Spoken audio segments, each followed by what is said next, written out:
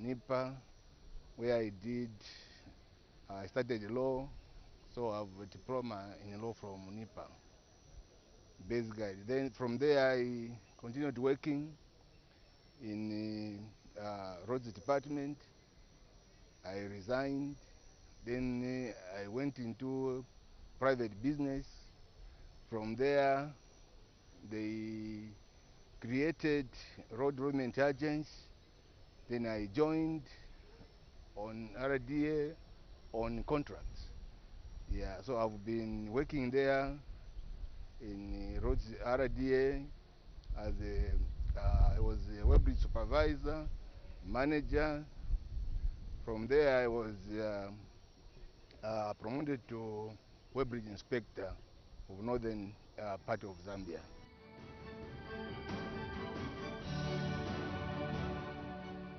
My constituency has a population roughly 36,000 people who are there. My constituency is a plateau. Okay, so the activities there is just farming, but of late, that's where now you can find manganese. The area is very rich in manganese, and there is one of the biggest mines which is coming up. I'm sure within this month the president is going to go there to open officially that mine. So there are a lot of activities that is going on manganese. Although most of these people who are mining, we are calling them illegal miners because they have not yet been given the licenses. Yeah. But apart from mining, people depends on farming. Basically, that's what I can say about my constituents.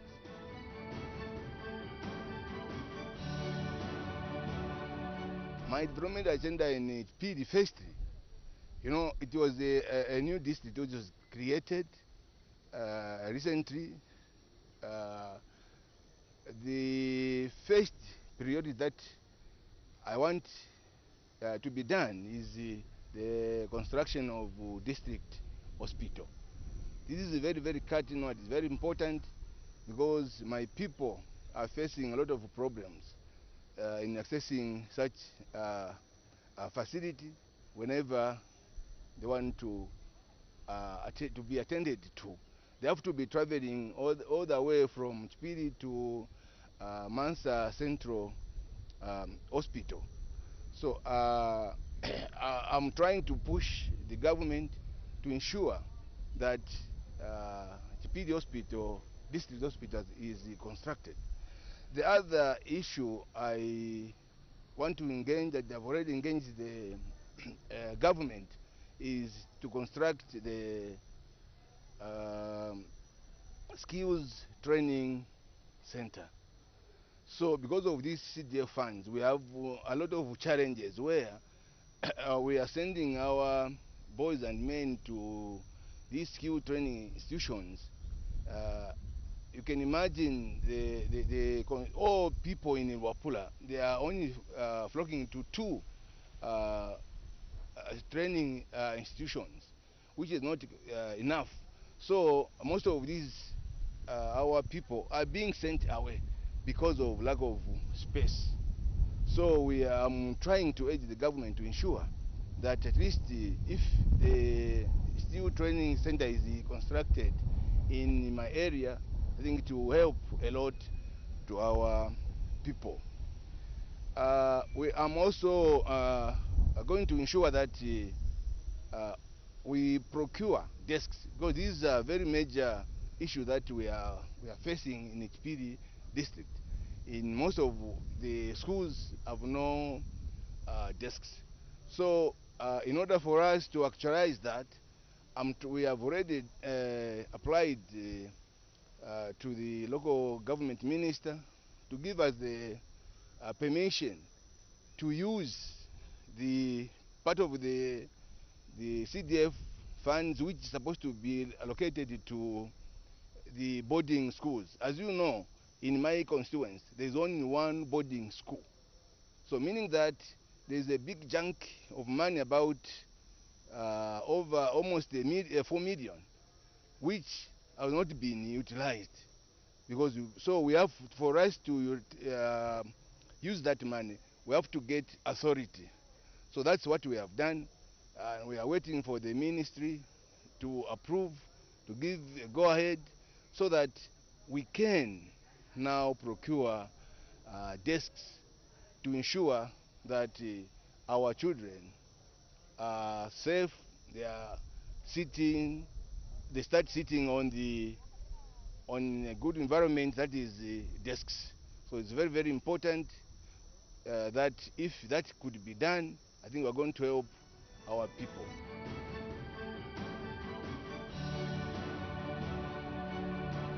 No, the people of Chipiri, what I could say is that there's this money, empowerment funds that we are giving to cooperatives. It's not to share that money.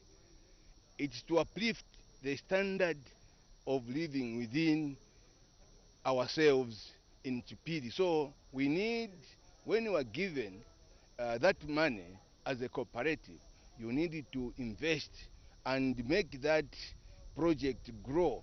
That is the time you are going to benefit, unlike where you share the money today, immediately you get, you are not going anywhere. So the purpose and the intention of the government will not be actualized.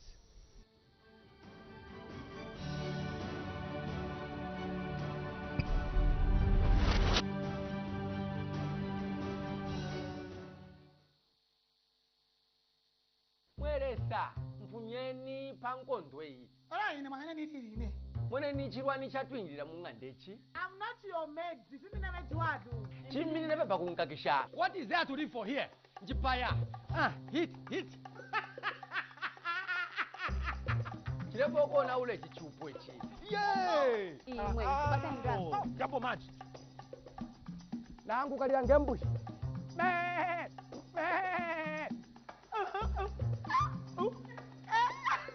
Chongo mwatsanga pano panganda.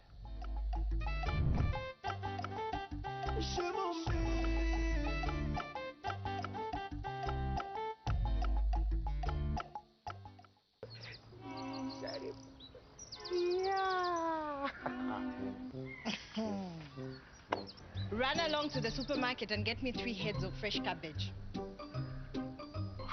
3 heads, madam. Cabbage has got heads. Now, stop being a buffoon and run along to the supermarket. Of what? Madam, today you just woke up with bombas, madam. Here, this is a coleslaw. It is cabbage in mayonnaise.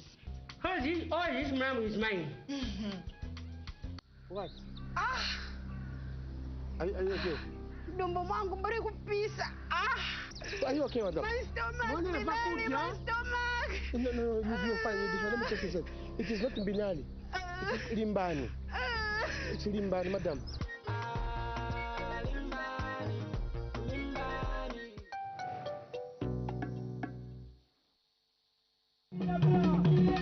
The Republican President of Zambia, Ms. Hakainde Hichilema, who addressed Parliament on Friday, 24th February 2023 at 10 hours on the progress made in the application of national values and principles.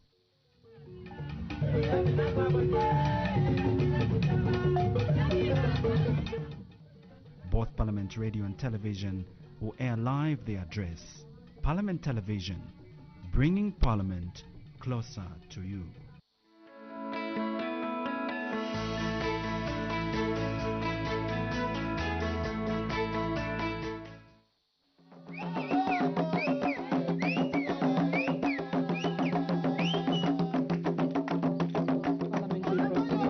On Parliamental Television today, Wednesday, 22nd February 2023.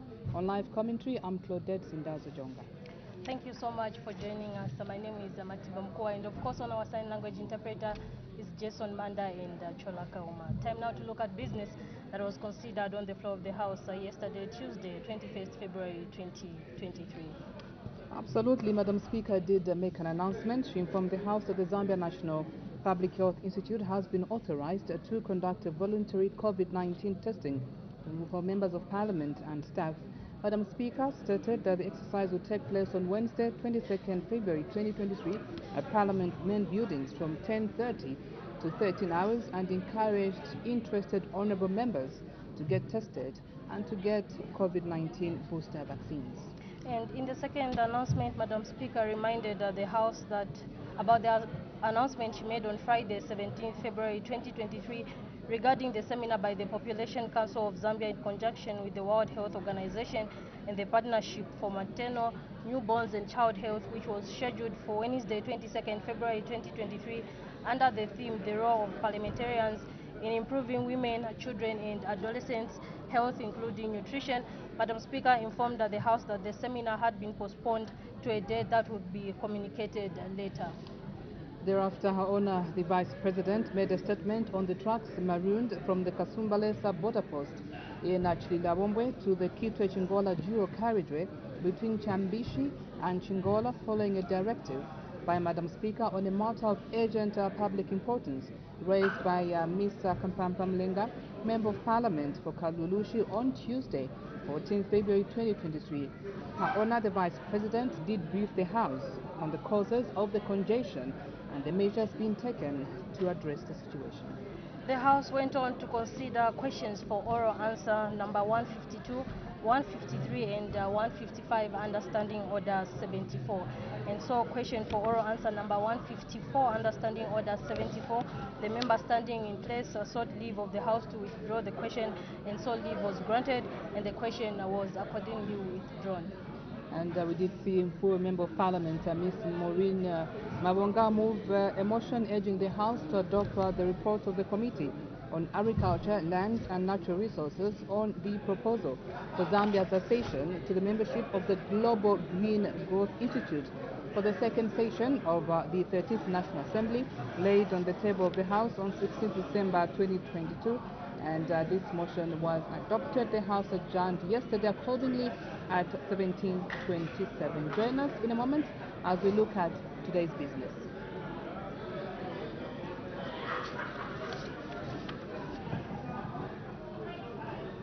Thank you so much for still being with us on Parliament Television. Time now to look at business that is expected to be considered on the floor of the House today, Wednesday, 22nd February 2023.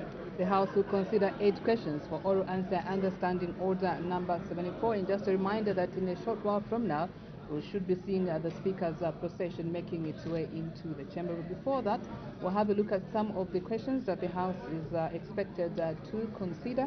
Question 156 will come from Mr. Mushanga of Wacha constituency to ask the Minister of Youth, Sport and Arts a question in 3 parts: whether the government has any plans to reconstruct the Winter Muleya Stadium in Kawe district. If so, when the project will be implemented, and if there are no such plans, why? And question number 157 will come from Chama North Member of Parliament, Mr. Mutaya Chalo, and he's directing his question to the Minister of Infrastructure, Housing and Urban Development. He wants to find out in why the construction of the Magistrates Court complex in Chama district, which is at 90% completion, has stalled, and when the project will resume, and in C what the total cost of the outstanding works is, and in D what the time frame for the completion of the project is. And Ms. Nyemba of Chifunabuli will ask the Minister of Energy whether the government has any plans of tapping power from Pensulo Power Station in Serenja district to improve power distribution in Chifunabuli parliamentary constituency, and what measures the government is taking to reduce the load shedding and power outages in the constituency. Question 160 will come from Kalawa Central Member of Parliament, Mr. Miyutu, and he's directing his question to the Minister of Education. He wants to find out how many of the following categories of schools that were in Kalawa district as of February 2022, that's community schools and primary schools, and in B, when the community schools will be upgraded to government schools. We do expect Member of Parliament from Kayuka Mr. Piwi, to ask the Minister of Community Development and Social Services what the estimated number of children on the streets countrywide was in the following years, that's 2000, 2005, 2010, 2015 and 2020, and what the cause of the problem of children living on the street is, and what practical measures the government is taking to address the problem. Question 162 will come from Kalabo Central Member of Parliament, Mr. Miutu, and he's directing his question to the Minister of Water Development and Sanitation. He wants to find out how many households were connected to piped water in Kalabo district as of February 2022, and whether the government has any plans to increase the number of households connected to piped water in the district, and in see if so when the plans will be implemented. So those are just some of the questions that will be considered on the floor of the House. Just now we take you to the chamber for live proceedings. Good afternoon.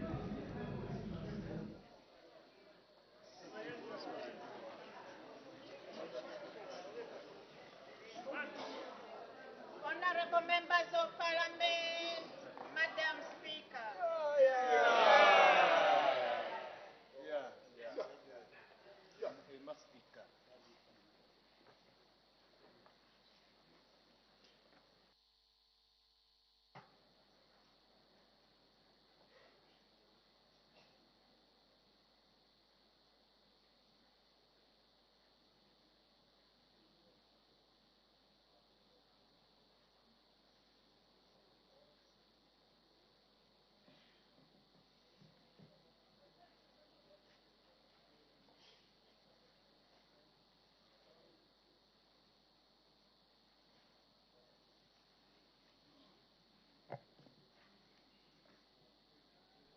Tendency of Zambia, proud and free, land of wealth and joy in unity, victors in the struggle for our rights.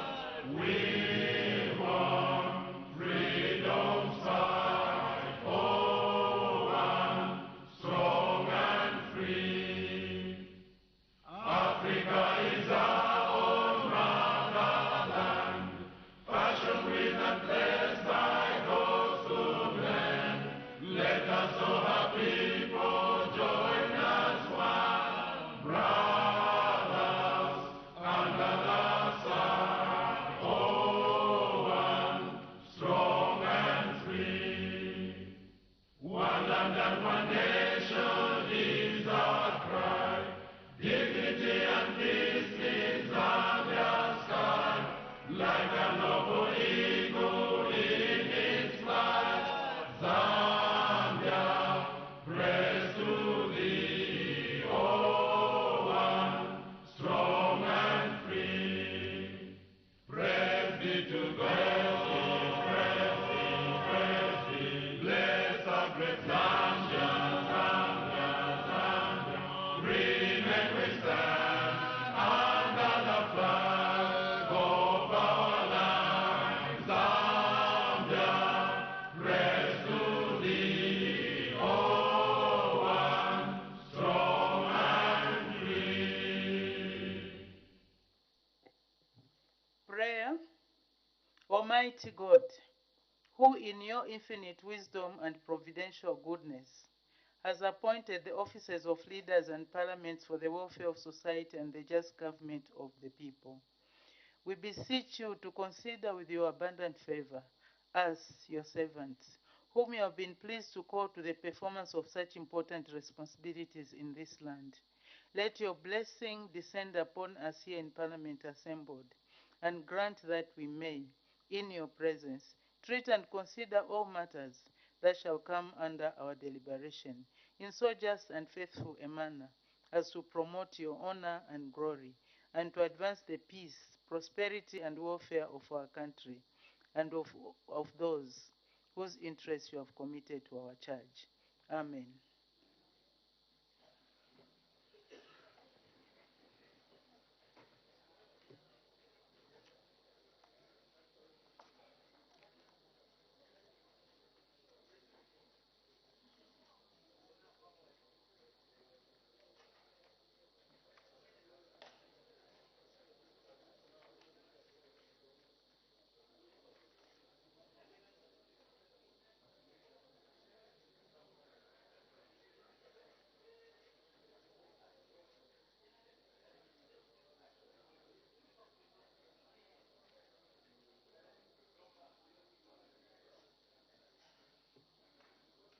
Order. Honorable members, I have two announcements to make. One of the announcements is that I wish to acquaint the House with the presence in the Speaker's Gallery of the following members of Parliament, Parliamentary Committee on Public Accounts, Commissions, Statutory Authorities and State Enterprises, and staff from the Parliament of Uganda. The first one is Honorable Lucy Akelo, MP, Chairperson and leader of the delegation. Honorable Nathan Itugo, MP, member. Honorable Irene Linda, MP, member. Honorable Richard Sivamala, MP, member. Honorable David Legen, MP, member. Honorable Gerard Nagoli, MP, member. Honorable Samuel Okwi, MP, member.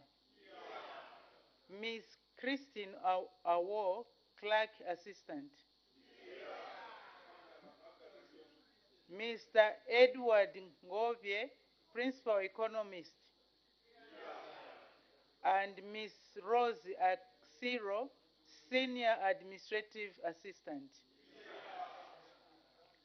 I wish, on behalf of the National Assembly of Zambia, to receive our distinguished guests and warmly welcome them in our midst.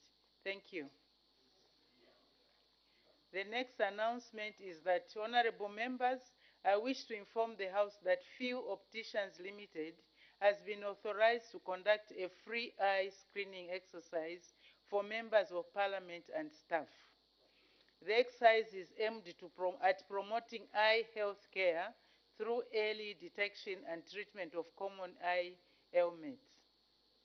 The exercise will be conducted from Monday, 27th February 2023 to Thursday, 2nd March 2023 from 09 hours to 16 hours, and on Friday, 3rd March 2023 from 09 hours to 13 hours at the main reception area here at main Parliament buildings. Honorable members are encouraged to participate in this exercise. I thank you.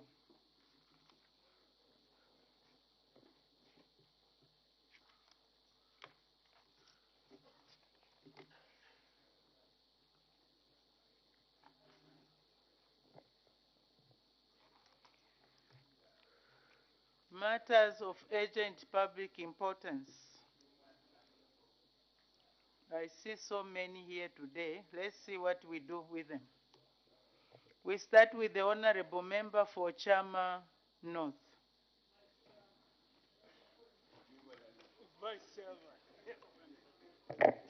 Thank you, Madam Speaker. The matter of urgent public importance I wish to raise is directed to the Minister of Green Economy and the Environment. Madam Speaker, the UN Department of Safety and Security in Lusaka has issued a warning of a potential high risk of dangerous storm surge, flooding, and the strong stroke damaging wind, especially in locations in southern province, which is most likely to be affected, and also parts of eastern and central provinces, respectively. Madam Speaker, this follows a latest report from the SADC Climate Service Center that in the coming few days, intense tropical cyclone Freddy is expected to make landfall in different parts of Southern Africa, which will involve heavy rain and the flash floods. Madam Speaker, it is imperative that the Minister should be able to update the nation on how prepared the country is to deal with this particular matter and the anticipated disaster in these potential areas, and what measures is the government putting in place to alert the people in order to prevent loss of lives and also property. I seek your indulgence, Madam Speaker. Thank you. The honorable member for Pambashe. I thank you, Madam Speaker. Madam Speaker, the matter I'm raising is directed at Minister for Home Affairs and Internal Security. What's the matter, Honorable Member? Madam Speaker, this is in relation to today's publication in News Diggers issue,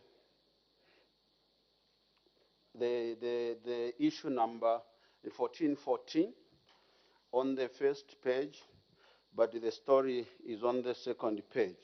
The police nabs Luapula deputy PS and 2 DCs in relation to Sujirite. Madam Speaker, I am compelled with a lot of pressure from the people of Luapula province, chiefs, and the residents who've been calling me. Order, honorable members. Let the honorable member raise his matter of urgent public importance. I have been resisting to raise this matter, but there's too much growing pressure from the residents of Luapula province who are planning to stage a protest because government seems not to be responding. Madam Speaker, on about 14th February this year, it was reported that there was a contraband of Sujirite that was impounded in Kabwe, central province of Zambia, about 10 tons, which is worth about $30 million. This stone is worth about $3 million per metric ton. And it is alleged. Order, honorable members. Order, honorable members. If you want us to proceed with this, with these matters of urgent public importance, I will require that we have total silence in the House without shouting as you are sitting. Let the honorable members raise their matters of urgent public importance without any interruption. May the honorable member continue. Thank you so much, Madam Speaker, for your indulgence and for your protection. Madam Speaker, this resulted into the arrest of the 3 senior police officers who was alleged to be escorting this illegal contraband. To the surprise of the people of Luapula province, Madam Speaker, the same day, the police command on 14th February initiated the transfer of the Commissioner of Police from Luapula province, a Mrs. Mulele, Gloria Mulele, to Northern province, and replacing her with Mr. Fambo Siame, who was Commissioner of Police, to Western province. And Mr. Siame was replaced by Roy Kashiwa, who was the commissioner in charge of the operation at Force Headquarters, transferred to Northern province. Further, Madam Speaker, the Chief Inspector, who was the officer in charge at Muombe, did write a report where, what is shocking, 23 hours, the PGLC for Luapula province visited the Muombe mine in the night of 23 hours in the company of the DPS, 2 district commissioners, where the instruction to start mining was given. I have a report with me, Madam Speaker. I have a transfer information issued by the police command. And shockingly enough, Madam Speaker, yesterday, the police did what could have been best by arresting the DPS, who is in this report. It is alleged that he visited the place in company of the PGLC, the 2 district commissioners, who began mining and loading the 10 ton of Sujirite and giving instruction to the senior police officers who are the police in charge of the police intelligence at Mansa district, and withdrawing a firearm from the armory and escorting this illegal contraband. The matter of public agents important, Madam Speaker, is why is the minister in charge of internal security and the home affairs is so quiet, as though there is nothing serious that has happened in Wapra province that is affecting the welfare of this country and the people of Wapra province in particular. For ease of reference, Madam Speaker, and for your information, I'll lay these three documents on the table. The newspaper cutting Daily Nations of today, and this news was even on the Diamond News yesterday. The message issued by the police command instructing immediate transfers of the police officers. Is the minute certified? Maybe I'm going to spare you out of this. I will render the newspaper, which is a public domain, for your ease of reference. The newspaper can be laid on the table, but for future guidance, please, if you have any document that you want to lay on the table, it has to be certified and also brought to my chambers for verification before you tender it. So the newspaper can be laid on the table, being a public document. I thank you, Madam Speaker, for your guidance, and I've taken note.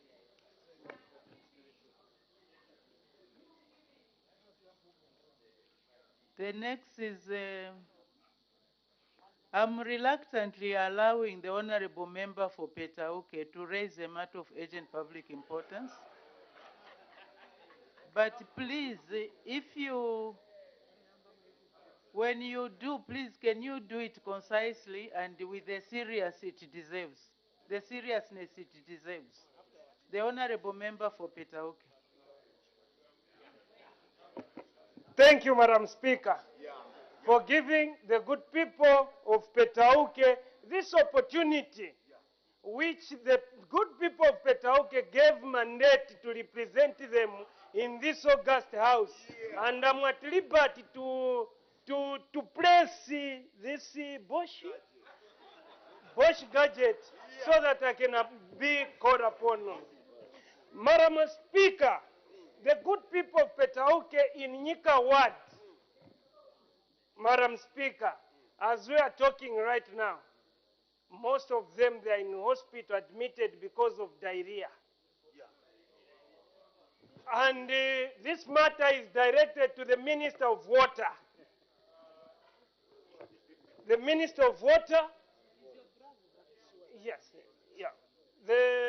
The Minister of Water, Madam Speaker, last year, I raised the same matter of shortage of water in Nyika Ward, which you asked the minister and myself to discuss. And then we have been in talking, but there are no fruits, whereby I'm on fire in my constituency.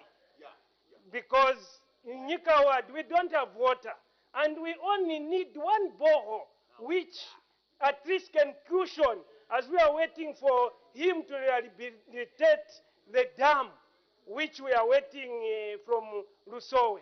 But yesterday we are talking, but I've left with no other option but to come on this floor and ask your indulgence on this matter, to intervene, because I can't continue seeing my people sleeping admitted in the hospital, Petauke General Hospital, Madam Speaker. It's not good. I'm crying as you are seeing me. As you are seeing me. So, Madam Speaker, I'm asking your intervention so that at least the Minister of Water should do something. Thank you, Madam Speaker.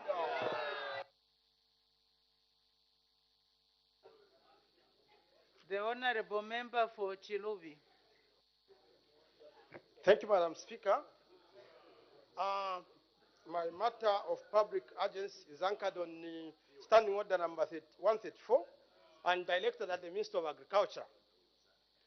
Madam Speaker, Zambia's crop production is mainly influenced by rain-fed, which is the rainfall which is usually influenced by the movement of intertropical convergence zone. Madam Speaker, when we look at this, Zambia is divided into 3 agroecological zones. That's agroecological zone number 1, agroecological zone number 3, and number 2, and number 3. But my concern goes to agroecological zone number 3, which is affected because of the fertilizer that was distributed. Madam Speaker, my matter of public urgency is that we have leak of fertilizer, which is produced by United Capital Fertilizer. It is just written granulated D compound. Then Falcon fertilizer, which is the granular urea, all of them presumably packed in 50 kg bags. Madam Speaker, from the research, that's the sample that has been taken so far in 5 constituencies, which fall under the agroecological zone number 3, which among other qualities is that it has got rainfall above 1,000 milliliters on average per annum. And the growth period of crop, which is 160 days per annum. Having said that, I would like to say that the affected areas is Samfya, Lunga, Point of order. Samfya, Lunga,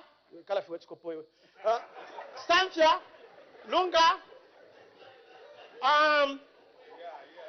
Lupososhi, Luwansenshi, and Chiruvi. Order, honorable members, I can't even follow. Honorable member, can you be precise to the point so that we move? I'm narrowing, Madam Speaker. I'm just trying to rule out other possibilities of how the fertilizer is interacting with crop. I was laying the background of the climate for the areas affected. Madam Speaker, the areas that are affected are not covered under crop insurance after the removal of e-voucher. And then the hectareage affected, I would be honest, I did not take into consideration. But the interaction of the fertilizers mentioned, we doubt the content of the fertilizer, that the Rico fertilizer, which is produced by United Capital Fertilizer, and Falcon fertilizer, because the crops are not responding. Actually, in Bemba would say that Amatabana Akashika, which simply means that no, it's not the maize is red. I can't speak that kind of language. Which simply means that, Madam Speaker, the maize is malnutritioned. Compounded with the fact that, Madam Speaker, compounded with the fact that the mentioned area is also affected by brown streak disease, cassava brown streak disease. This area where we are talking about the ecological zone number 3 is likely to have hunger, and people are going to be faced with starvation. Starvation can also cause crime and death. So, Madam Speaker, I would like to have your ruling on this particular issue, especially that if this fertilizer was subjected to certification by the Zambia Agriculture Research Institute before it was given to the farmers, because it's not responding and it will cause food insecurity. Madam Speaker, I rest my case on behalf of the people of Chiruvi. Order. Let me just deal with that immediately. Honorable member for Chiruvi, the issues you have raised are so complicated. We are talking about a report which is not even before this House. If you are so concerned about that issue and you believe that is important, then I direct that you reduce in writing the urgent matter of public importance and schedule it for debate on a date to be notified on a Wednesday, so that we have all the issues, bring out with the supporting documents, then it can be debated. Because I couldn't follow what you were saying. The honorable member for Chawama. Thank you, Madam Speaker. Madam Speaker, the people of Chawama are affected in the sense that over 2,000 households have been submerged underwater. And because of the pit latrine, this water is contaminated. So we are being referred back to CDF when we go to DMMU. And that 5% that has been reserved for emergencies under DMMU, we can't access it for months because the processes and procedures are too lengthy. Madam Speaker, I want to, first of all, I think let me ask for your guidance. This needed to be directed to the Vice President. What do we do in this situation where we can't access these funds that have been reserved for emergencies? Thank you.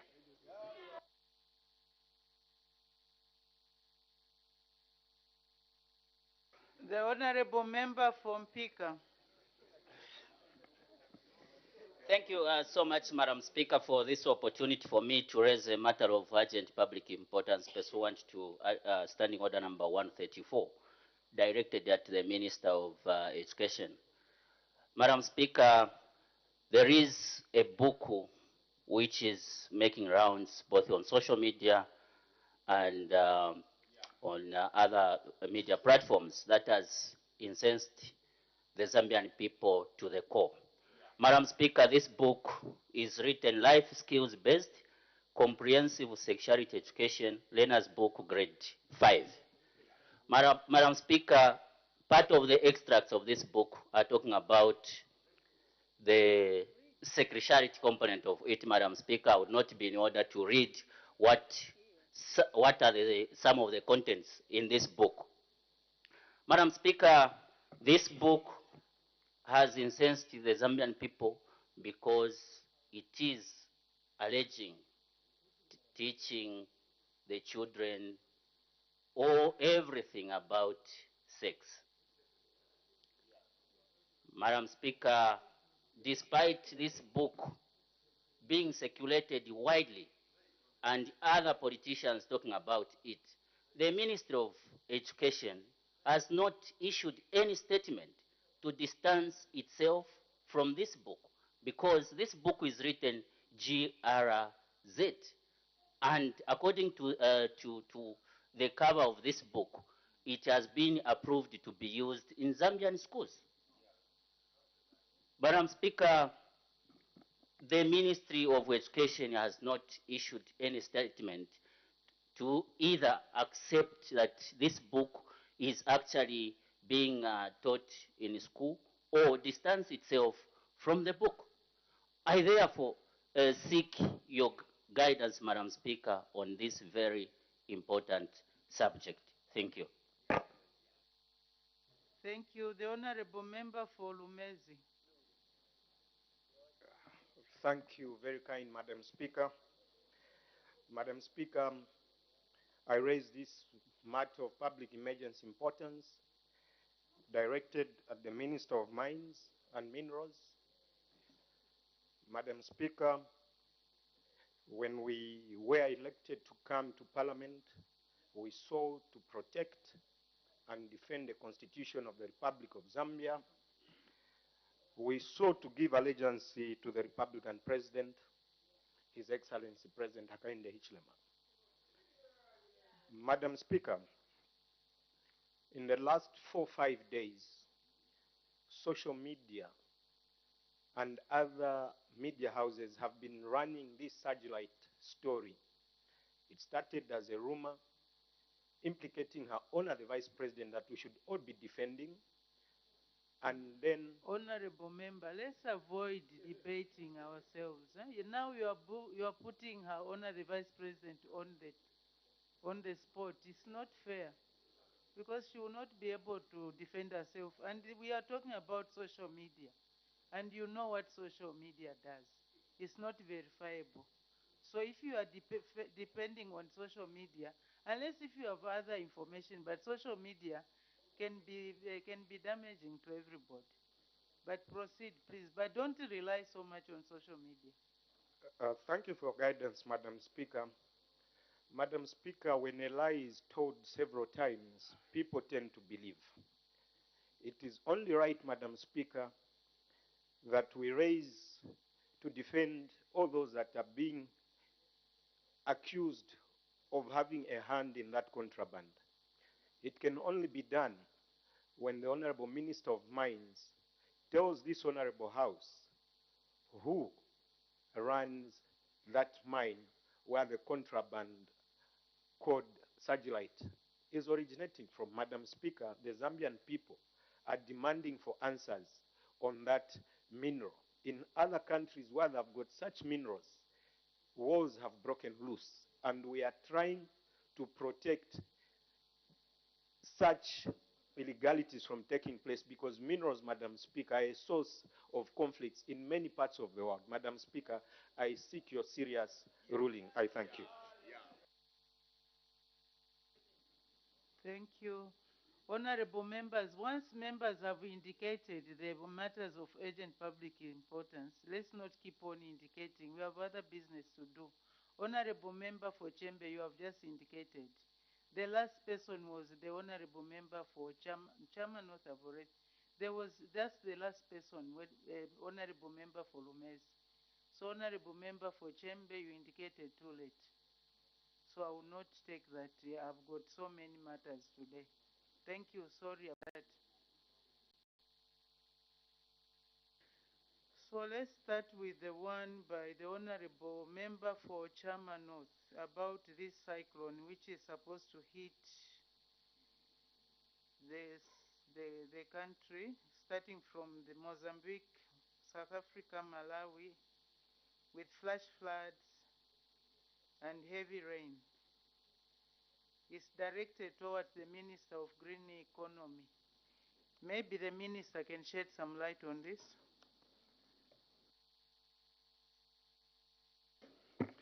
Thank you very much, Madam Speaker.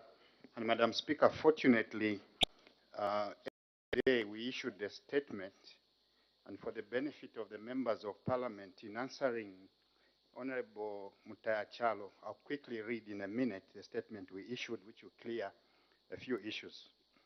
Madam Speaker, episodes of light to moderate rainfall are expected to affect parts of northwestern, eastern, central, Copper Belt, Lusaka, southern Muchinga, northern and Wafula provinces, leading to waterlogging and localized flooding due to saturated soil moisture during the period 22nd to 28th February 2023. The heavy rainfall experienced, Madam Speaker, in the last 7 days has been due to a low pressure system over northern Botswana and Zimbabwe. This system maintained the ITCZ to the southern borders of Zambia, including continuous and heavy rainfall over these areas. This has resulted into waterlogging and localized flooding due to the above normal rainfall received during the season. In the next 24 to 72 hours, Madam Speaker, Tropical Cyclone Freddy is expected to make landfall over Madagascar by Tuesday evening and on coastal Mozambique by Friday morning.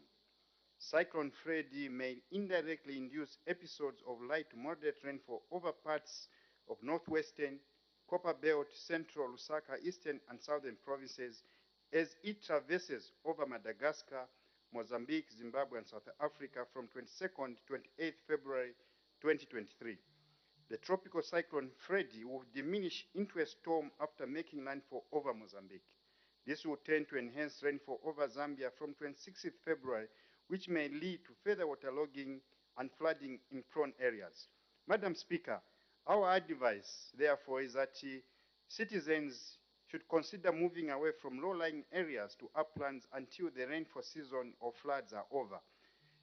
They must ensure that drainages around dwelling places are clear of debris.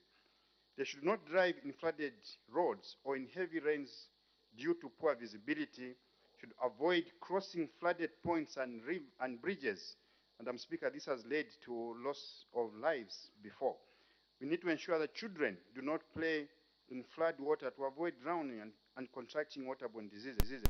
We need to treat our water, especially from shallow or flooded wells, as they may be contaminated. And we ask that citizens report flooding on landslides to the Disaster Management and Mitigation Unit by calling toll-free line 909. The Ministry of Green Economy, through the Zambia Meteorological Department, will continue updating the nation on the trajectory and likely impacts of Cyclone Freddy across the country, and will be issuing advisories in collaboration with the Disaster Management and Mitigation Unit and the Water Resource Management Authority, WAMA, to the general public accordingly through the media. Madam Speaker, members of Parliament may also wish to know that meteorological data is a critical input into risk assessments, risk responses through the Vice President's office, and in particular through DMMU. So already having tracked this tropical storm, several measures have been put by DMMU through the Vice President's office, including the Minister of Health, because flooding, as you are aware, brings in a lot of waterborne diseases. So government is, by and large, ready for Tropical Storm Freddy. Madam Speaker, thank you. Thank you very much. So the Honorable Member for Chama North, the government is aware and it has taken steps to address and to be prepared for the situation. I will only allow a few questions because I will allow 5 questions. The Honorable Member for Chama North. Thank you, Minister, for that elaborate statement. I want to find out from the Minister whether you, in those potential areas where we expect such floods, are we trying to communicate to our people using community radio stations? Because not everyone is able to get this information. So are you ensuring that in those particular areas, our people are going to be effectively informed through community radio stations? Thank you. The Honorable Minister of Green Environment and Green Economy and Environment. Madam Speaker, I thank the Member of Parliament for that very important question. I think you will note that even as we come to Parliament, at the beginning of the focus, we translate all these messages in local languages. This information dissemination actually gets more and more frequent as the season becomes more and more active. In this event now where soils are saturated, where any rainfall leads to waterlogging and flooding, we have enhanced our communication even more now. We are on community radio stations, we are on TV, we are on social media to inform our citizens. Madam Speaker, I thank you. Thank you. The Honorable Member for Shuangando. Thank you so much, Madam Speaker, and happy Ash Wednesday to you. Madam Speaker, let me start by thanking the Honorable Minister for that quick response. Indeed, risk management of disasters depends so much on the risk preparedness. Honorable Minister, you have indicated that Muchinga province will be one of those provinces that will be affected, and that's where Shuangando constituency is located.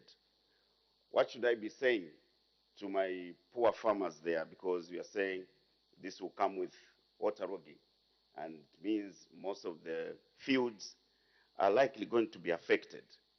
What should I be saying to my farmers, my poor farmers in Shuangando constituency, on how they should respond and react to this weather pattern, which is likely going to affect them starting coming this weekend, because 26th February is just this coming weekend. I thank you, Madam Speaker. Thank you. The Honorable Minister of Green Economy and Environment. Madam Speaker, I thank my colleague for that very important question. I must state here that one of the users of this meteorological data, other than DMMU through the Vice President's office, is really the Minister of Agriculture. I'm working very, very closely with the Honorable Mutolo in training extension officers, agriculture extension officers under his ministry to not only receive this information timely, but to utilize it. And utilizing it is in educating the various farmers. So answering directly the question from the Honorable Member of Parliament, what you should be really telling our people is that they should listen more to the agriculture extension officers.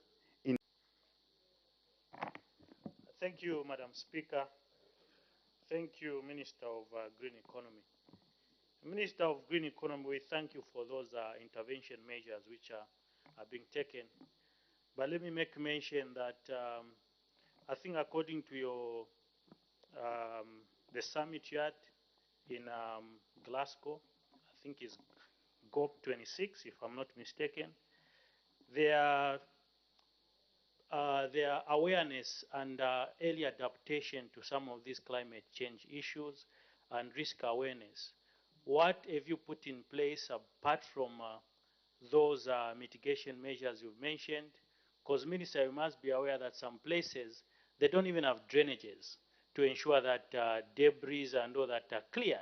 So what measures has your ministry put to ensure that those people in those areas have early warning mechanisms as well as the risk adaptation measures to safeguard our people? I thank you, Madam Speaker.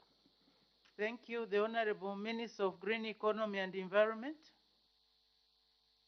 Madam Speaker, I thank my fellow Member of Parliament for that very, very important question again. Indeed, these are issues which are not restricted to the country. These are global issues, and global issues can only be tackled at a global level.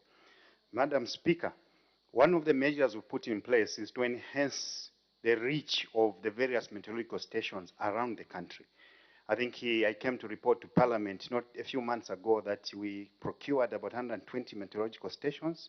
Right now, we are refining the quality of metadata we churn out.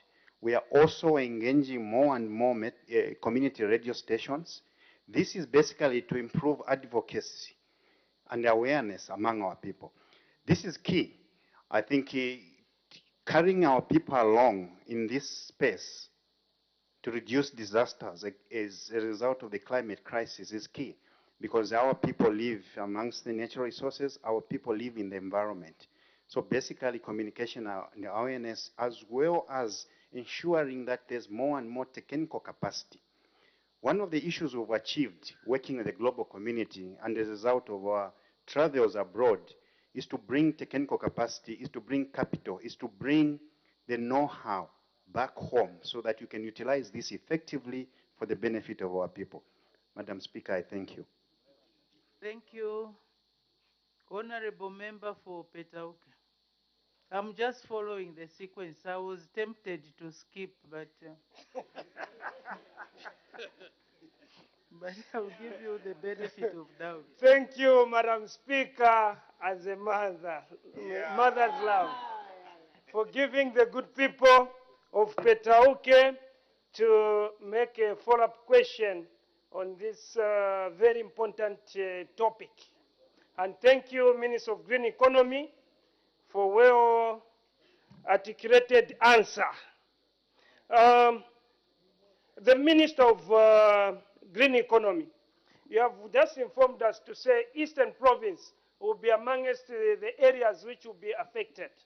Now, there are those potential areas which can be affected by this cyclone. Have you allocated a certain amount for those who want to reallocate it from those potential areas to maybe the hilly area? And inform the House how much have you put in place? And where can they report to so that they can get that money and reallocate? Thank you. Do you mean relocate or reallocate? Thank you, Madam Speaker. It's for Petauke English, short English, Madam Speaker. Thank you. The Honorable Minister of Green Economy and Environment. Thank you very much, Madam Speaker, for that question from my Honorable Member of Parliament for Petauke. The first short answer basically is that I think issues of resettlement are under the higher office of the Vice President's office, and I would request my colleague, I think, to approach that office. Secondly, Madam Speaker, this gives me an opportunity to appeal to my fellow members of Parliament. These basically are not issues for the green economy and environment. These are our issues. I invite you in earnest to visit our offices so that we provide you with the necessary information for you to engage our people. This is key. Our people listen to you. Our people, when they hear an MP discussing issues of the environment, they will understand them better. For those who do not understand, who sit with yourselves and even interpret it in your own language so that you can engage our people better. Further, Madam Speaker, I want to inform the Member of Parliament also that we are working again across all ministries. Climate change affects the Ministry of Infrastructure, for example. We are discussing climate smart infrastructure, climate smart agriculture, energy security, mining issues together. So as government, really we're trying to put in a robust plan and programs to ensure that our people are well informed. Madam Speaker, we are also appealing to our people that living in these low-lying areas is also dangerous, because those years it never used to rain so much more. Those years, people have settled in areas where they should not settle. Madam Speaker, this also gives me an opportunity to appeal to councils, the planning authorities, to really up their game. Certain areas are off-bound for plots. Certain areas really must be preserved to ensure that there's environmental sustainability, that the various ecosystems provided to our people continue, that there's sustainability, that the free flow of water is allowed.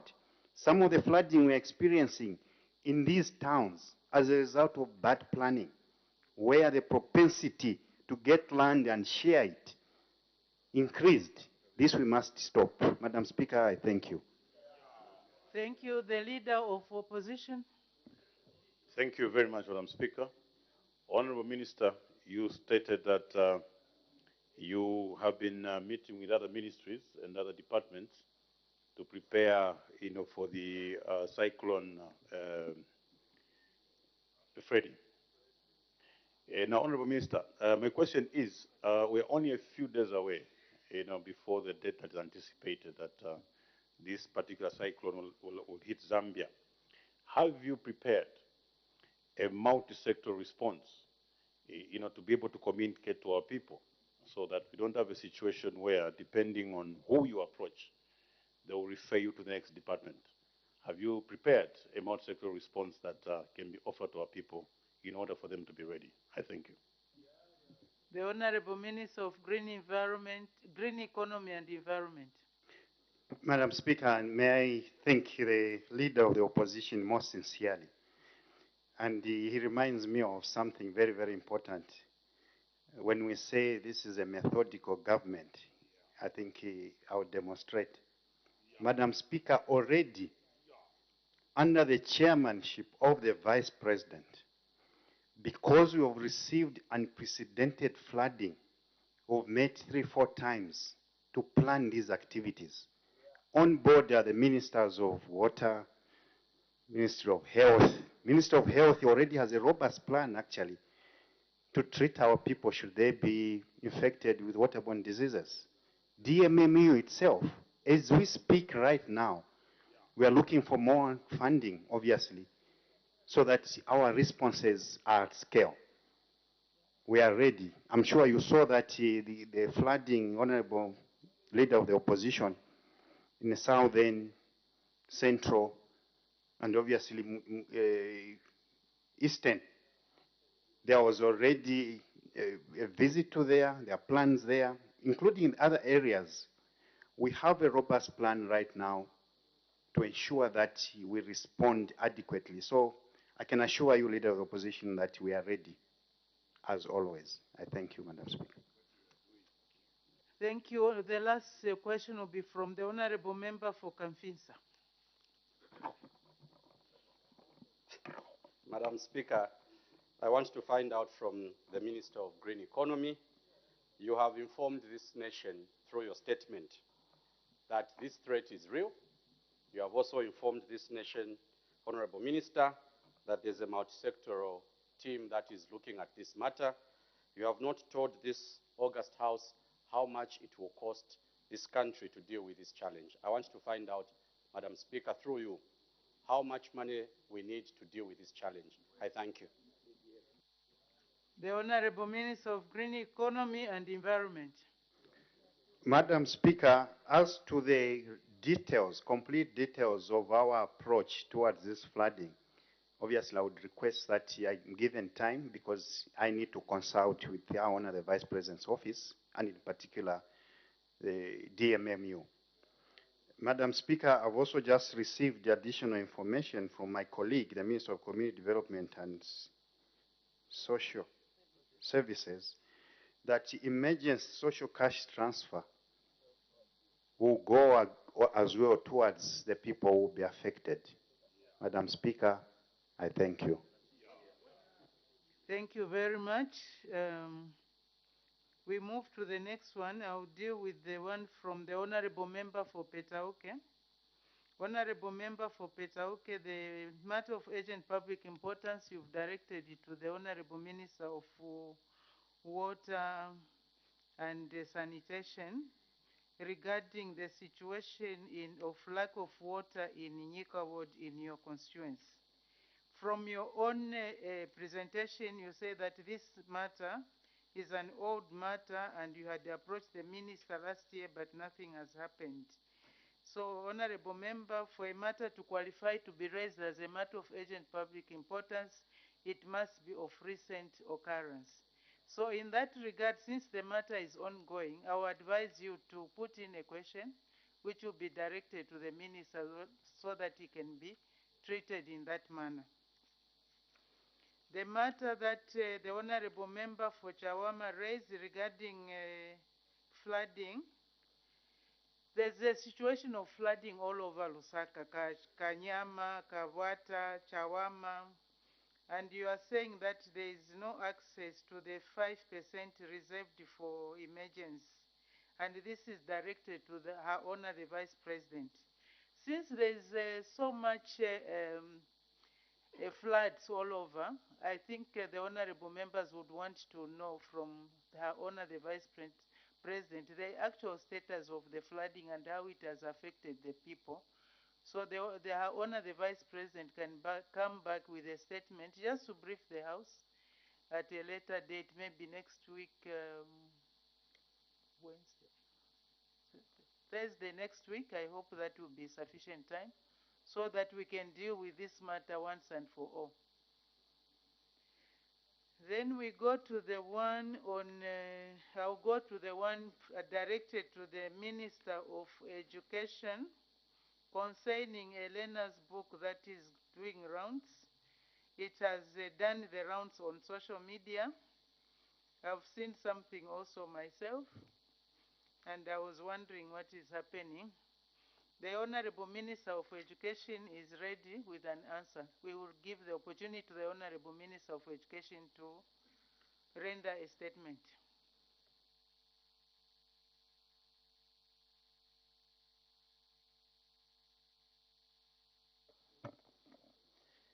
Madam Speaker, I thank you for giving me this opportunity.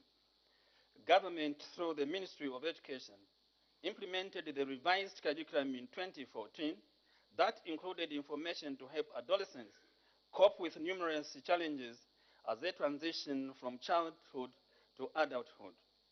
The information covering various topics from grade 5 to 12 was put in a document called Comprehensive Sexuality Education, CSE framework. Unlike other countries, CSE in Zambia is integrated in career subjects such as integrated science, home economics, social studies, religious education, and civic education. However, towards the end of 2020, there had been concerns from some members of society on the content of CSE. In responding to demands from stakeholders, government appointed a multi-sectorial technical committee to review the CSE framework. The review was preceded by consultative meetings, which were conducted in all 10 provinces of Zambia, with sittings in 3 districts per province, totaling to 30 districts, classified as rural, peri-urban, and urban, which were sampled in each province. The concerns and suggestions were submitted by traditional leaders, religious leaders, learners, head teachers, teachers, community leaders, civil society organizations, standards officers, line ministries, service providers, and Ministry of Education officials. Sorry, I nearly said countrymen and women. This was supposed to be a statement. So the stakeholders did not entirely reject the teaching of comprehensive sexuality education, but made the following observations. One, learners indicated that CSE was useful in their lives as it enabled them to make informed decisions and protect themselves from STIs and early pregnancies. Two, teachers were, however, not comfortable with the title Comprehensive Sexuality Education. And three, parents and most religious leaders said the contraceptives should not be taught to school children, but emphasis should be on abstinence. Most traditional leaders suggested to change comprehensive sexuality education to another appropriate name. And four, stakeholders did not find any content that was promoting homosexuality in the textbooks produced by the Ministry of Education, which are used from grade 5 to grade 12. The technical committee has since completed reviewing the CSE framework by addressing the concerns raised by stakeholders. The name has since been changed to Life Skills and Health Education Framework. However, the revised framework is yet to be validated. This is because, following the presidential directive to reform curriculum, CSE is also under review since it is integrated in career subjects. The recent posts on social media are probably meant to tarnish government and the great strides that the Ministry of Education and other partners have attained in combating teenage pregnancies and STI infections. The current posting circulating on social media was first circulated in Zambia in 2021 and has been forwarded many times. It actually originated from Tanzania. As a ministry, we undertook a survey in 2 bookshops and checked through the titles of the books circulating on social media, and our findings were that the books circulating on social media are not the books developed by the Ministry of Education. The cover is correct, but the page circulating is not from any of the Zambian books. These are photoshopped. Even the paging itself is different. The ministry remains open to any further submissions and welcomes an opportunity to further raise awareness on CSE with stakeholders in Zambia, including parents, traditional leaders, and religious bodies. We, at the same time, are deeply concerned about misleading and alarmist information on the content that is a clear misrepresentation of what is contained in the Zambian SCE curriculum framework. I thank you. Thank you very much. Again, you see social media. I will also allow only 5 questions according to the order of indication. The Honorable Member for Cheng. Thank you, Madam Speaker. Madam Speaker, I have a document here which is called Framework, Comprehensive Sexuality Framework, where it's showing the curriculum for grade 5 up to grade 12. Madam Speaker, when you go through this, you find a segment where it's talking about also human rights. When you look at the whole document, Madam Speaker, you find that indirect, even if the Ministry of Education is denying the promotion of homosexuality, there are parts when you read, you find that it's leading to respecting the so-called human rights for those who can have relationships of opposite sex. Madam Speaker, definitely that shows that it's leading to homosexuality.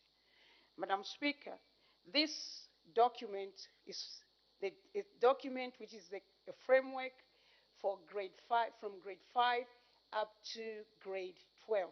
Now, there's also a book called Wimpy Something, Wimpy Kid, which schools are asking us parents to buy for our children. In that book, as the minister said, he's gone through the shops, whatever. That book, when you read, there's a part which is talking about sex. For a child who is in grade, the child who is in grade 4, Madam Speaker, from grade 4, I mistakenly bought those books for my nephews, because I keep a lot of them, not knowing the contents. Now, what I want to bring to the nation... Honorable member, if you ask a question of clarification, don't debate, because now you are bringing more information on the floor. Madam Speaker, I just wanted to to give a background to what the minister said. Madam Speaker, through you, and Minister of Education, kindly would you try to be not so economical with the truth of what is prevailing in our nation and in our schools regarding homosexuality? If you read those wimpy books which we're buying for the school, and also when you go through this framework. Just one question, honorable member. We don't. I would like the minister to tell the nation the truth of unlike what he has just said, because the facts are in this framework, Madam Speaker. I thank you. The Honorable Minister of Education.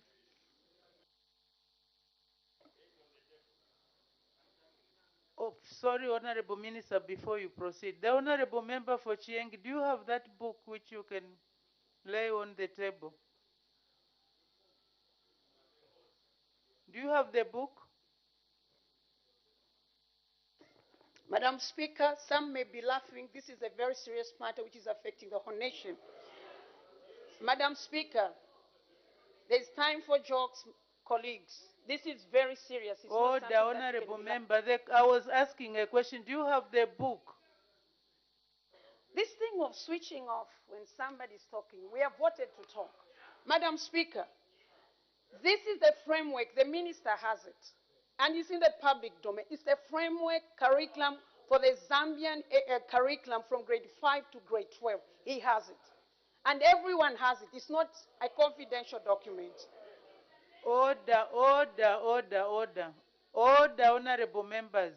I know this matter affects everyone, but when the minister was giving a statement, he said that the matter is still the book is still being processed. It's still going through the processes of approvals, and that what was circulating on social media is actually not the correct book. So, honorable member for Chieng, it would have been helpful. Can I finish? It would have been helpful if you had, well, maybe you didn't know that this matter will arise. It would have been helpful if you laid the book on the table. But it appears you don't have the book. The Honorable Minister of Education. Thank you, Madam Speaker. I think you got me right. I have here, you know, this thing has been going on since 2014, and it hasn't been validated yet. We validated something now, and if you check where grade 5, importance of good family relationships, identification of good family relationships, awareness of family structures. That's the one. Honorable members, can we pay attention so that when we ask a question, we don't repeat ourselves? Appreciation of personal, family, and community values, awareness of sources of information on sexuality, awareness of differences between male and female body parts. You have done biology, okay? The sex on sexual behavior, it is written here, not taught. In fact, whilst we are doing validation, I mean, we're talking to a person who is a Christian. When it was Southern and Eastern, if you are the one who asked the question, listen. This is the speaker I'm addressing. Can't you see that I'm looking at the speaker?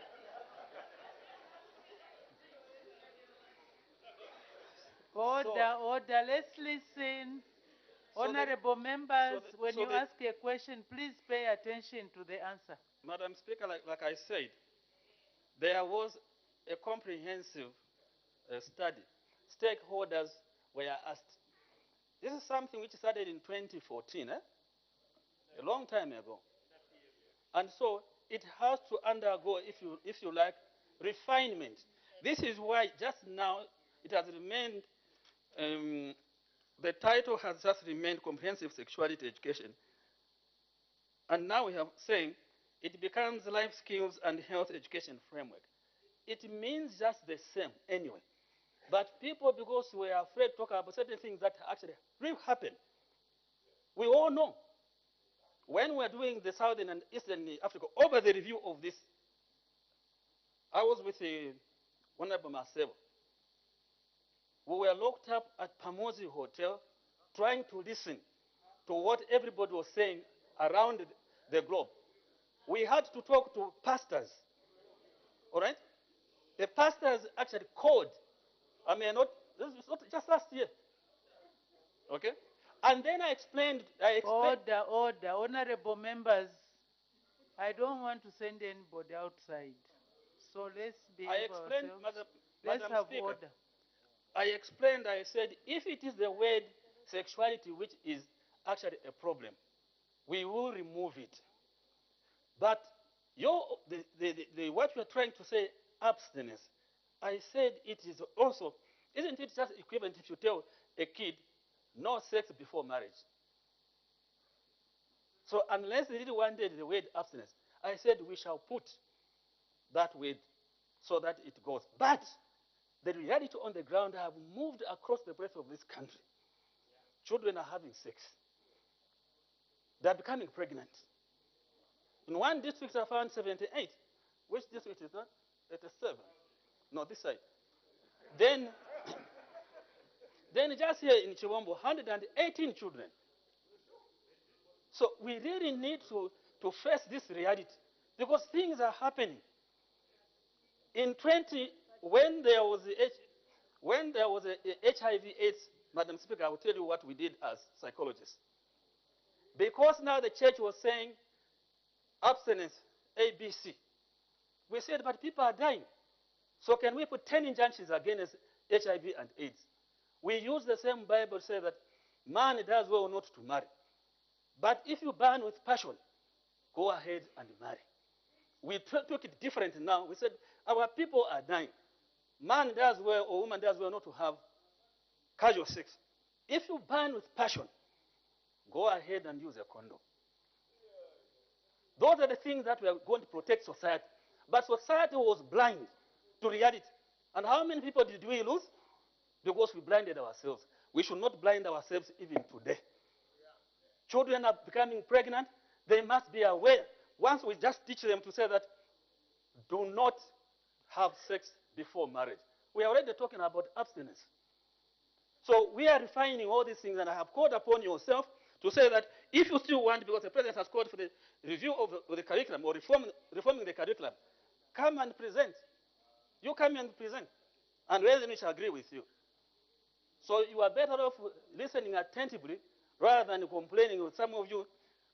Jesus once said, if you haven't done anything wrong yourself, go and do it. Thank you, Madam. Thank you. The Honorable Member for Lumezi. Thank you, very kind Madam Speaker. And Honorable Minister, thank you for your quick response to this matter that is in almost all family blogs. People are worried. Honorable Minister, in your submission, you said you toured through almost all the corners of the country consulting the clergy, civil society organizations. Nowhere did I hear you say you consulted members of parliament, by the way. Madam Speaker, through you, this book, Comprehensive Sexuality Education, starts from grade 5. Sex is not one of the biggest problems that this country is faced with. Madam Speaker, we have got so many problems in this country. Honorable Minister, why don't you consider withdrawing this book and we take resources to need the areas where we have got serious challenges? I submit, Madam Speaker. The Honorable Minister of Education.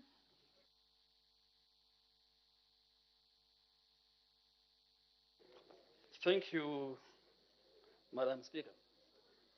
Yeah, we have got so many problems, insurmountable ones for that matter. And one of those problems is that once you destroy a girl child, it is permanent. Those kids that I found pregnant, 128, you cannot underestimate this. Some of them, they have been permanently injured. Even when we have this go back to school, their psychological standing is permanently injured. So I can tell you, the permanent scar that comes out of this, you can only feel pity if you checked on those kids. 128, line them up like this. They are not tomatoes, huh? The way you can count tomatoes and mangoes. Those are kids, probably amongst those kids, you have destroyed the best surgeon in Africa. So I still believe that we need to protect more so a girl child in terms of what we are going to do. Otherwise, you are still invited to come. You are saying that they never consulted the members of parliament. 2014. So it means that the next one, which we have now opened again, I can invite in particular yourself. Thank you. You can pass it through the Committee on Education, I think, on you and youth. You can consult. That is how we do our consultations. The Honorable Member for Mbabala.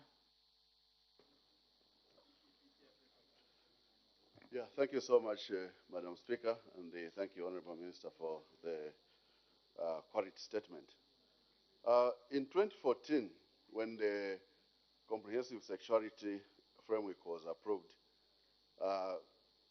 government had reported 17,000 cases of pregnancy from children, and the high STIs and HIV infection to the 15 to 24 years, including 12% for girls and 16% for boys below 15. And 60% of the grade 6 learners did not have adequate knowledge on sexuality education.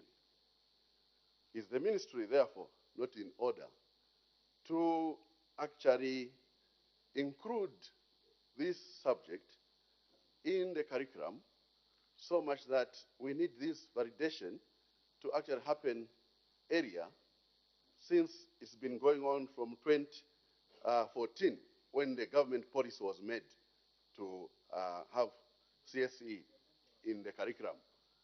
It was approved in 2014, and to date, we are still validating. Can we, Honorable Minister, then have the Honorable Member, validated? can you go Thank precisely? You are debating, you are giving too much information. Ask a point of clarification. I've actually finished, Madam Speaker. Come again? So you were commenting or you were asking a question? I was asking a question why the validation is taking long, because this policy was adopted in 2014. The Honorable Minister of Education.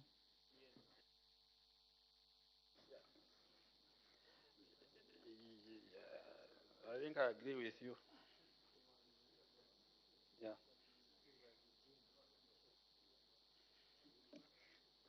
As I said to yourself, there are a few things that other people argued against, especially is it the name or call the title itself? Yeah.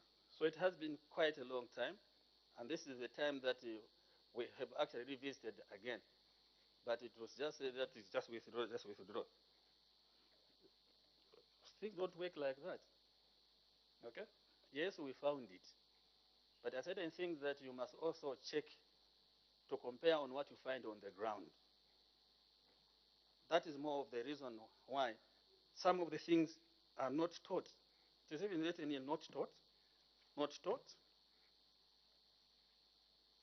What is appropriate behavior? Awareness of factors causing family crisis. All those are things when they were saying comprehensive. So maybe it will look nice when it says life skills and the health education framework. Thank you. Thank you very much. Honorable Member for Kanchivia. Thank you so much, Madam Speaker. Madam Speaker, allow me to place on record that I'm a believer that times must and always do change. Our children are exposed to all sorts of gadgets. In the advent of social media, Madam Speaker, children are aware about sex. And unless we allow ourselves to agree that this is a fact, we'll be burying ourselves in the sand. Madam Speaker, the question which prompted this particular debate is not a Zambian publication. It comes from a book entitled Where Did I Come From? The Facts of Life Without Any Nonsense and with Illustrations by Peter Mile, Arthur Robbins. And you can get it on Amazon. It's not a Zambian book. The fact of the matter is that this matter, just like the question of abortion, will never agree. There are those who will be pro and those who will be anti. But there must be a middle ground. If my child is in grade 5, grade 6, and she's about to attain puberty, I do not want her to experience or to go through the ugly experiences without certain information. So the question must be what amount of information are we giving? The Honorable Member for Chiengi, I have been ignoring. Can this be the last warning? Please, can we have order in the House? Thank you so much, Madam Speaker. Madam Speaker, in asking my question to the Honorable Minister, all of us here are parents and very responsible parents. How we raise our children calls for a certain level of responsibility. So the question is whether or not the ministry will give in to certain pressures when it comes to matters of critical policy considerations. This matter has been on the table from 2014. It's been a raging debate. But we need to ensure that the children are equipped with adequate information. Of course, considering whether one is in grade 3, we know what information to give them. When they are getting to puberty stage, we know what information to give them. But we don't will be an irresponsible society if we are going to allow our children to learn it the hard way. I submit, Madam Speaker. Thank you. The Honorable Minister.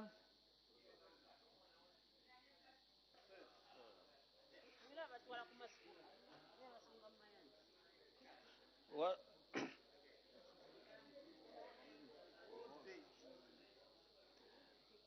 well, I think my... Order, honorable members, order. I think the Member of Parliament for Kanchivia is spot on.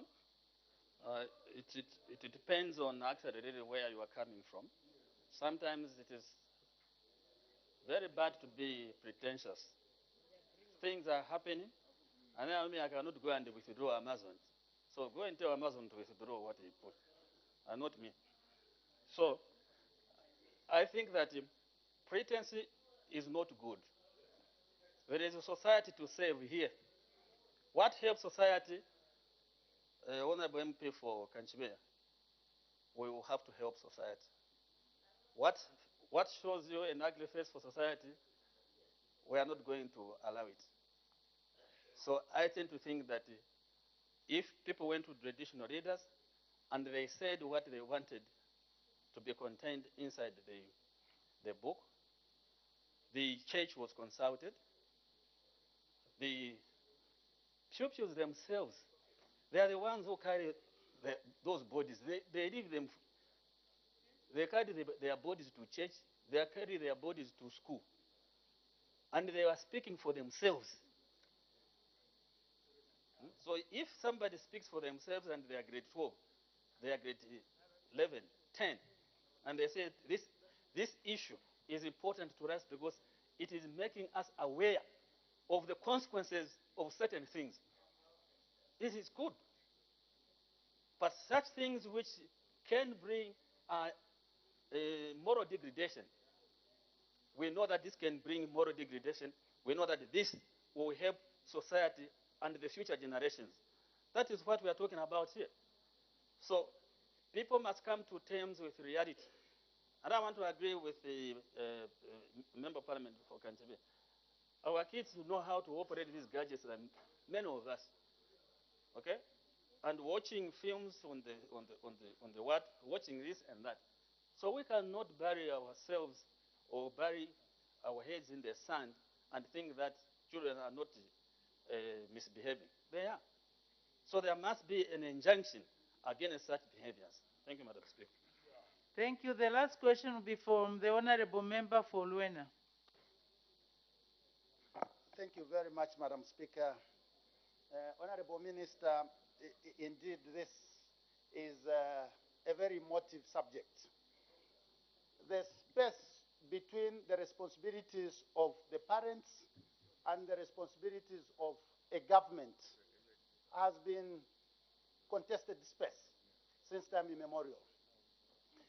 I had a look at a grade 5 workbook, Life Skills, Comprehensive Sexual Education, and one of the things I came across, Honorable Minister, was where they were being taught how to propose love and how to say no.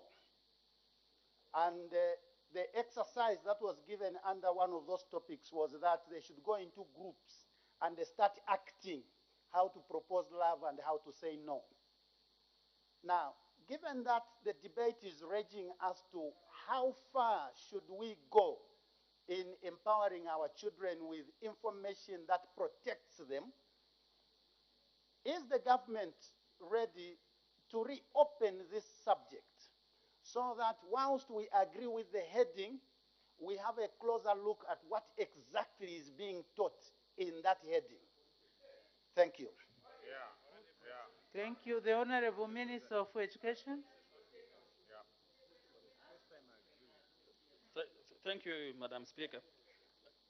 I think let me just read what as I was terminating my submission.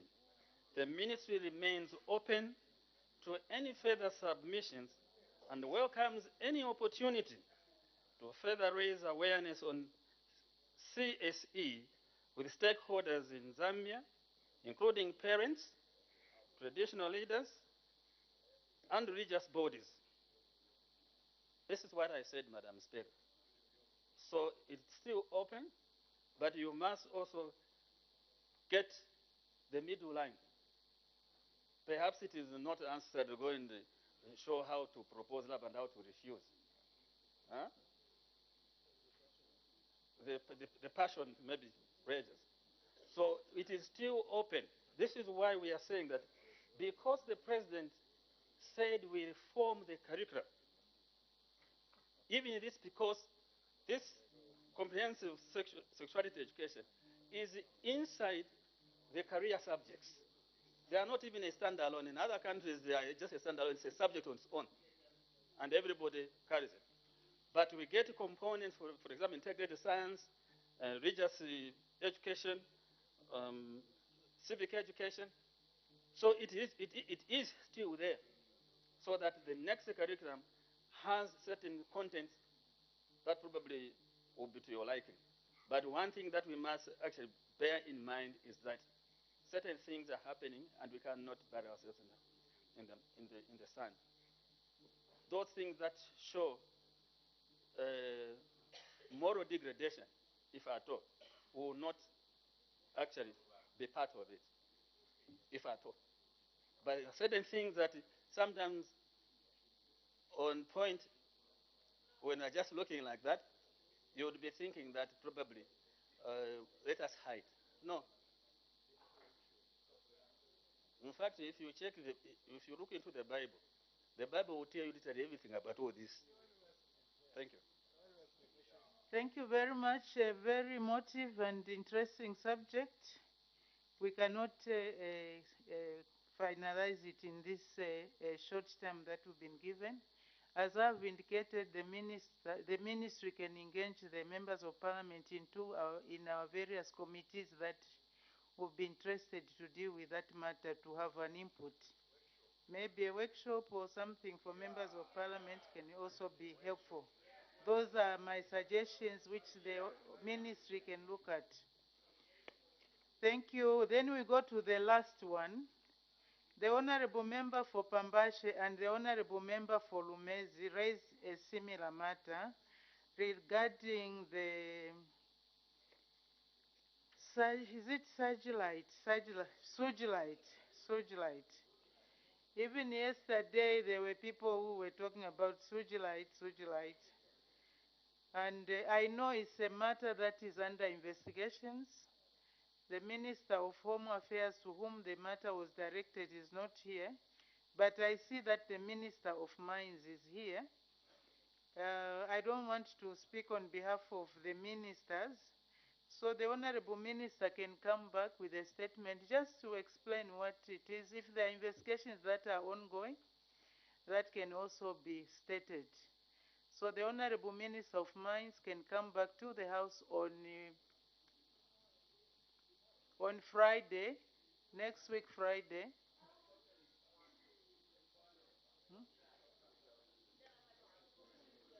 This week is not, we have already done a statement for our work for the week. So I'm guided that Friday will be the appropriate time. Anyway, to allow the minister also and the investigations to take some form so that when the minister comes, he will come with the full information. That concludes matters of urgent public importance. We go to the next item. Can we have some order? I have permitted the Honorable Minister of Local Government and Rural Development to make a ministerial statement. The Honorable Minister of Local Government and Rural Development.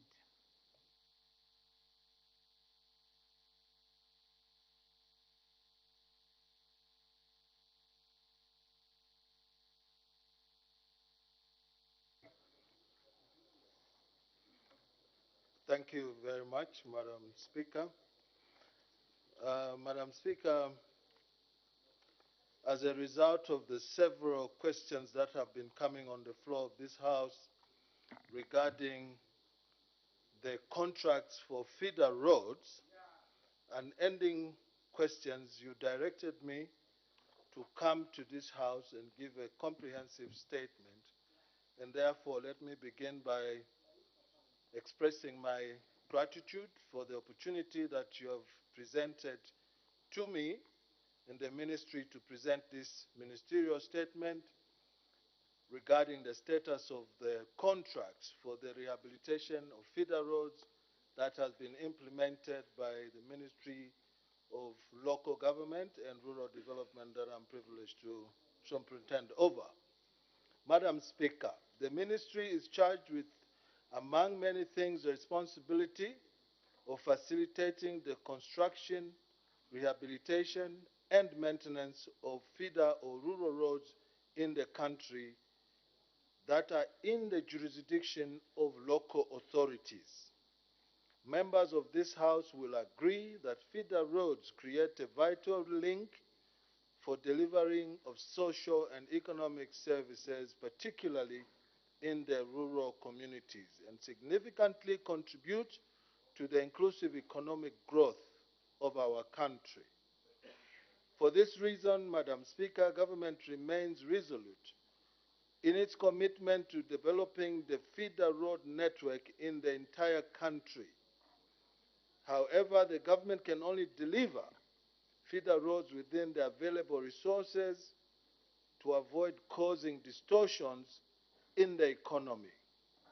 Therefore, it becomes prudent that contract management and compliance to the Public Procurement Act are very, very paramount.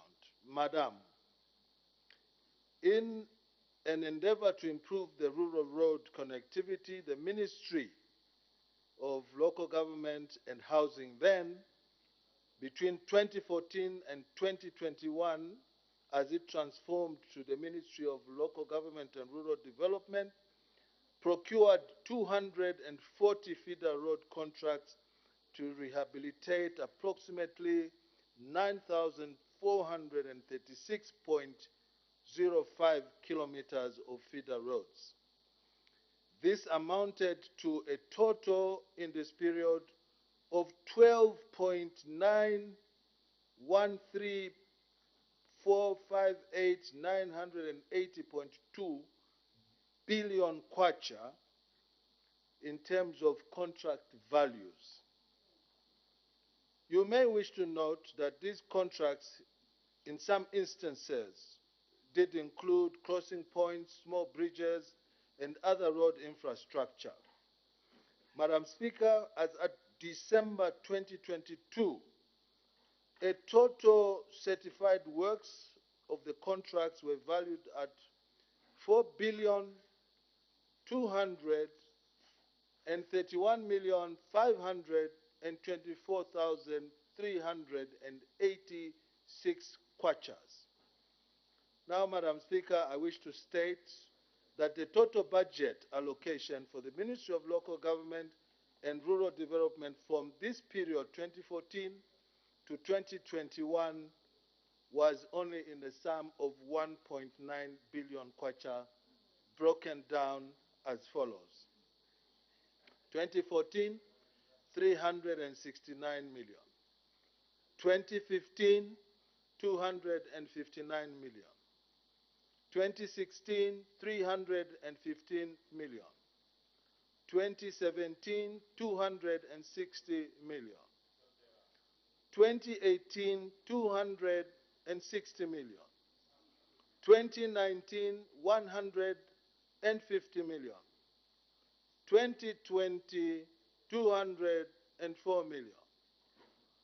2021, the year of the Lord, 119 million, which gives a total of 1.3 that I earlier spoke about, Madam Speaker, against a procured amount of 12.9 billion kwacha.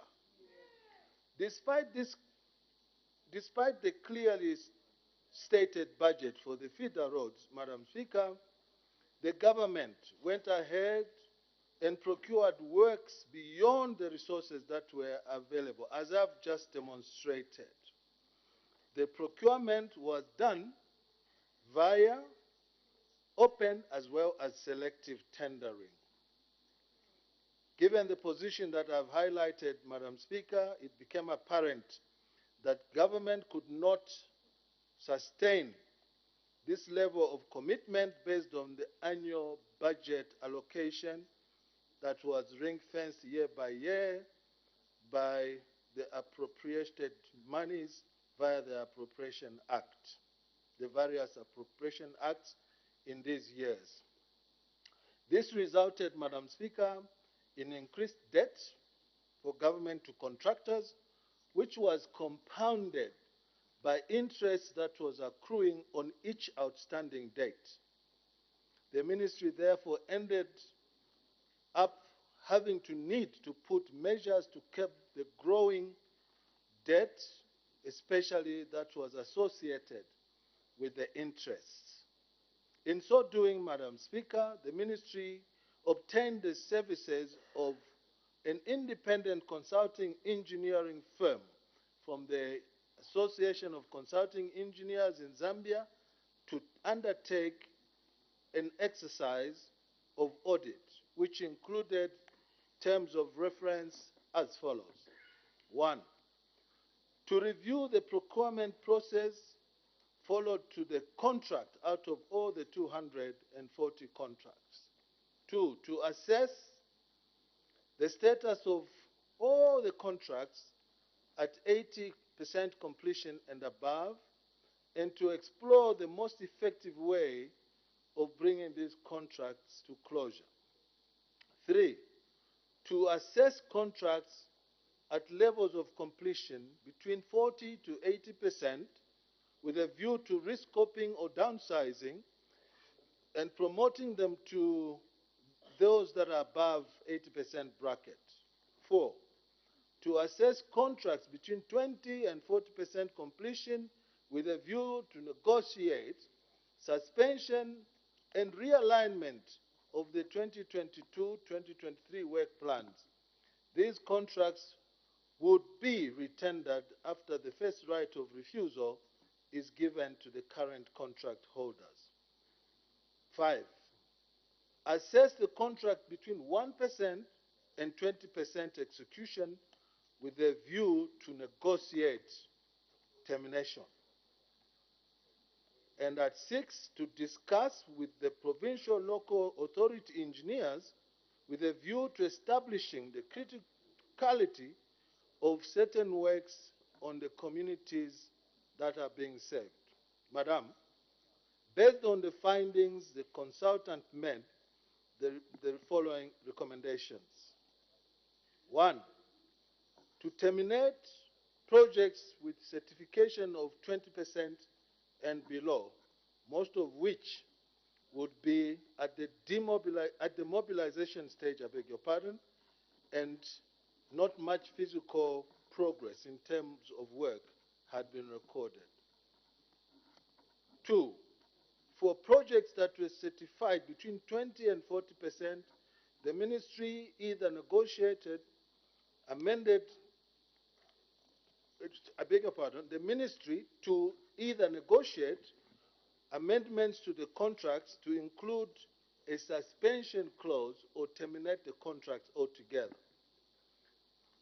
The objective would be to permit the ministry to source funds for projects in a subsequent annual plan. 3, for projects that had certification between 41 and 80%, the ministry to consider completion of these projects, but with a reduced scope for the remaining works. And finally, and not the least, the ministry to consider completion of projects over 80% certification, as the implementation of such projects would be at a very advanced stage. Madam Speaker, I would like to remind the House that at the time when the ministry contracted Zulu Barrow independent consulting engineers who provided the service pro bono, there was an outcry from your left-hand side who did not find it a good and plausible way to proceed, as most of them who were concerned thought that we were spending money and it would have been money going to waste. Some of them even asked questions as to how we managed to find and appoint this independent consultant without any tendering procedure. I want to reemphasize here and now that this service was given pro bono by Zulu Barrow Independent Consulting Engineers. Madam Speaker, following the report, after we received it, we decided as follows. 1, this is now what our decision was, to terminate all non-performing contracts, and 2, not to renew all the expiring contracts. And so we waited for the latter, for the contracts to do their time, after which we were unavailable to renew them, and therefore they ceased to exist. With this in mind, Madam Speaker, the ministry embarked on an initial step of terminating a number of contracts countrywide by issuing a notice of contract termination to the contractors whose contracts were due for termination. This was to effectively manage the overcommitment of debt that was accrued by those that were there before us. Madam Speaker, I now wish to inform the House that as at December 2022, my ministry terminated a total of 197 contracts out of the 240 contracts. The total length of the contracts, the feeder road contracts under the terminated contract, is approximately 7,685. The terminated contracts were valued at 10 million 448, I beg your pardon, 10 billion 448,310,915.14 out of the certified amount of 4,231,524,386. The certified works for the terminated contracts are estimated at 2.9 million kwacha. Of the certified amounts, the total amount paid before notice was terminated was 1.8 million kwacha. Madam Speaker, arising from the foregoing, the honorable members may wish to note that 43 contracts that have not yet been terminated, that 43 contracts that had not been terminated have since reached expiry period.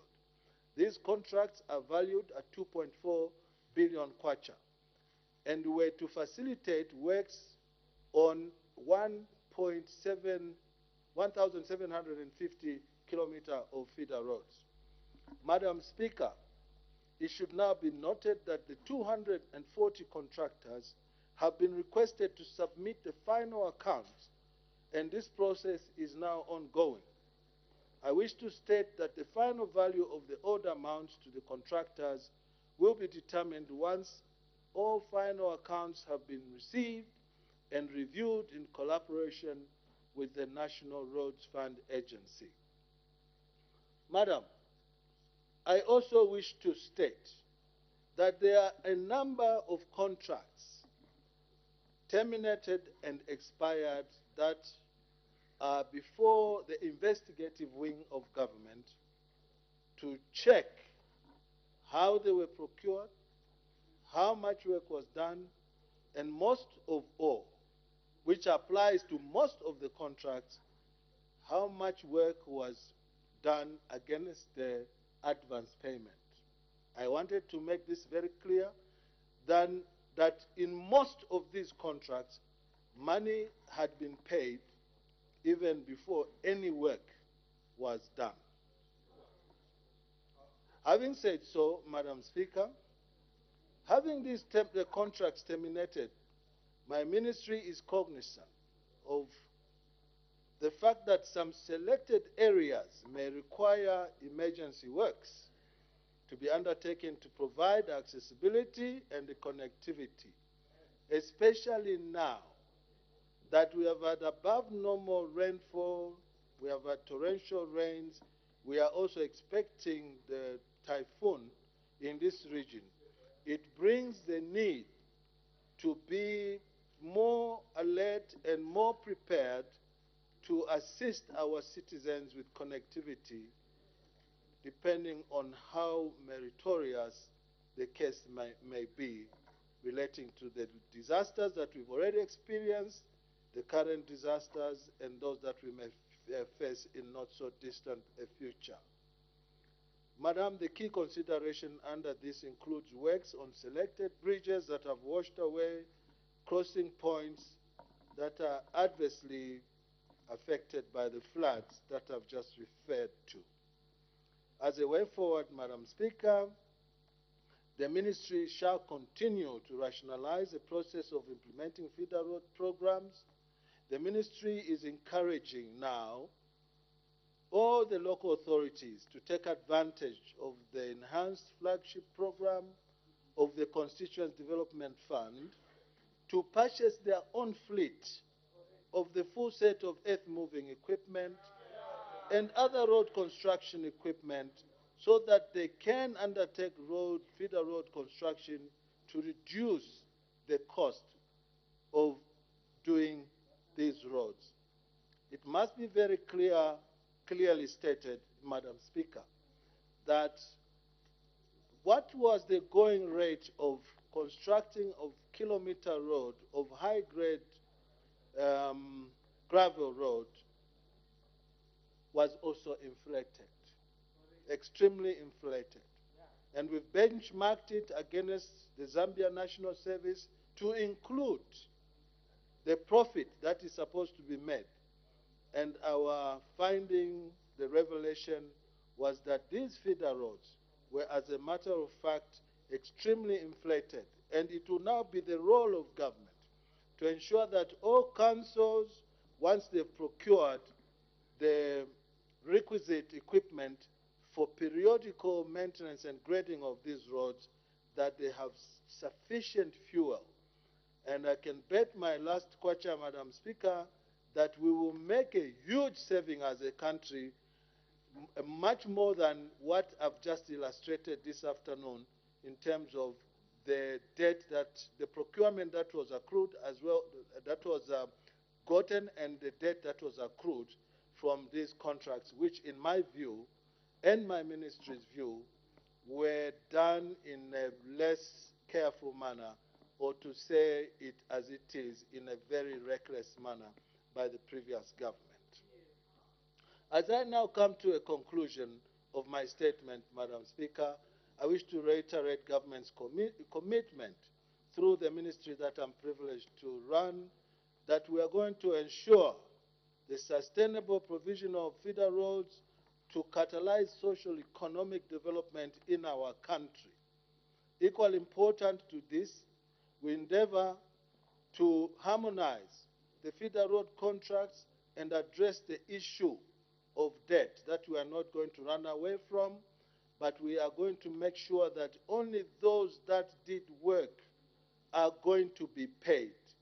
There is a lot of reconciliation that has to be done, because it is very clear from the inspection that was conducted then at the time we took over office that money was paid in many instances and the work was not done. And where it was done, it was actually shoddy, to the extent that I'm very, very, very, very straight to the point about this, that there was money that was not put to good use under these contracts, and government has lost.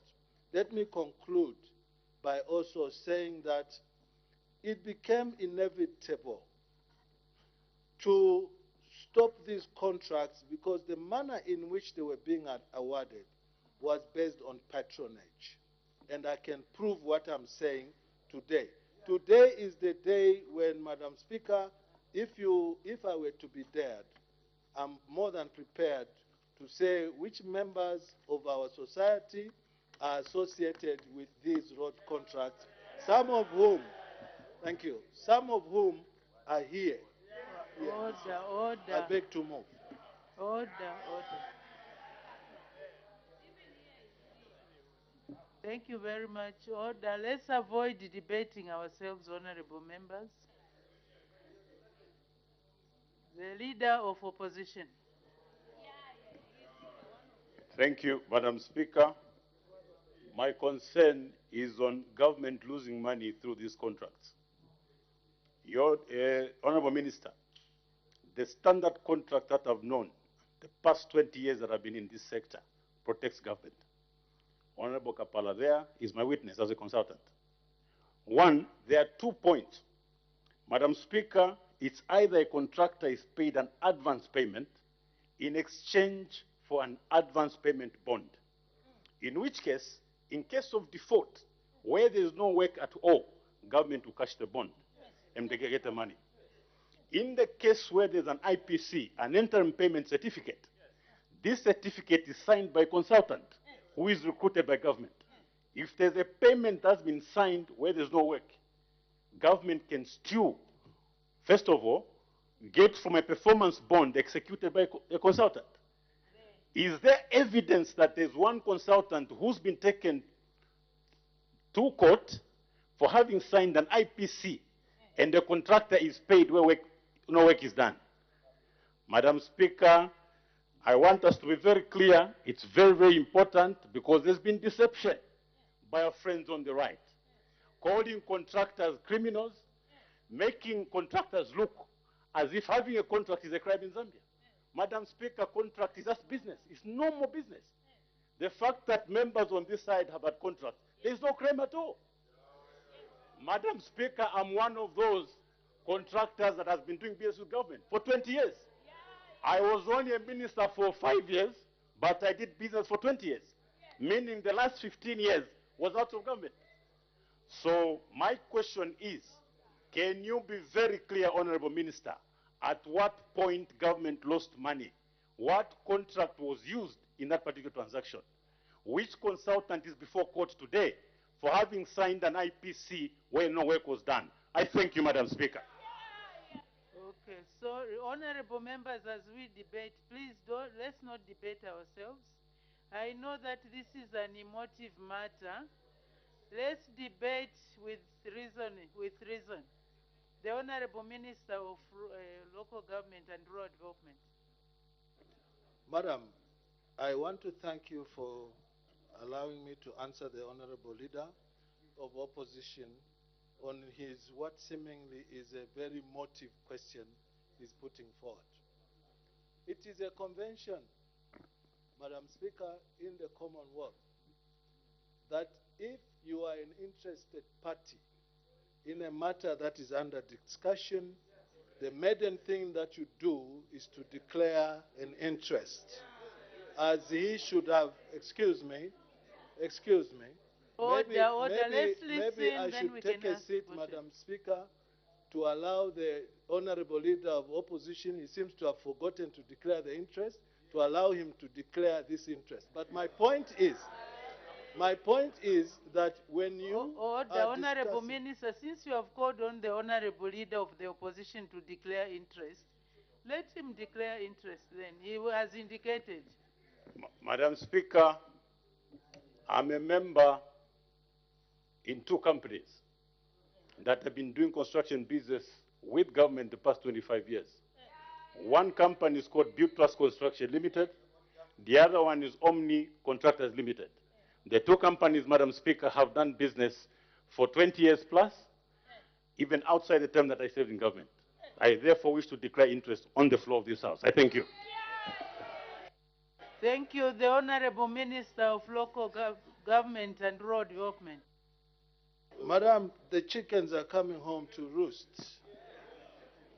I want to thank the Honorable Leader of Government of Opposition for this belated declaration of an interest on a subject that we have been discussing for a very long time. I thank you, colleague. And I want to encourage you to also encourage your members who are in your same category to do likewise. Now, coming to his question, he's asking me, how much money did consultants lose in the construction of these contracts that are run? Sorry, how much money did government lose in these contracts that I just explained this afternoon? Madam Speaker, I know that there were, in certain instances, like I said, contracts that were awarded by open tender and others by selective bidding. I also know that there is a provision for bringing a performance bond. I know all that. The fact of the matter, as he's asking me that, which consultant is below which organ of the law to answer charges of non-performance? Here is my answer. All these contracts were self-supervising. Excuse me.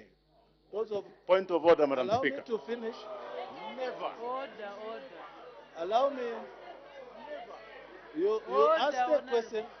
You asked a members. I don't need support. Order, honorable members. This is a piece of cake for me. Can we have some order? Allow me to just answer. And order. Let the Honorable Minister answer first. He just mentioned, so the point of order was premature.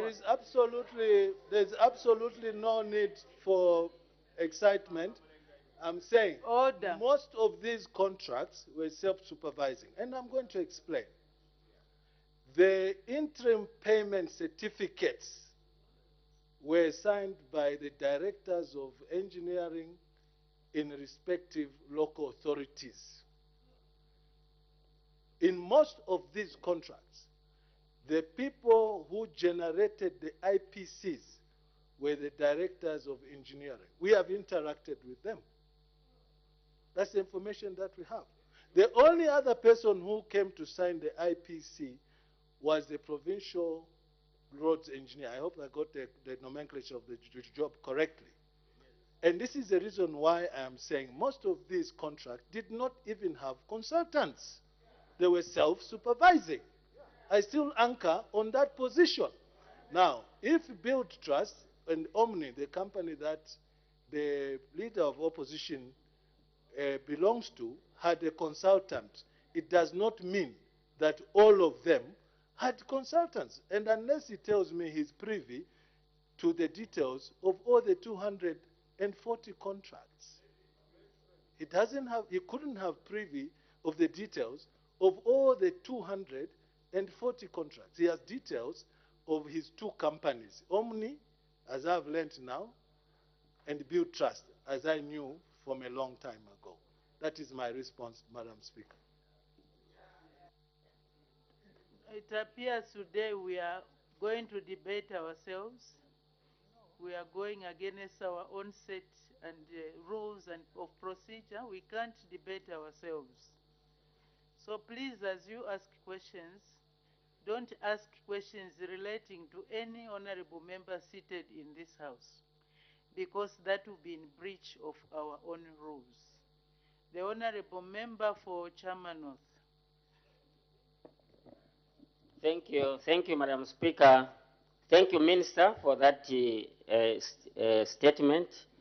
I think it's not in dispute that the demand for improved rural connectivity is very high in this country. I think the first and second governments neglected the rural roads in the past 45, 48 years. No wonder we have got this high demand of people in rural areas want also to have better roads. So the minister is encouraging that local authorities should buy road equipment. I know that high quality road equipments are quite expensive. Are you trying to engage the Ministry of Finance so that these equipments bought under the CDF can come in on to zero rate import duty so that at least they are affordable? Thank you. Thank you. The Honorable Minister of Local Government and Rural Development. Madam, I want to thank the Honorable Member of Parliament for Chairman North for such a constructive intervention. Madam, in agreeing with you that we should not debate ourselves, I wish to use the English adage that those who live in glass houses should not walk around naked. Those who live in glass houses should not also throw stones. I will duly confer with the Minister of Finance to make that very decent request to give all road construction equipment a zero-rated facility on import, Honorable Member. And I think that it is achievable. It is achievable. Those are the constructive questions that we need from people who do checks and balances.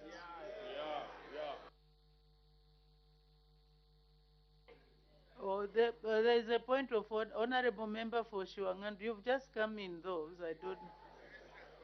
Oh, what's the point of order? Madam Speaker, thank you very much. I rise on a very serious point of order. Pursuant to Standing Order 65. And I'm happy that the leader of opposition has led the way, because there has been a lot of innuendos, and they would want to see the same as they say, you cause others to equity should come with clean hands. So we need to have a balanced debate on this matter. So the leader of opposition has led the way. We would want to see also from the other side. My point of order, Madam Speaker, is the information from the Honorable Minister. where he's saying he can discuss with the Minister of Finance to agree on zero rating equipment. This August House, Madam Speaker, appropriates and makes tax measures annually. What law would the minister use to zero rate? We have been MPs here for a long time, so just keep quiet and listen.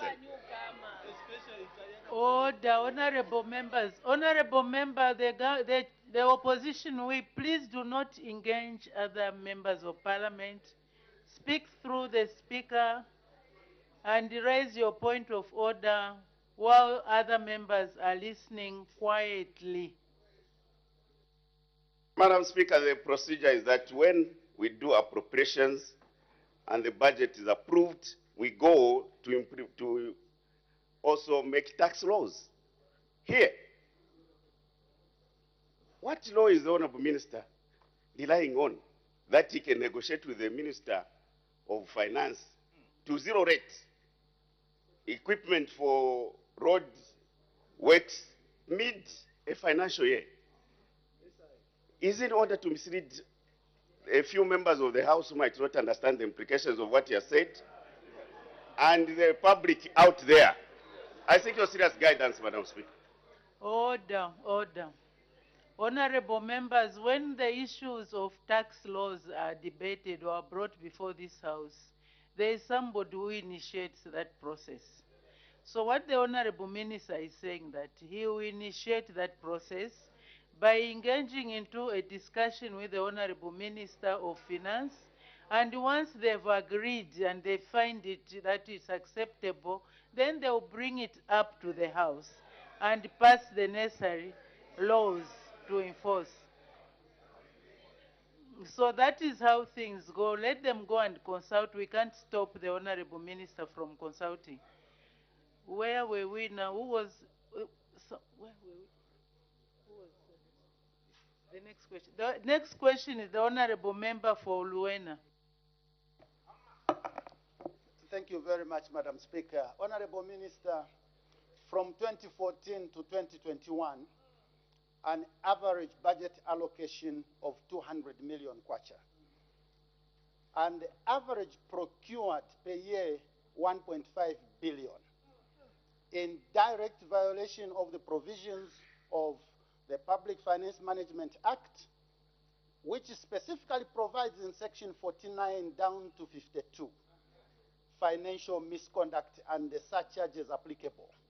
My question, is your ministry, alongside this audit, considering invoking the provisions of section 49 for financial misconduct for the people that participated in this procurement exceeding the provisions of the budget, which is not limited to disciplinary action, but even criminal proceedings?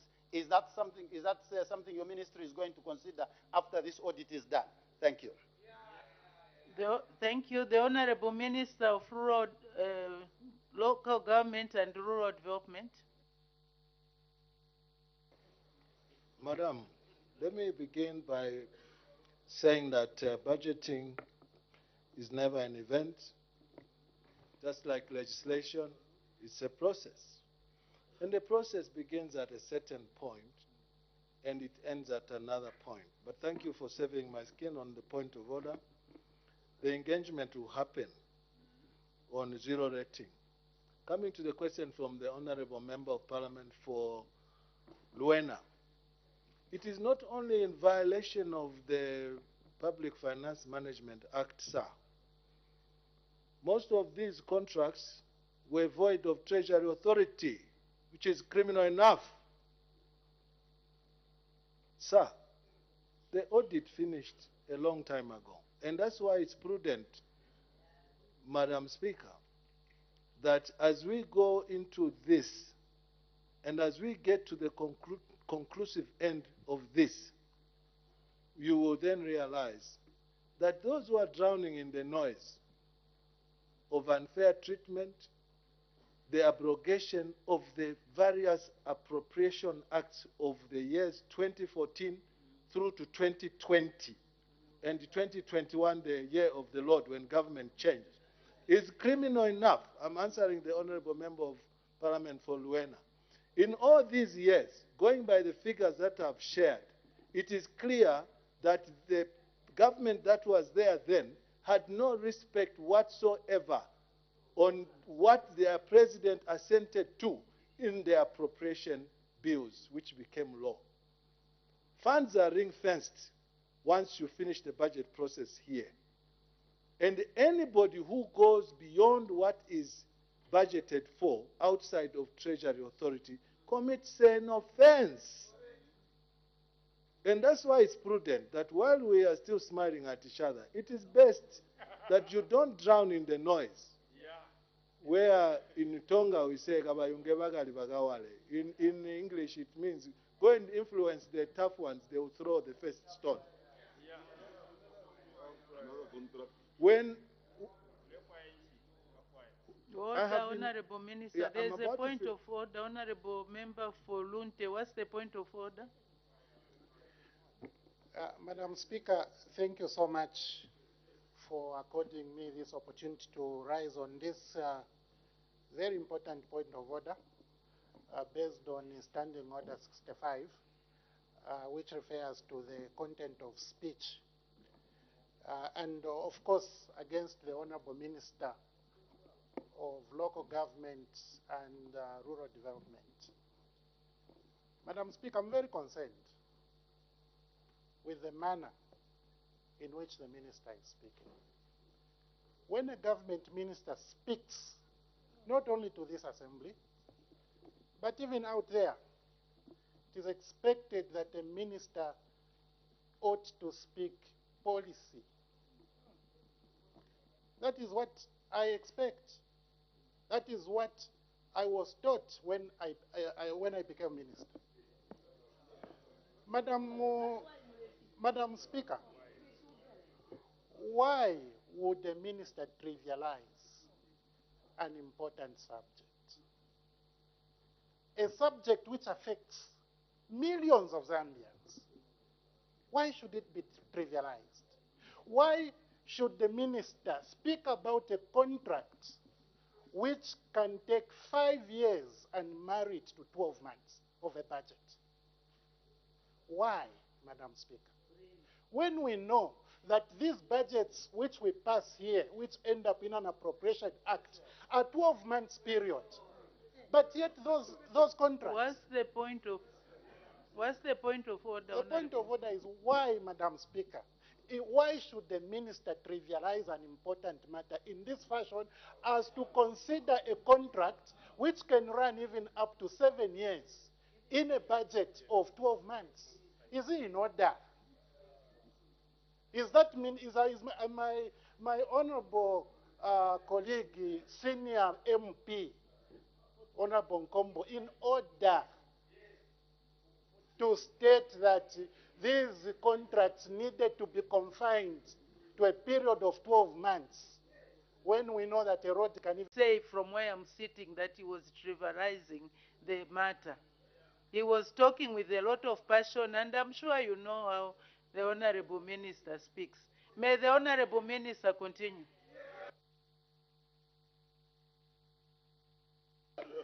Madam, thank you very much. I was speaking in addition to the Public Management Act that my colleague referred to. I also referred to the Appropriation Bill. I don't know what is trivial about that. And just maybe on a light note, my mother told me never to point fingers at elder people like me, Honorable Kafai. It is always good. It's always good to be cordial with one another. So it would be nice if he withdrew his finger so that we remain cordial, because it's quite disrespectful, Madam. Order, Honorable Member for Lunte. Please, can you take your seat? Please take your seat. I expected protection. We are wasting a lot of time. There are other members who would want to ask questions. I expected a lot of protection Yes, from it you. is said on a lighter note, so you can follow up those other issues. When you could leave just the house, you can withdraw the discuss thing. further. Can we get back to business? May the Honorable Minister continue. Yeah, coming back to Honorable Member of Parliament for Shiwangandu, I think that he probably may have answered his own question because he was anchoring on the law. Madam, from the figures I gave, it was clear that there was no respect of the appropriation bill. That's how come the total procured roads were more than 1,400% more than what was budgeted for. And what makes it worse, Madam, is that in the year 2020, 2019-2020, towards the election, these contracts just became too many for PF members. Let me put it as it is. And let me be challenged, if you wish me to give you the list of all the PF members who are associated with this contract, be my guest. I'll gladly do that. There's no contest in the fact that when I said selective tender, which is within the law, they gifted themselves with contracts. To add salt to injury, madam, when I first put a report here on this house about how they drew these contracts, I was also clear how they denied certain regions works. These regions being Southern Province, 2 contracts. Western Province, 2 contracts. Northwestern, 0 contract. Eastern Province, 56 contracts. Luapula, I beg your pardon? I'm speaking this because it's stuck in, I'm traumatized with the manner in which they were running this affair. And just that, madam, was an abrogation of the constitution of distributing development fairly to our country. It gives more reason why we had to terminate this. Order, order. As the time is 16:40, I interrupt business for 20 minutes for a health break. Good afternoon. Live pictures coming your way on Parliament television. Business resumes at 17 hours, and on the floor of the House just before the break was Local Government and Rural Development Minister Honorable Barry Nkombo responding to a question that was posed by Shiwangandu Member of Parliament over a ministerial statement that the Minister did present on the status of contracts for rehabilitation of feeder roads in Zambia. And so earlier on, when the House resumed at 14:30 hours, we had 2 announcements, and so details of this will be given when the House adjourns. For now, we go on a break. Remember, business of the House will resume at 17 hours. Keep watching Parliament television. Good afternoon.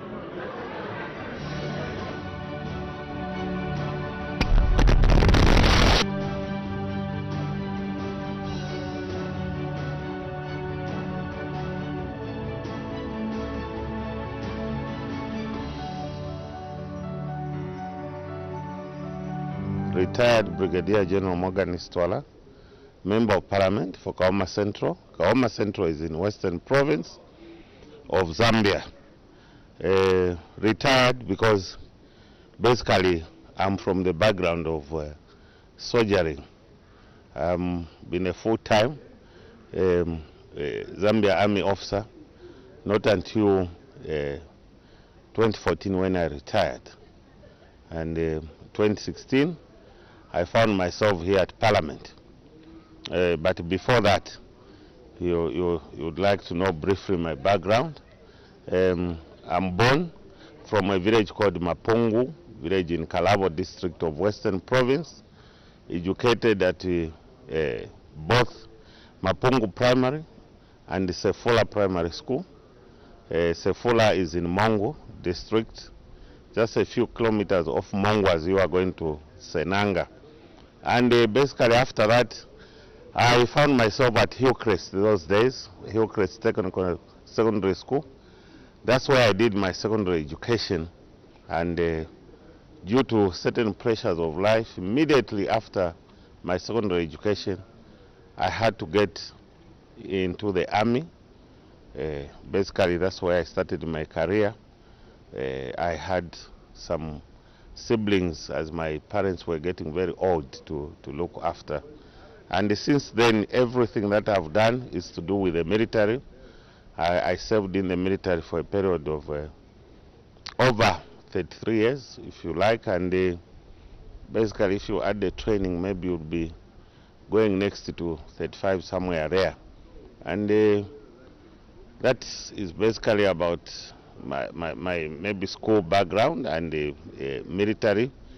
Military, if I'm to talk about the military, I think it's really quite a lot. It's a mouthful because these so many years that I spent, over 30 years in the army. You understand it has been a lot of activity, a lot of training, a lot of military units that I served under, both here in the country, and I was privileged during the last 5 years of my career to be sent out in the diplomatic service as defense attaché, opening the first ever military office in Abuja, Nigeria, where I served slightly over 2 years. And thereafter I went to complete my military career as a defense attaché in Beijing, China, and that's where I retired from in 2014. Yes, I'm married to Sylvia Mbuzi, my wife, who together we have children, 6 children, 2 boys, 4 girls, and that is my family. I'm 63 years of age. And when I retired, I settled in Kaoma. Kaoma is my current home now. I had to settle there basically because, you know, in Western Province, that is about the agricultural land where you can do something in retirement. And before I could even retire, I got myself some land where I'm doing farming, growing maize, tobacco. I keep cattle and basically run a small business which is currently being managed by my wife and daughter. That is in form of a lodge, and basically that's where I'm settled.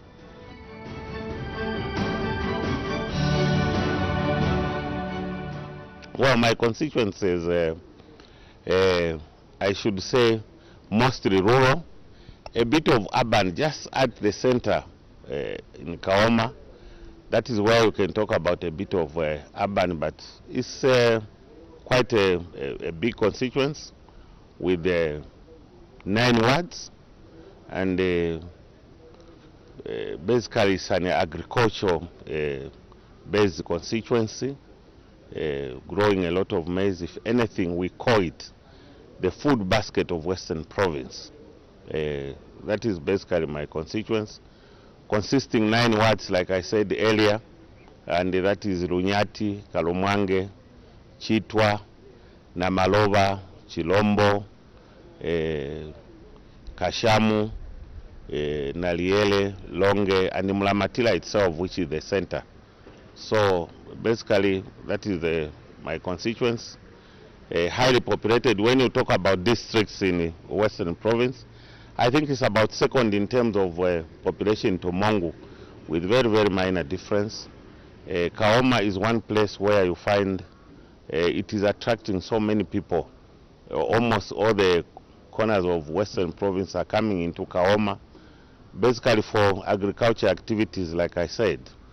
And that's what makes it, I think, quite an activity-based constituency.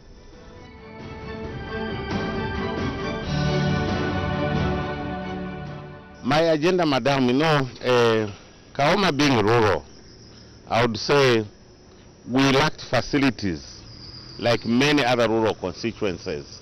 That is especially in the school of, in the area of education, in the area of health. We lack water. Our roads are bad. And from 2016, when I first came to Parliament, those are the issues that I've been trying to address, even with the previous government. We are lucky now. We have a government that has seen to come to address the problems of rural constituencies. And therefore, basically, I'll tell you what we've embarked on during this 5-year agenda. And it falls very well in line with the government agenda.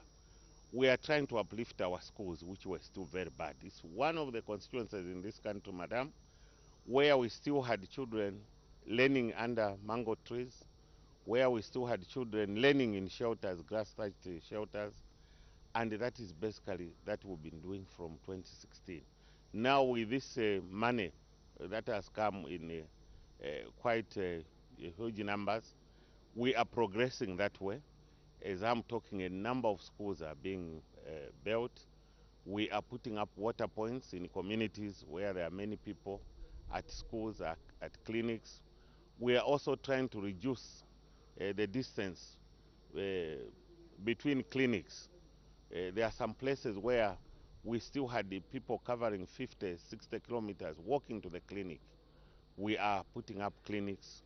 We are putting up water, like I said, and as we come, or as we enter 2023, it has been our dream all the time to ensure that even the roads are attended to, and we have a plan to get ourselves as a constituency equipment. We have the money now, there's no excuse, so that we can work on the feeder roads. We still have problems even in town with our roads, township roads. It's a long story. The previous government had put up a contractor or had contracted somebody to work on our roads there.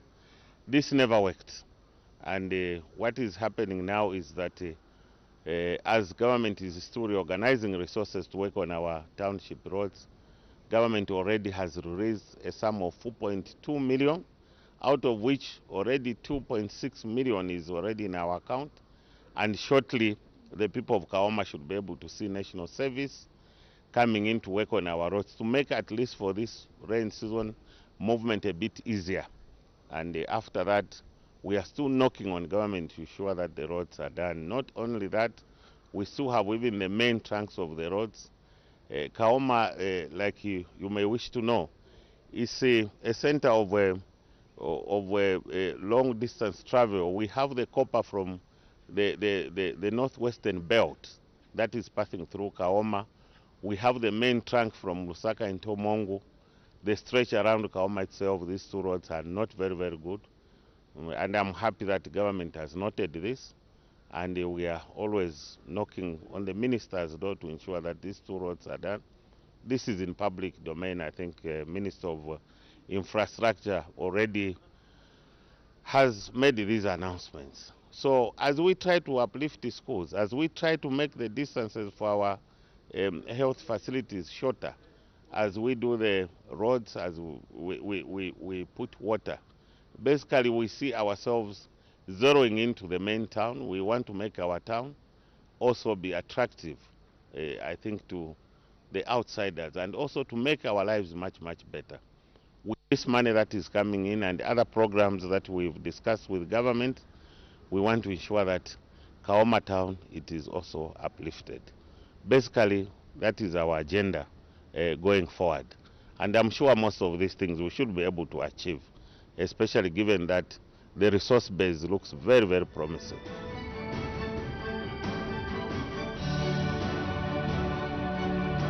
Well, I just want to appeal to the people of Kaoma, I think, to remain very, very hopeful, to remain very positive, calm, in that now we have a government that understands not only lives of the people of Kaoma, but I should say the rural dwellers very, very well. They should expect the development to come. And what we are being given, I can assure them that it should be accounted for, and it will be accounted for. I think just this week, as we get just before independence, we are ensuring that the empowerment that is meant for our people, it is completed. We are giving about 135 clubs this Saturday. Preparations are already underway. And what follows later is that we want to appeal to the people not to shun these government programs. The UPND government has come with an agenda that wants to see people working hard. Our agenda is not to give handouts on a raw cost like it used to be before. We would like people to work, and we are ensuring that when we give out these grants, we want to ensure that people utilize the money in a wise way that is going to uplift their lives. We also want to encourage them to also apply for these loans. CEC is active in Kaoma, and very shortly I know they will be coming, I think in a month's time. A number of applicants will also be given loans. This we want our people, I want to appeal to the people of Kaoma to take advantage of this, because it is only those who are, I think, hardworking who will really see the benefit of this government. Like other areas again, for those who are disabled, those who have got difficulties in life by which of one or two ailments, I think social cash transfer is working very, very hard, very, very well in our constituency. A number of people, a number of beneficiaries. In fact, the figures have increased. So going forward, I see quite some hope for our people. The learners under the CDF also, they are actually benefiting from this free education. We are paying, we are in time already for 2022. We have, I think, settled all the bills, including for those who are in trades schools. We want them, when they finish, to come forward, and we should be able to empower them so that together we can lift each other's lives up. And this is the intention of this government. This is the aim, and that way we'll progress.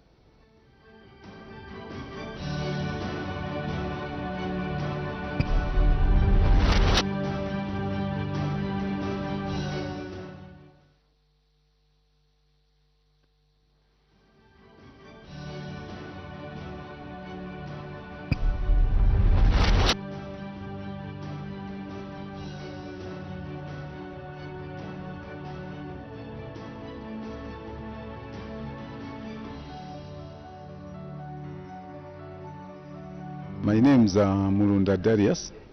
I'm the Member of Parliament for Siavonga constituency. I came to Parliament in 2016, and I'm doing my second term at Parliament. And I reside in Siavonga. Siavonga is my home. Of course, I was born somewhere else. I was born in Choma, but I've lived in Siavonga for the past 37 years now, and I'm a resident. I got married there, and all my children and my investment is in Siavonga. I went to school. Of course, I started my school in Choma, but I ended up completing my school in Siavonga, at Siavonga Primary School. And I went to Chipepo Secondary School in 1988. I came out in 1992. And since then, I've been in Siavonga. Of course, I did tertiary education. I've got a diploma in public admin from NIPA. I also did metal fabrication from Kawe, and then I'm currently doing my last year in law, that is with Open University. I'm doing a degree in law with Open University, and that's basically who I am. I've been a businessman, I think, from the time I left school, secondary school. I've just been doing business, a lot of businesses, including customs clearing agency, and I'm running a small organization in terms of clearing. Other than that, I'm also doing other things in terms of business.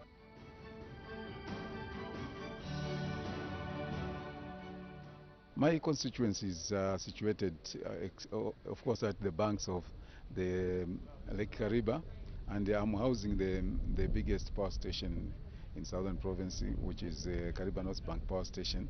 We've got the Great Wall of Kariba Dam, and my constituency is both rural and urban, and 3/4 of my constituency actually is the rural part of it. And I've got one ward in the urban side, urban part of my constituency. So my constituency is a hilly one. We don't do a lot of, there is no much agriculture, but we are doing agriculture in certain places.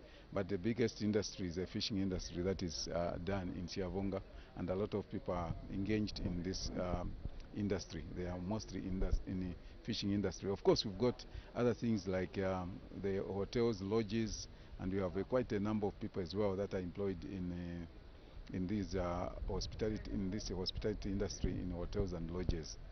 So basically, that is what Siavonga is.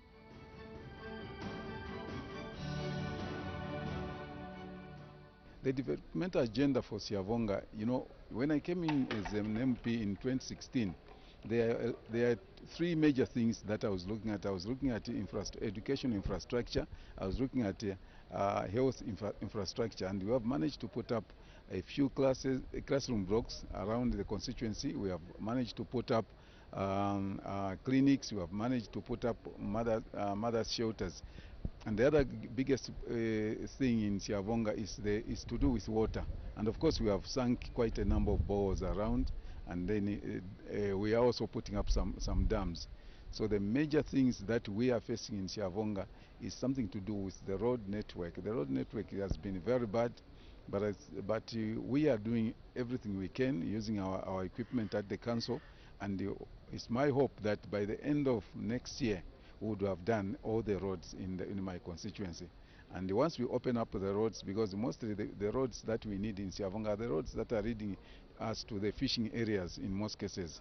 We have agriculture areas where we can do a bit of agriculture, but mostly it's the fishing areas. And people have to be able to go to these, to access these places where they're able to buy fresh fish, where they're able to dry their fish, and they're able to get to the market easily. So that's what we are looking at in terms of roads. But in terms of boreholes as well, the constituency is earmarked for a number of boreholes that we want to drill, because the water has been a challenge and it has been a problem. And with thank God, with the coming of the increased CDF, we hope to do a lot of things, and we want to do, like the President directed, that actually in every health institution and the primary schools or secondary schools, we should have water reticulation system in place by drilling up and equipping the boreholes with the solar panels, and be able to get even flushable toilets around in the constituency. And that is very possible. By the end of 2024, we must have done that. We must have done quite a number of those projects. And that is what we are looking for. We have given ourselves time that by 2024, in terms of health infrastructure, in terms of classroom spaces, we should have done 3/4 of what the constituents need. And in terms of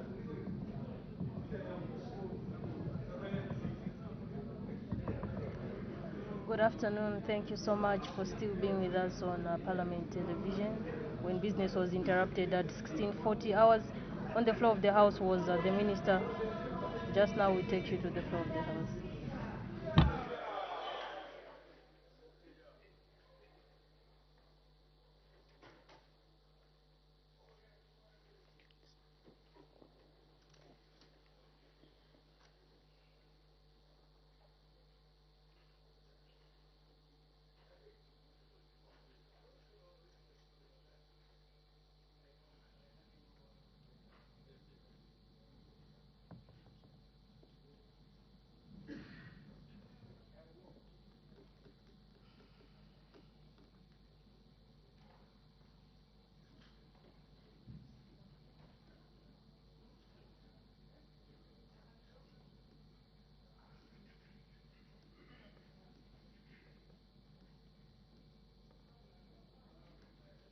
Thank you for tuning in to Parliament Television. As soon as the quorum is formed, business will resume as the House is considering a ministerial statement that was made by the Minister of Local Government and Rural Development on the status of contracts for rehabilitation of feeder roads in Zambia. So members of Parliament, before the break, we're actually asking follow-up questions. Stay tuned right here as we continue to Let's settle down, honorable members. Can we settle down?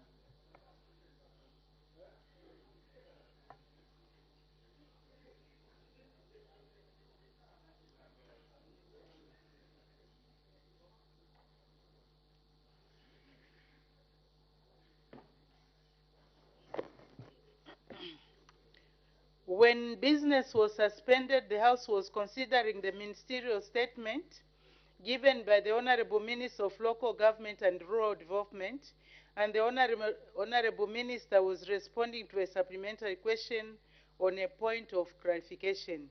May the Honorable Minister continue. Madam Speaker, I had finished answering. Thank you. The next question will be from the Honorable Member for Zambezi East. Madam Speaker, I sincerely thank you for the opportunity to ask a follow-up question on a point of clarification to the Honorable Minister of Local Government and Rural Development. Madam Speaker, I heard the Minister allude to the fact that he's encouraging honorable members to include procurement of earth-moving equipment to rehabilitate these feeder roads which we have in constituencies. Very good idea indeed, and in Zambezi we are looking at that seriously this year. However, I would like to ask the Honorable Minister if this is possible. Looking at the way we procured the CDF vehicles, which was centrally done, there is a benefit in doing that because we benefited from economies of scale. Each constituency procuring different types of equipment and the like will ultimately be very expensive for the country. Why don't we take the approach of centrally buying earth-moving equipment according to submissions that will be made by each constituency centrally so that we can benefit from both taxes and the like? I submit, Madam Speaker. Thank you. The Honorable Minister of Local Government and Rural Development. Madam Speaker, taking full advantage of economics of scale is the correct way of thinking. So I want to thank the Honorable Member of Parliament for Zambezi East for making that suggestion. Madam Speaker, we would be more than glad if we got consensus, because this particular sector of our economy has generated so much interest because of its own need from our society. Last year, Madam Speaker, we did procure motor vehicles for monitoring and evaluation under the CDF. And this was done after we had gathered a reasonable amount of consensus, at least from the committee that you appointed, Madam Speaker, to help the ministry finalize the regulations surrounding the utilization of constituency development fund. Some unscrupulous members of our society, many of them, again, I'm sorry to say, because I'm asked these questions, coming from PF, went on social media scandalizing me that I had bought some Land Cruisers and had pocketed money. And yet I'm nowhere near the one who said is Mr. Emmanuel Mwamba. In case you want me to now mention names, it's written everywhere. I'm even in court, Madam Speaker. I'm even in court. I've been taken to court for that action of centrally procuring motor vehicles for monitoring and evaluation. This is why, Madam Speaker, just yesterday, I said there was the big difference, a dichotomy between providing checks and balances and wanting to run a government behind the doors. This is a clear example of people wanting to hijack a process when it makes sense to procure central. Order, Honorable Minister, you've said enough. I think they've heard whoever is supposed to hear. But there is a point of order from the Honorable Member for Shuangando. What's the point of order? Thank you so much, Madam Speaker. I reluctantly rise on this point of order pursuant to Standing Order 65, and in addition, our own customs and rules here, first, which do not permit us as honorable members to mention people who cannot come here and defend themselves.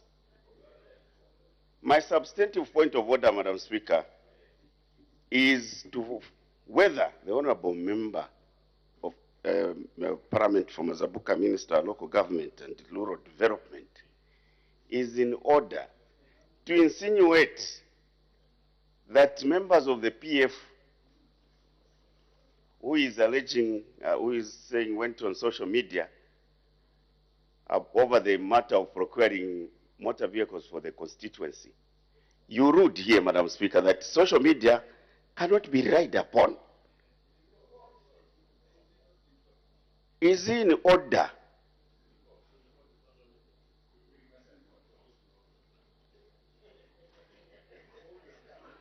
There are so many people trying to assist you, Madam Speaker, on your right. And I can't help overhearing. Proceed, Honorable Member. Is the Honorable Minister, Madam Speaker, in order, first of all, to bring the matter that he's saying is before the courts of law, and also allege that the members of the Patriotic Front, who have got representatives in this August House to speak for them, are the ones that frustrated his efforts to buy motor vehicles out of the Constituency Development Fund. Is in order, but more important, Madam Speaker, that we don't cite people here who cannot come here and defend themselves. I seek your serious ruling on that matter, Madam. Thank you very much. As I earlier guided that we should not debate ourselves, and also the rules of this House do not allow members who are not before this House to be mentioned. And it was therefore not in order for the Honorable Minister to mention somebody who is not here, who cannot defend himself. But however, the matter that we are discussing is in court, so I can't comment any further than what I've said. Thank you. The Honorable Minister was on, you had finished? Madam, I was finished only to the extent that I wanted to withdraw the name of Mr. Emmanuel Mwamba in order to just remain in good books with the House.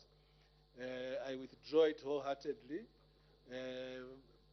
and I will never speak about members who cannot defend themselves ever again.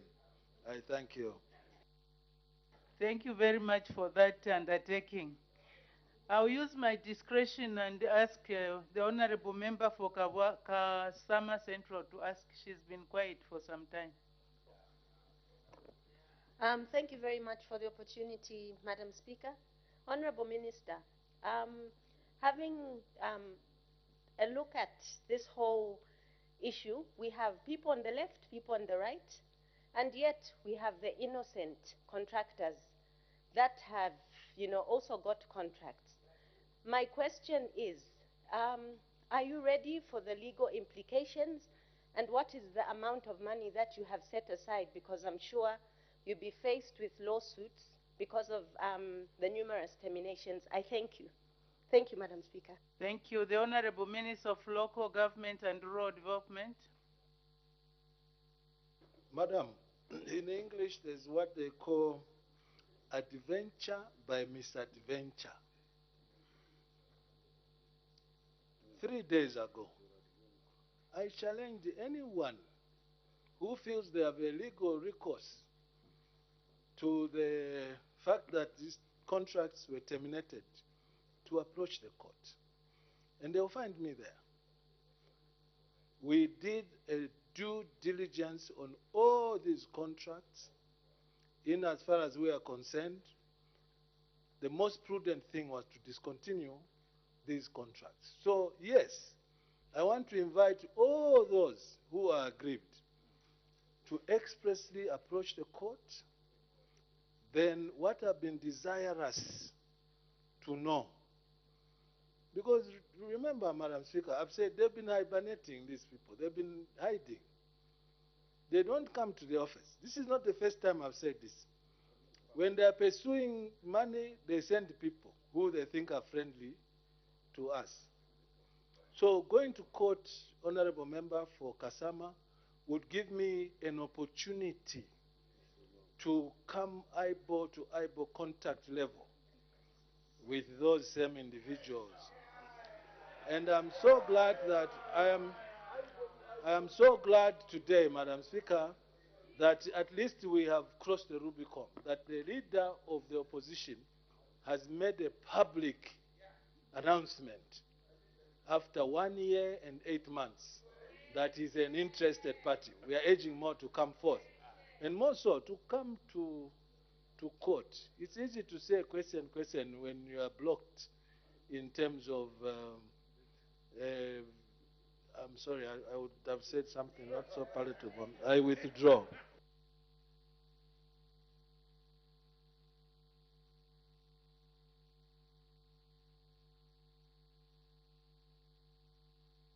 Well, I'm glad that this session is over.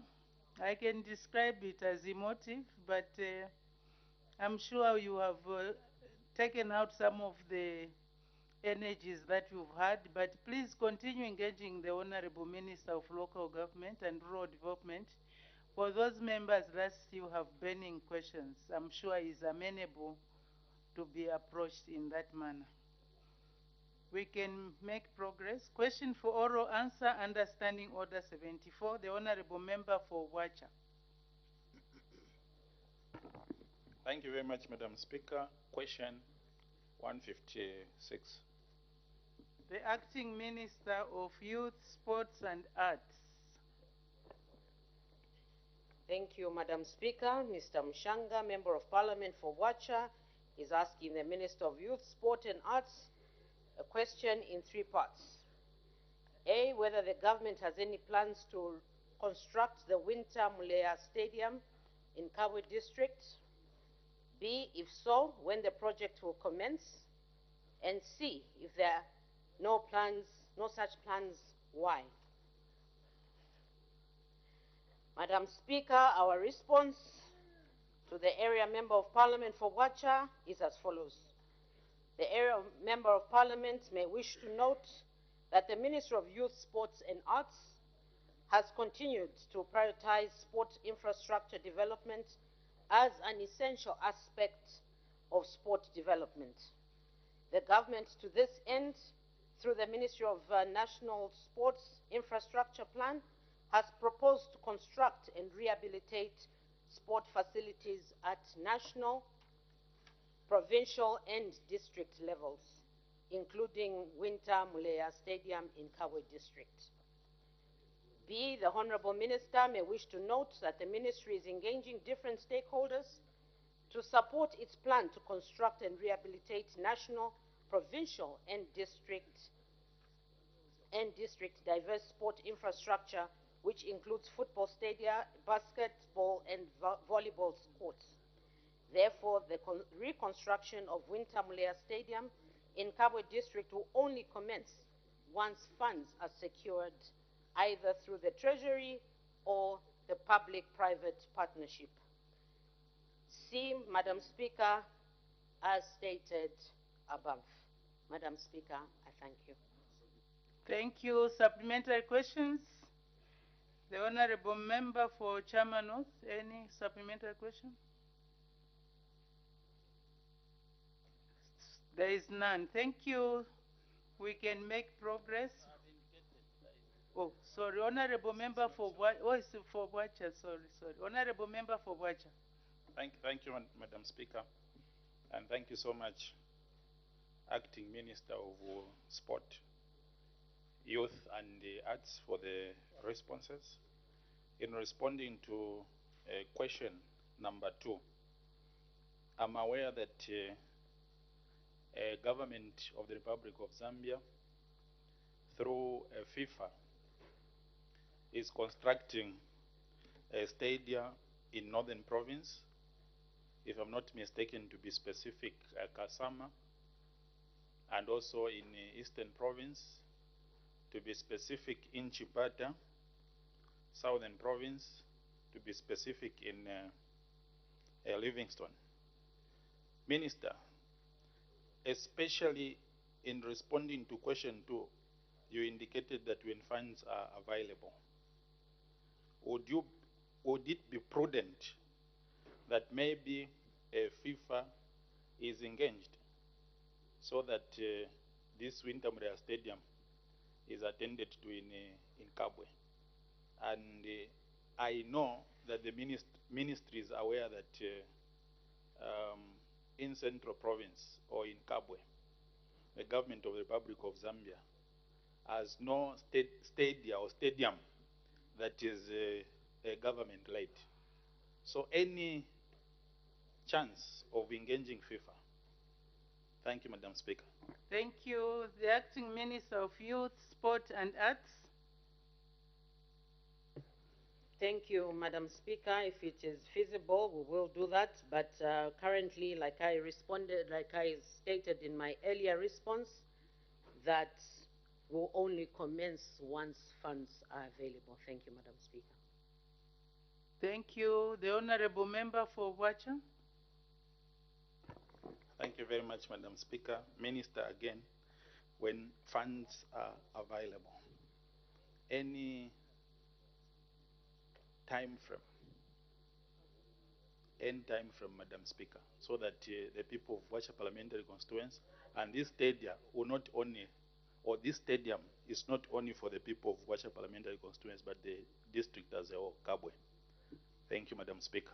Thank you. The Honorable Acting Minister of Youth, Sport and Arts. Madam Speaker, funds are given according to priority. I cannot give a time frame at this moment, but we will look into it in the next phase. I thank you. Thank you. The Honorable Member for Shiwangandu. Thank you so much, Madam Speaker. We appreciate the responses from the Acting Minister of Youth, Sport and Arts. You stated in your response that one of the options could be a public-private partnership model to try and put up this sports infrastructure. Have you done any preliminary work, as a ministry, done any preliminary work to see how viable this option is, looking at the locality and the stakeholders, the business entities that could be interested? I thank you, Madam Speaker. Thank you. The Honorable Acting Minister of Sport, Youth and Arts. Thank you, Madam Speaker. I may wish to take back the minister to my response. Sorry, the member of... I'm just promoting him once again.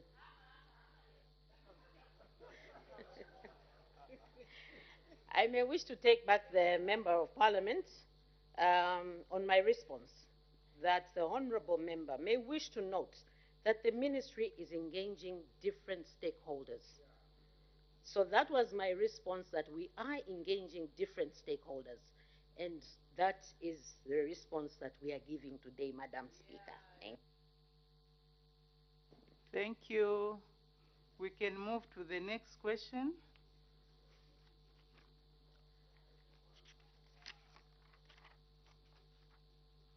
The next question, the Honorable Member for Chairman North. Thank you, Madam Speaker. Question number 157. The Honorable Minister, Acting Minister of Infrastructure, Housing and Urban Development. Madam Speaker, maybe you haven't seen me, but I'm substantive. I'm so sorry. I'm living in yesterday. Sorry. Thank you, Madam Speaker. The Honorable Member for Chama North, Honorable Mutaya Charo, is asking the Minister of Infrastructure, Housing and Urban Development, A, why the construction of the Magistrates Court complex in Chama district, which is at 90% completion, has stalled. B, when the project will resume. C, what the total cost of the outstanding works is.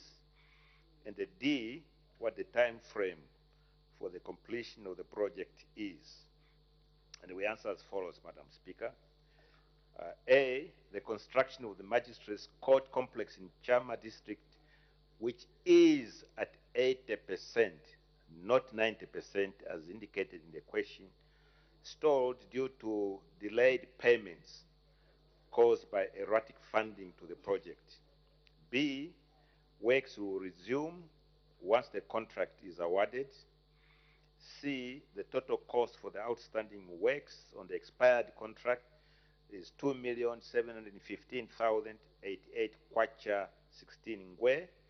And the D, the estimated time frame for completion of the outstanding works is 6 months. Madam Speaker, I thank you. Thank you. Supplementary questions, Honorable Member for Chama North. Thank you, Minister, for that response. It is true that I think this particular complex should have been completed a long time ago, and now it's even facing vandalism. I'm aware that it's only power remaining, water, putting tiles, painting, plumbing, and putting furniture there. So are you informing the people of Chama that in 2023 national budget, the same has been included, since you are saying that when the contract will be awarded? Thank you, Madam Speaker. Thank you. The Honorable Minister of Infrastructure, Housing and Urban Development. Yes. Thank you.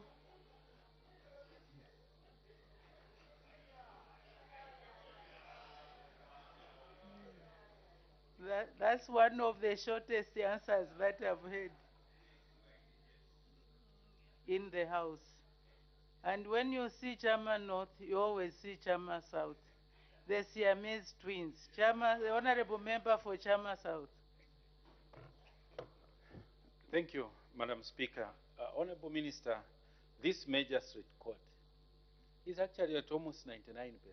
Even the undercourts where the paints were applied, all it needs is a final court, and probably, Madam Speaker, just commissioning, handing over to the magistrate that has been sent there, who is now using a council chamber. Are you in a position to give hope to the people of Chama that probably within a month, not a yes answer, Honorable Minister, the people of Chama will be able to have this wonderful structure handed over to them? I submit, Madam Speaker. Thank you very much. The Honorable Minister of Infrastructure, Housing and Urban Development. I think I can give more details rather than just yes.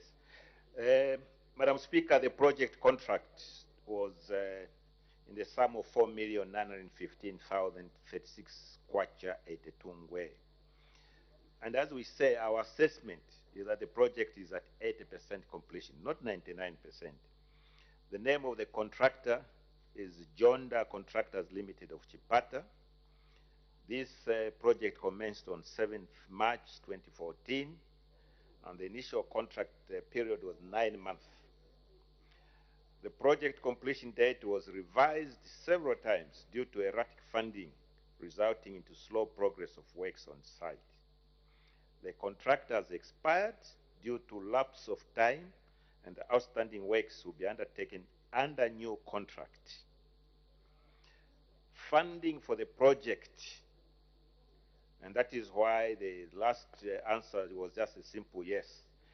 Funding for the project is provided for in the 2023 budget for the completion of outstanding works under the judiciary, who are the project clients. Amount certified to date is 2,199,948 kwacha 66 ngwe, and all has been paid to the contractor. The process of procuring a new contract is currently underway. I cannot be more clearer than that to assure the people of Chama that this will be done in 2023. Thank you, Madam Speaker. Thank you. The Honorable Member for Chama North. Thank you, Madam Speaker. Thank you, Minister. Jonda Contractors is a local contractor and have done a very good job. Are you going to consider them again, since you are saying the contract expired? Are you going to reconsider them? so that they can complete these works. Thank you. The Honorable Minister of Infrastructure, Housing and Urban Development. Well, I don't know whether they are local. This is Chama project. I've stated that Jonda is from Chipata.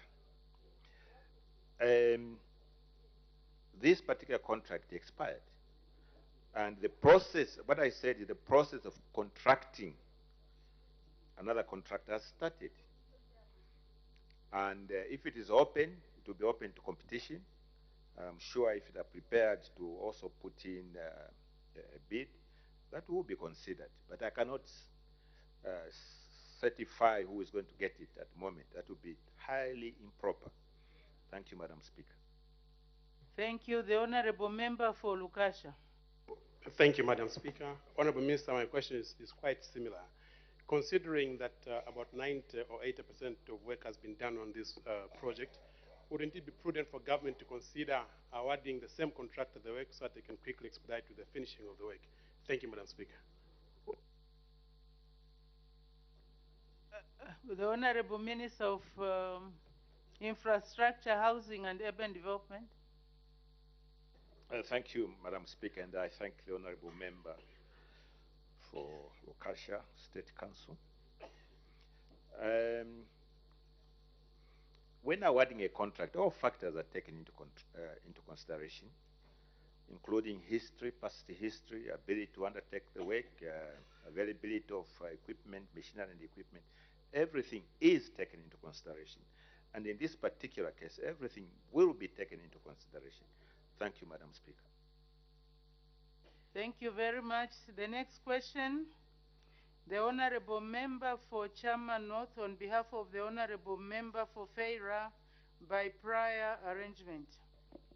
Thank you, Madam Speaker. Question number 158. The Honorable Minister of Education. Thank you, Madam Speaker. Mr. E. Tembo, Feira constituents, asks the Minister of Education the following questions. A, why the following schools in Feira Parliamentary constituency had not been granted Treasury Authority to pay teachers as of November 2021. 1, Kapoche Secondary School, Kapoche Special School, Kaunga Secondary School, Kaunga B Primary School, Chimutango Primary School, Feira D Secondary School, Kakaro D Secondary School, Chankasi Primary School, Kaluluzi Primary School, and Mandombe Primary School. B, what has caused the delay in granting the schools Treasury Authority, and say when the schools will be granted the Treasury Authority. Madam Speaker, I wish to inform the House that A, Kapoche Secondary, Kapoche Special, Kaunga Secondary, Kaunga B Primary, Chimutango Primary, Feira D Secondary, Kakaro D Secondary, Chankasi Primary, Kaluluzi Primary, and Mandombe Primary schools had not been granted Treasury Authority as of November 2021 because of financial constraints.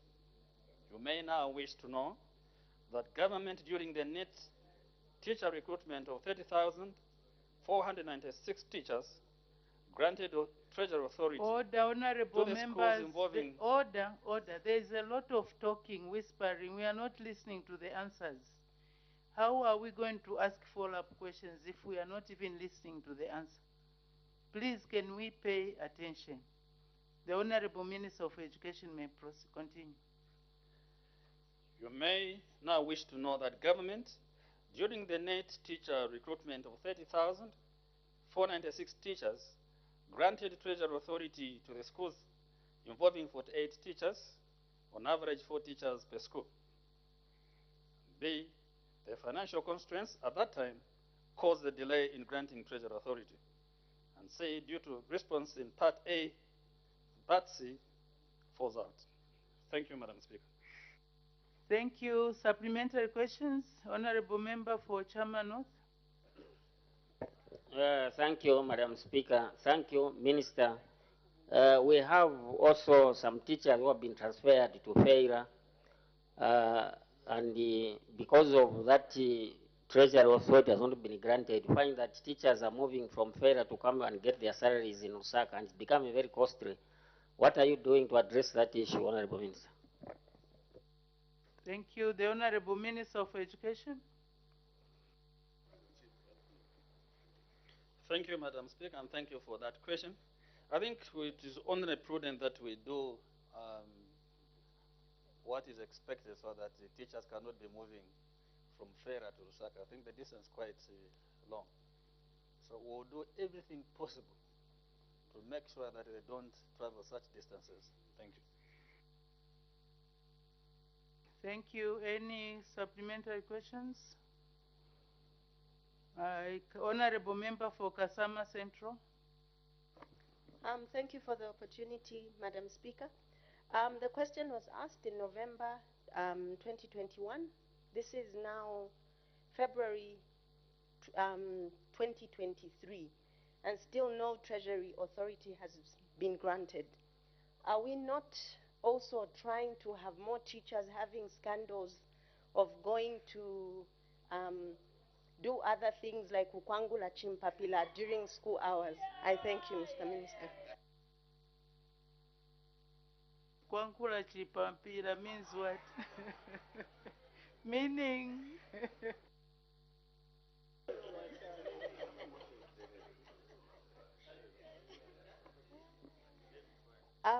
Madam Speaker, we can term it as an excuse for banking classes. Thank you very much. But chimpapila is a vegetable. Thank you. Thank you very much. The Honorable Minister of Education. Thank you, Madam Speaker. I think the motivation to ask that question was really about chimpapila, not what you are saying, because I had indicated that those primary schools had not been granted Treasury Authority as of November 2021 because of financial constraint at that time. Then I went further to say, you may now wish to know that government, during the net teacher recruitment of 30,496 teachers, granted Treasury Authority to the schools involving 48 teachers, on average 4 teachers per school. So I answered that. But let me just take advantage of the same chimpapira to sound a warning to teachers that you are on your own. If you become mischievous, teaching is a noble profession. You know the ethics that you are taught when you are in college. We even have an act on how to act professionally. So they are on their way out. But obviously, the normal routine of sanctioning people will take place. Those teachers who think that they can misbehave, become mischievous, you leave a kid, and also head teachers. How can a teacher actually be a runaway for 2 years? It's unacceptable. So this is a warning to all the teachers that any mischief, they must understand that other teachers who are not employed are roaming the streets. You are given an opportunity to go and work, you start doing things that are unacceptable. And it will not matter who you are, where you are from. Across the board, you must all behave as teachers. And this is not an empty warning. Anyone who does that, how can you, even a head teacher, really? So who looks after the school? And sometimes this is how all these, if you like, promotions must be checked. How did he rise up to become a head teacher? Huh? So, madam, and thank you very much for that. I think I've gotten now a space to again warn all teachers of all creed and kind. Of course, we follow procedure. Procedure. You could even hear What the other, you did very well, Debs, to follow me because I'm looking for a transfer. Yeah? Thank you, Madam Speaker. Order. Let's not debate while seated. Otherwise, you'll be asking for a transfer. Next question, the Honorable Member for Chifunabuli.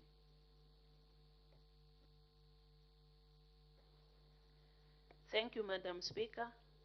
Number 159. The Honorable Minister of Energy.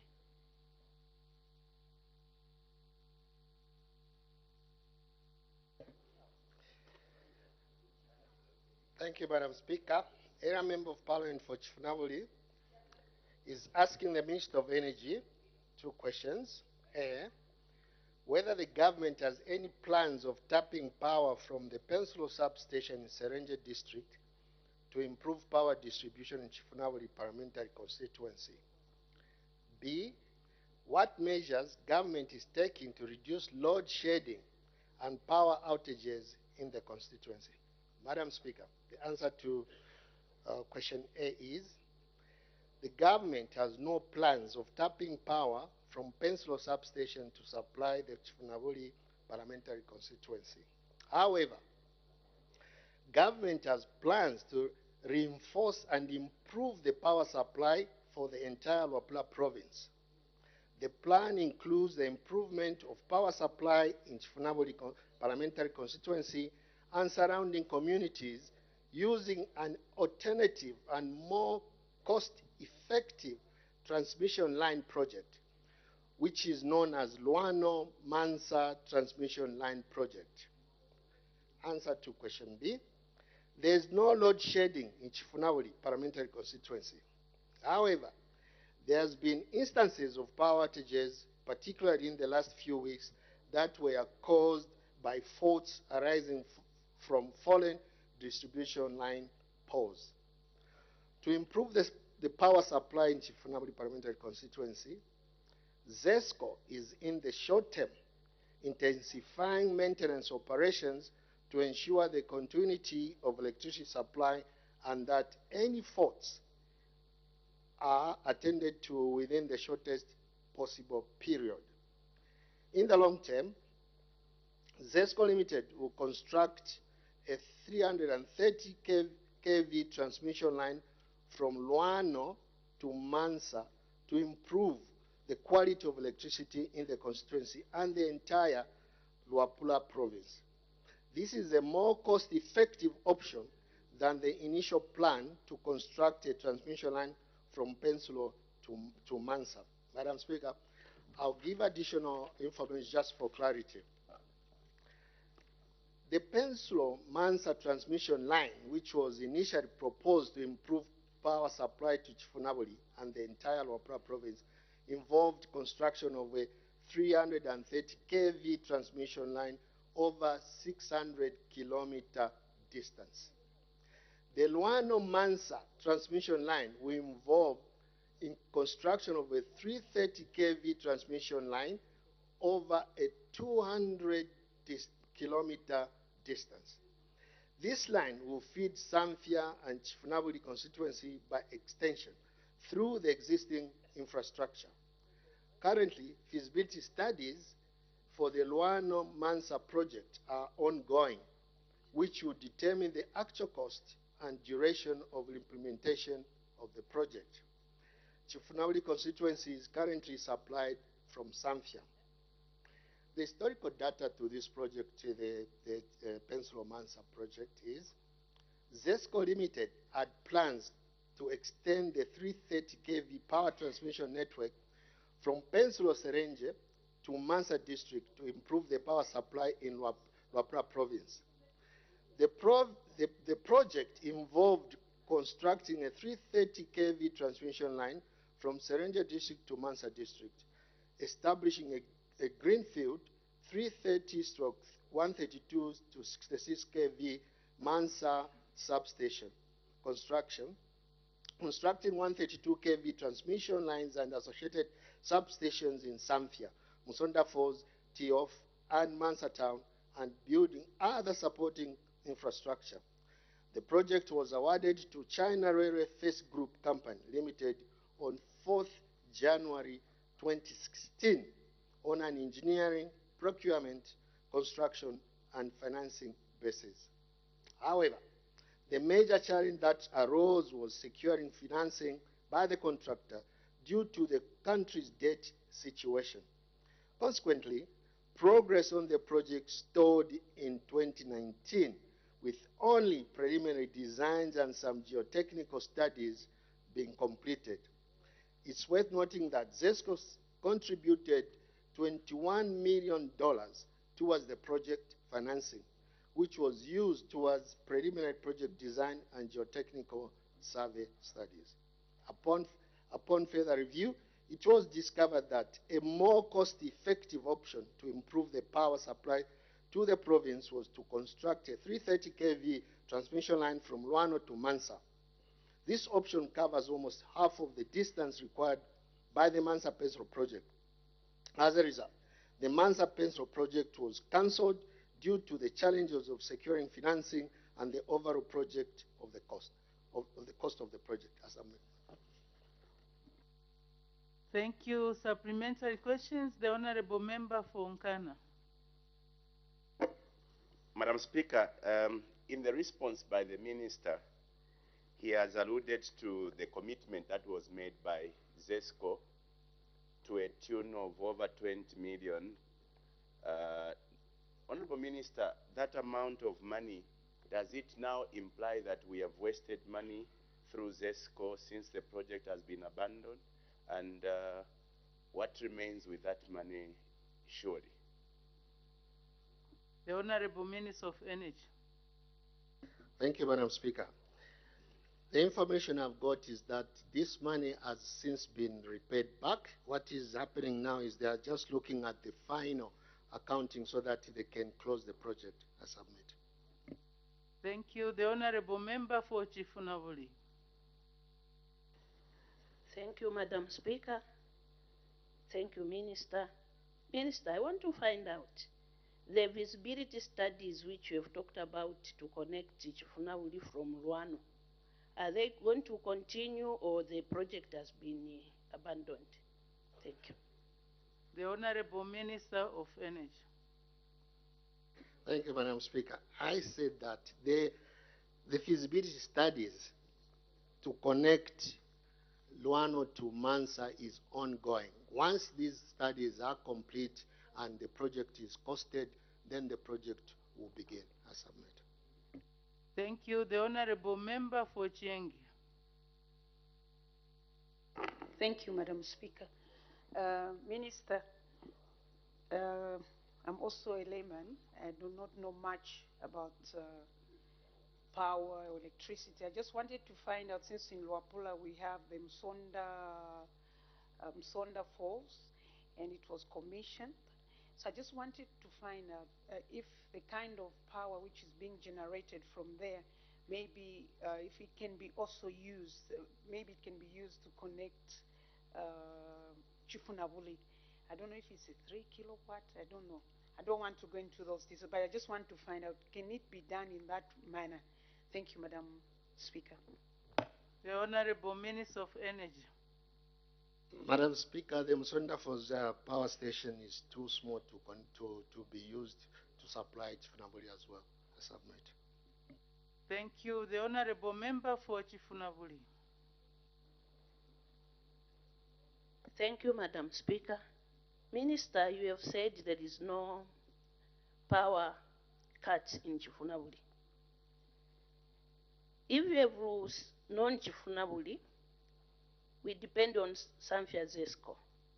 So Zambia ZESCO, sometimes it's overwhelmed because they have to go to Milenge, Chiluvi, Zambia, and then come to Chifunavuli.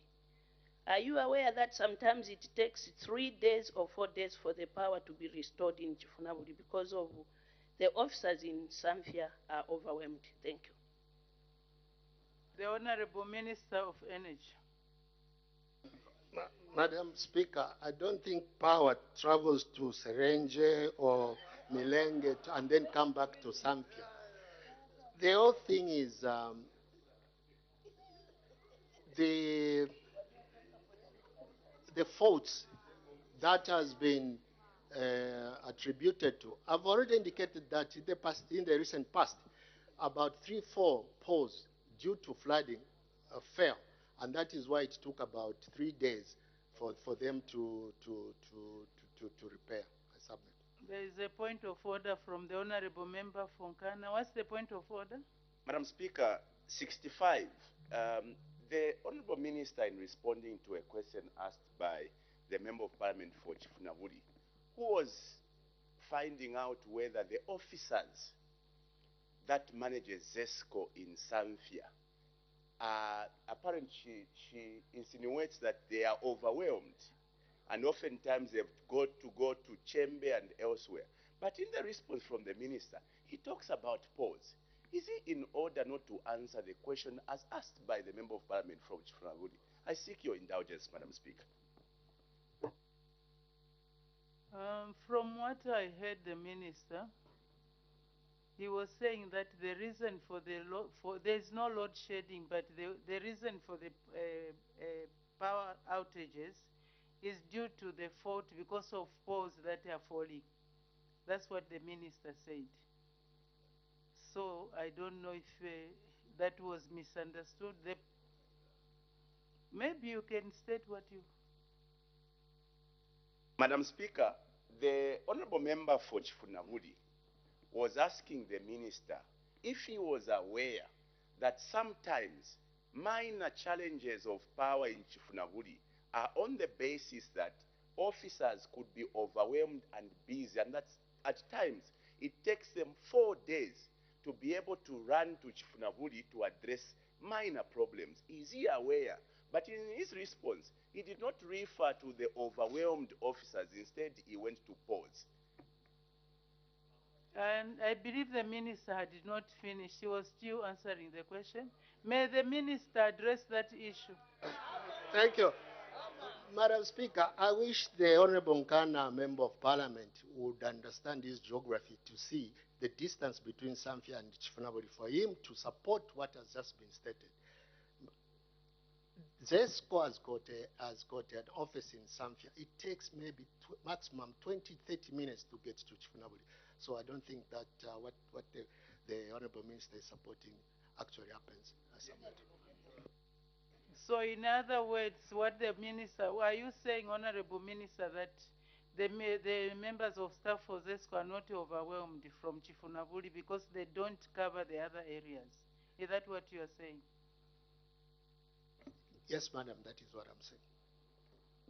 Thank you. The Honorable Member for Chama South. Thank you, Madam Speaker, and we are enjoying the Chifunaburi ZESCO issue.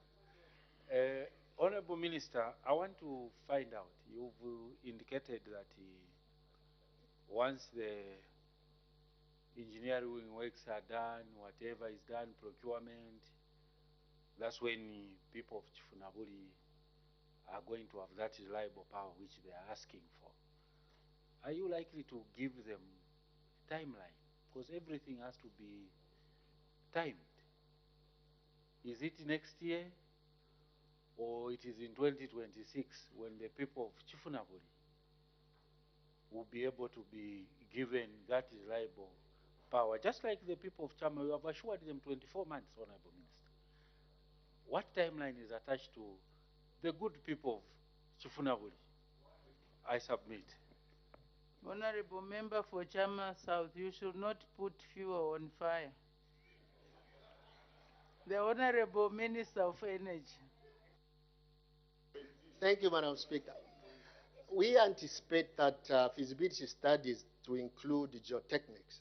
I hope the Member of Parliament understand what geotechnics is, as well as topographical surveys. Once these are done and the project is costed, it should be within about 6 months or so. Thereafter, we anticipate that this line could be built under 1.5 years. I submit.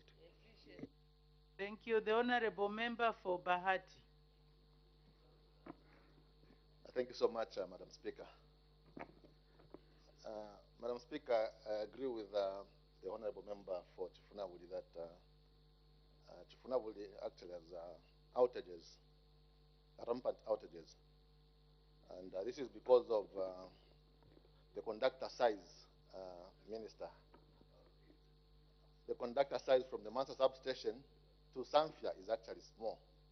I know you understand. I think it's about a 25 millimeter that is transmitting from substation Mansa to Zambia. So that is causing a lot of outages and faults because the conductor is overloaded. So in the short term, do you have plans to uprate the conductor size, say from 25 to 100, from Mansa to Zambia? I think that will help the situation in Chifunabuli. I thank you, Madam Speaker.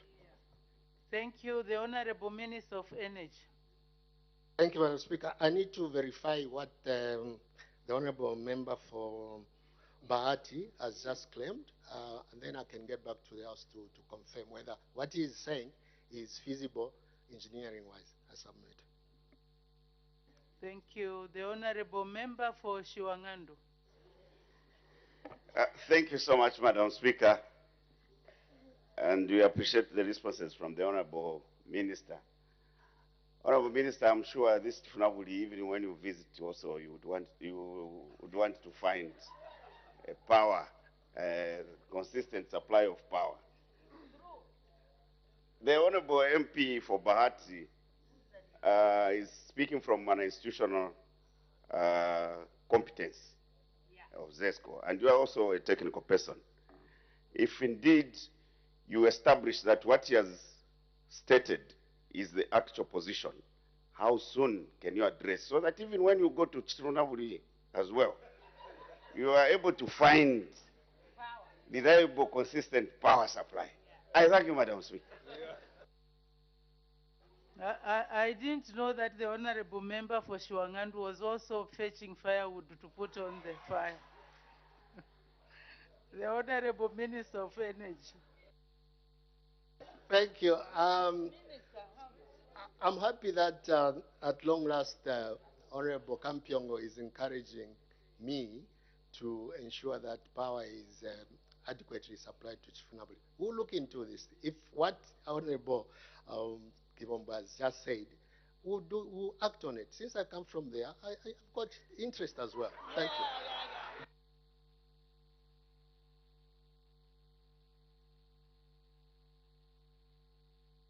I think the cat is slowly getting out of the bag. The Honorable Member for Serenje.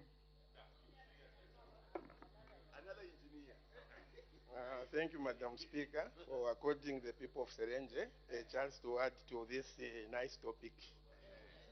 Honorable Minister, you have talked of a line coming from Luano into Mansa. The initial design, why we saw the Pensulo into Mansa more viable, was to connect other areas of Zambia through Zambia up to Mansa. And then it's just a distance of 329 kilometers, which is not that 600 we talked about. The 600 is the one that comes from Pensuro through Kasama into Mansa, where already the Pensuro Kasama has already been upgraded to 330 from 66 to just, because we had a lot of low voltage in Mansa. Yeah. So now, just my question is, if we are to tap from Luano into Mansa, are we not disadvantaging our people from Serenje through Mirenje up to Mansa and Zambia? Thank you. The Honorable Minister of Energy. Thank you, Madam Speaker. You see, the UPND government is an efficient government. I've given you reasons why we have decided to go through Luano to Mansa. It's a short distance. It's only 200 kilometers. Thereafter, this will be the first phase so that we can connect all other towns in Luapula province. This is the first phase. Then we'll move forward. Because you see, everybody understands that there's inadequate power in Luapula. manganese which is being mined in Luapula is being transported to your district. Soon we'll be able to look into that so that Luapula people can also have value addition to their manganese which they are producing. I submit. Thank you. The honorable member for Chifunaburi, you have already exhausted your 2 questions. You can continue your discussion outside. Let's make progress. The next question, the honorable member for Kalabo Central. Thank you, Madam Speaker. Madam Speaker, this question I would suggest to withdraw because it was it was asked in another version last week. So I think I can forgive my minister for that one. He can proceed with other issues. Thank you very much. Leave is granted. The question is withdrawn. We go to the next question. The honorable member for Mkaika. Thank you so much, Madam Speaker. Question number 161 to the Minister. The Honorable Minister of Community Development and Social Services.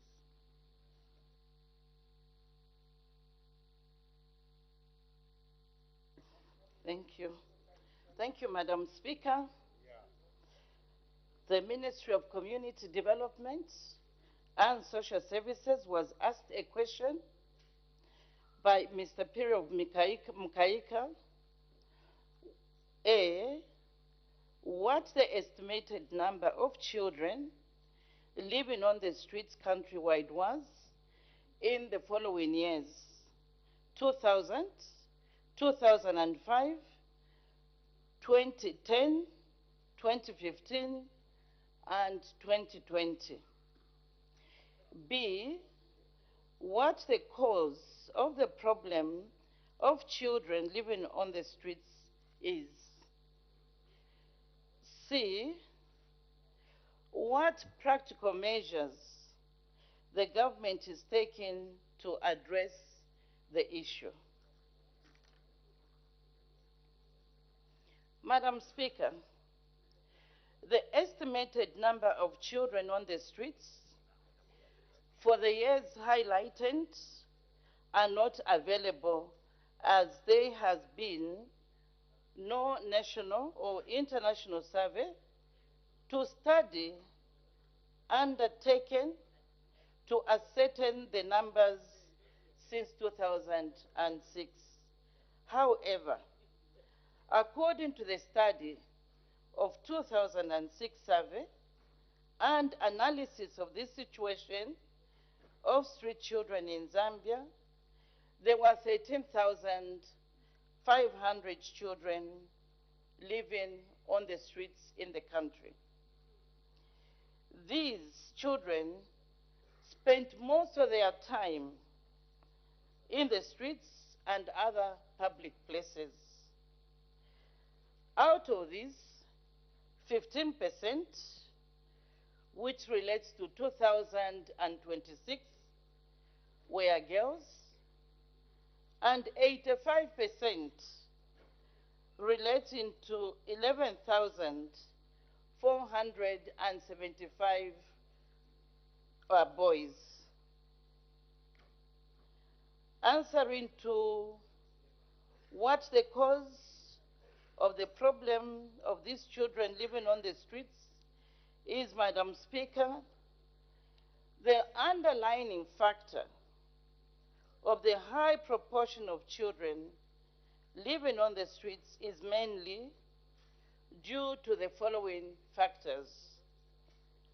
Number one, high poverty levels. Of the total population of Zambia, which is impacting negatively on children, families, and households. This has resulted in children going to the streets as a means of survival. Number two, abuse in families and homes is another contributing factor to children living on the streets. Abused children take it to the streets to run away from abusive guardians and other caregivers, especially after the loss of one or both parents. Number 3, truants. Increased moral decay in our society has resulted in transuance. Children who are not able to follow basic rules and discipline which are conducted in a home or family, certain also end up on the streets. Number 4, unemployment on the part of parents or guardians has also been cited as a contributing factor to children running away and living on the streets. Number 5, lack of creation of facilities in communities is another reason why children go onto the streets. And number 5, high divorce rates among parents in Zambia, as in the recent past recorded high numbers of divorce cases, which has resulted in breakdown of family units and family values. This has also contributed to the increase in numbers of children opting to live on the streets. Number 7, negative impact of COVID-19 on the social and economic well-being of families, particularly the poor and vulnerable groupings like children, women, youths, persons with disabilities, and those in the informal sectors, has also worsened the issue of children living on the streets. Number 8, streets are attractive. Streets, Madam Speaker, are beginning to be attractive for children living on the streets because the streets continue to be an easy source of money through 1, almsgiving, 2, sexual activities, 3, child labor, and 4, drugs. Madam Speaker, answering to question C, what practical measures is government taking to address these issues? Madam Speaker, in order to address these issues of our children living on the streets, government has put up in place the following measures. Number 1, the National Alternative Care and Integration Guidelines.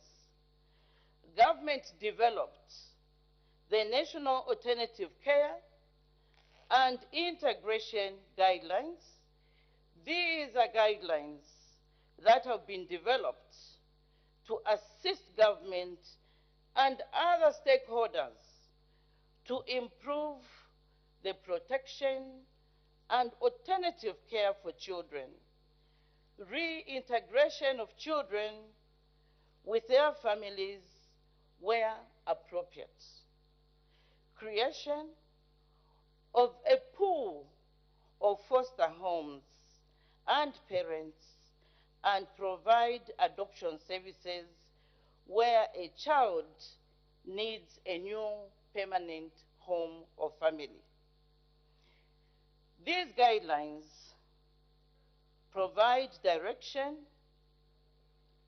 on how to make a decision in the best interest of the child and are based on the UN Convention on the Rights of the Child, UNCRC, and the international guidelines of the alternative care for children and the UN 2009 as a guiding framework.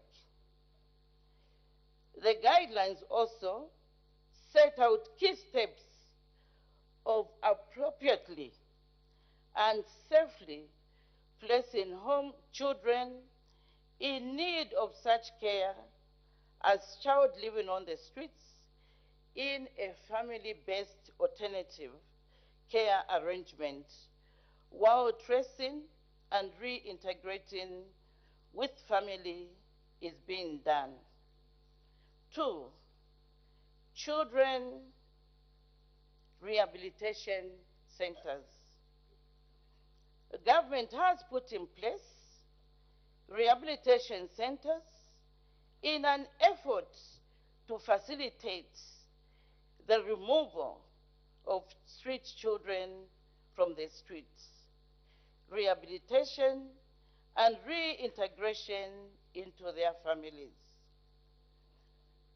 There is currently one center being run by government.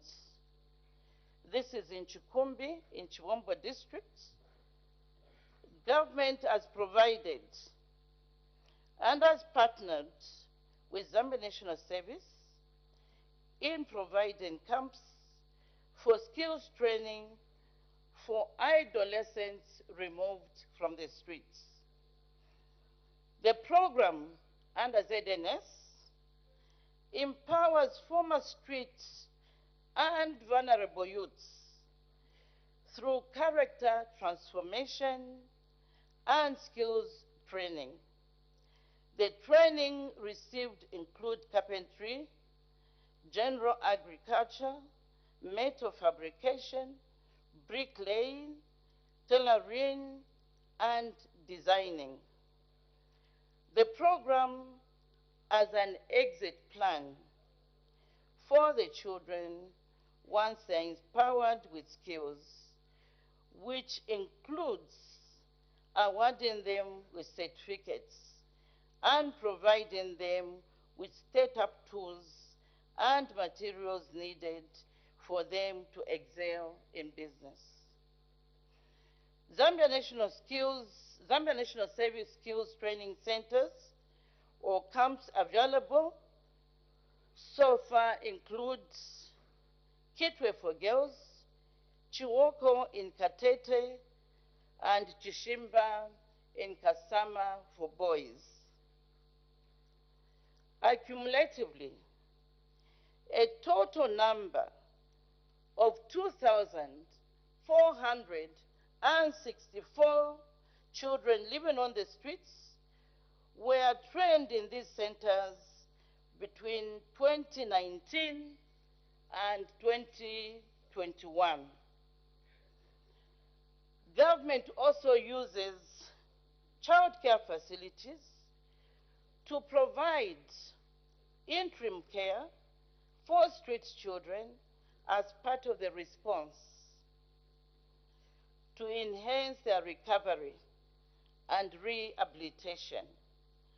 Childcare facilities ensure stability and continuity as well as provide children with a sense of belonging to a family on a temporal basis. 3, case management. Standard case management tools have been developed and are being promoted for use by both government, NGOs, faith and church-based groups working with street children. Madam Speaker, during case management, children are profiled to ensure identification of the root cause of being on the streets. Identification of needs and referrals to appropriate services, as well as monitoring of children and families. Case management tools have been developed specifically to support the provision of services to children in need of care, such as children living on the streets. Number 4, legal framework. Government enacted the Children's Code Act and the Social Workers Association Act in 2022 to strengthen the provisions of welfare of children living on the streets, as well as to serve as a deterrent to parents and guardians allowing children to go on the streets. Further, the objective of the Children's Code Act is to protect children by reducing their exposure to abuse and neglect. Number 5, increase budgetary allocation. Government has significantly increased the budgetary allocation towards programming around street children.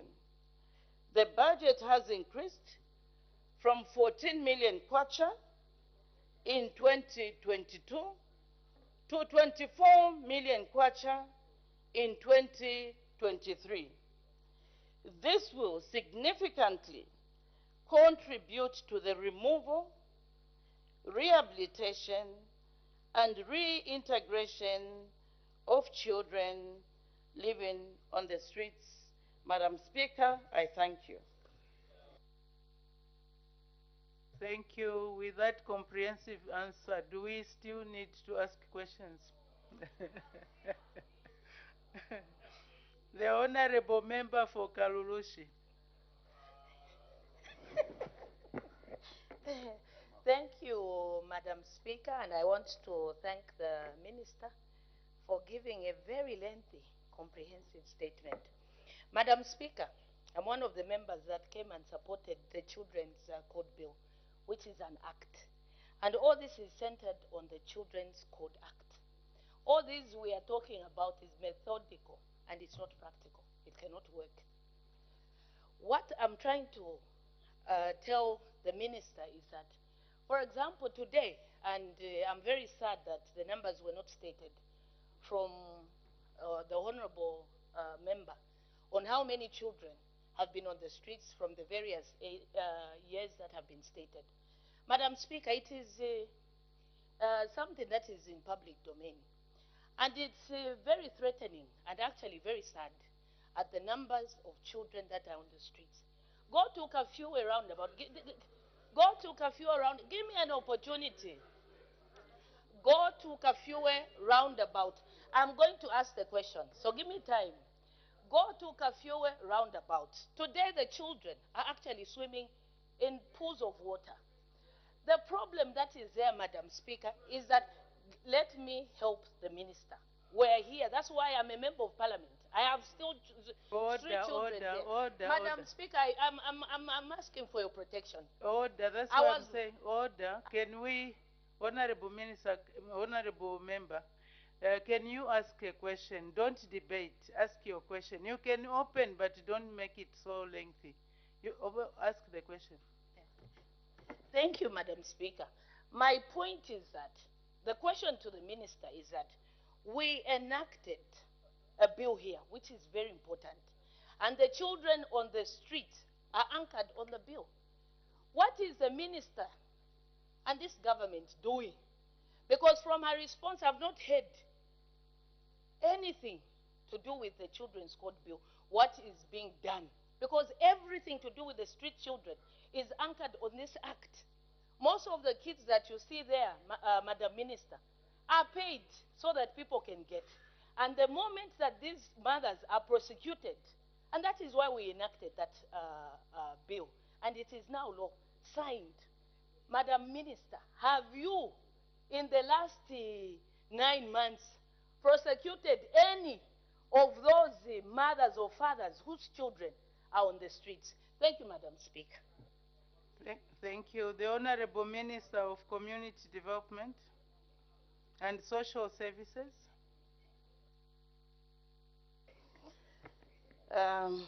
Thank you, Madam Speaker. And thank you, Honorable Member of Parliament for Karulushi, for those questions. I'll start with the law, where she has correctly asked if we have prosecuted any guardian or parent due to child neglect. Madam Speaker, I want to announce here that in 2021, we opened a juveniles court, marching towards the enactment of the Children's Code Bill. We wanted to make sure that courts are available to deal with children issues. Madam Speaker, before we enacted the Children's Code Bill, it was here where I presented the Social Workers Association Act. Colleagues, this Social Workers Association Act gives us room to improve on the issue, on the welfare on inspectorates, to make sure that social welfare assistants dealing with children are well equipped. So on that aspect, we are indeed equipped. Madam Speaker, this year I was invited by the High Court of Zambia as a guest of honor to officially open the criminal session, which is the legal year for 2023. Because this act, if we all remember, it was enacted late last year. And indeed, we have now teeth to bite. And we will take on parents who neglect their children. And thank you, my sister, for giving me this opportunity to warn mostly Zambian men who are in the habit of producing children and neglecting them. I want to warn you that the law is there to protect these children and promote their rights. And I am capable to enforce this law, which I struggled to bring here.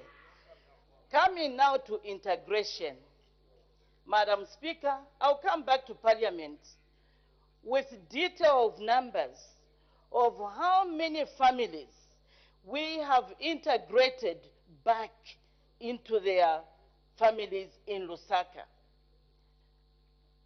You can agree with me that Levimore Junction, there are very few street children there. Where have they gone to? This ministry has managed to trace their biological parents or their guardians, and we have taken these children quietly back into their homes. And we have said, and mostly, these children are coming from vulnerable and poor households. Madam Speaker, we have managed to place these households on social protection programs, such as social cash transfer, livelihoods, women empowerment, so that their parents can manage their children in homes. Madam Speaker, we have also identified a number of street children which we are about to take to Katete.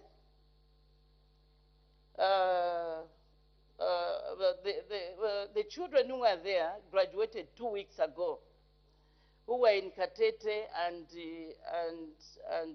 Kitwe, the girls. We have identified over 800 children whom we picked up in the streets of Lusaka, and we are about to distribute them to these 3 centers, Kitwe, Katete, and Kasama Chishimba. I thank you.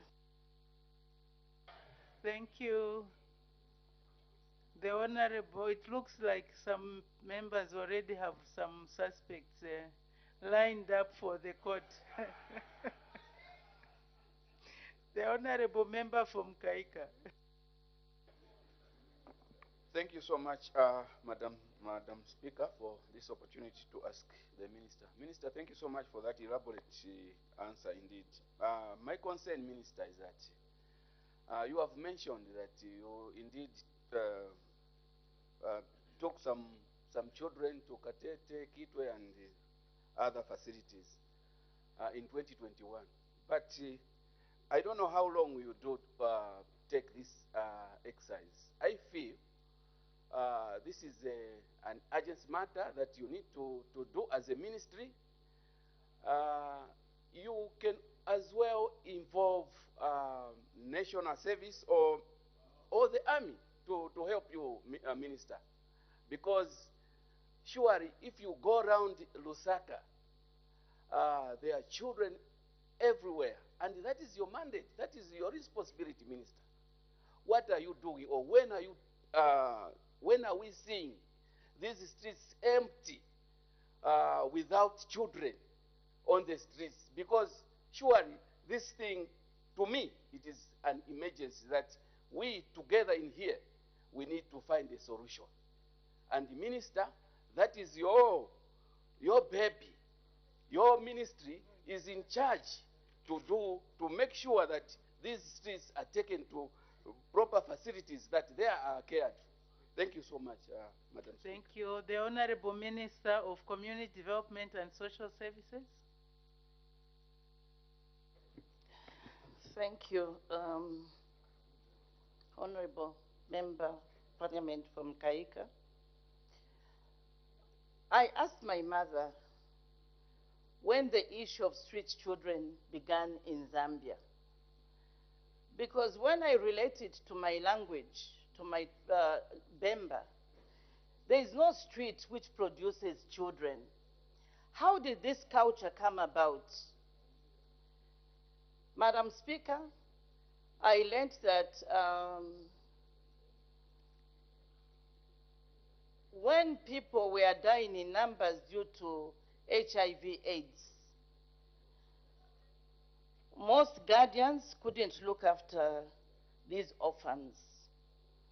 And these orphans began looking after themselves on the streets.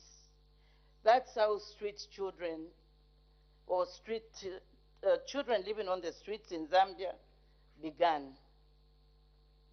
And it is now a culture. But the exercise is ongoing. It will take time, but we will get there. The numbers have reduced. In December, we conducted, we rounded up over 700 children across the country. They are under our care as I'm speaking. And we are still identifying children that we need to reintegrate, place in place of safeties, and the young ones placed in foster care homes. It's ongoing. And we hope that now that we have established the law, we have the legs to stand on. As we start taking parents who are in the habit of sending their children on the streets, we hope that the numbers will drastically reduce. I submit and I thank you. And I want to say here that last year, 2022, 311 boys graduated from Katete, and 218 girls graduated from Kitwe. Madam Speaker, we do engage these children at my ministry. We have developed relationships with them. We know where they are coming from. Most of them, we know their parents, and most parents are undergoing counseling. As I am speaking, I submit and I thank you. Thank you. The Honorable Member, please, as we ask questions, let's be precise to the point, and also the answers should be precise to the point, so that we can accommodate as many members as possible. There are so many members who have indicated. The Honorable Member for Itestage. Thank you so much, Madam Speaker, for giving me the opportunity to ask this question. Minister, thank you for your eloquence and your stern warning to fellow men and your passion, including myself, yes. My question is, Minister, considering the fact that in this country about 2 million Zambians are living with disability, amongst the 13,000 children, how many of these are living with disability? And in your plans to manage this crisis, are you having any special programs that speaks to the children with disability? Thank you so much. The Honorable Minister of Community Development and Social Services. Thank you, Honorable, for that question. Madam Speaker, very few children with disabilities find themselves on the streets. I think that guardians and parents sympathize with the status of these children, and therefore we have very few children with disabilities on the streets. But in relation to that question, Madam Speaker, we are also warning parents with disabilities to desist from using their children as they come on the streets to beg. Madam Speaker, we have carried out sensitization, we have counseled them, and mostly the blind. And very soon, we will start arresting them. I submit. Thank you. The Honorable Member for Chama North. Thank you, Madam Speaker. Thank you, Minister. I think the issue of street kids is a potential time bomb. It's a national disaster. Minister, you've mentioned that the street has become a lucrative business.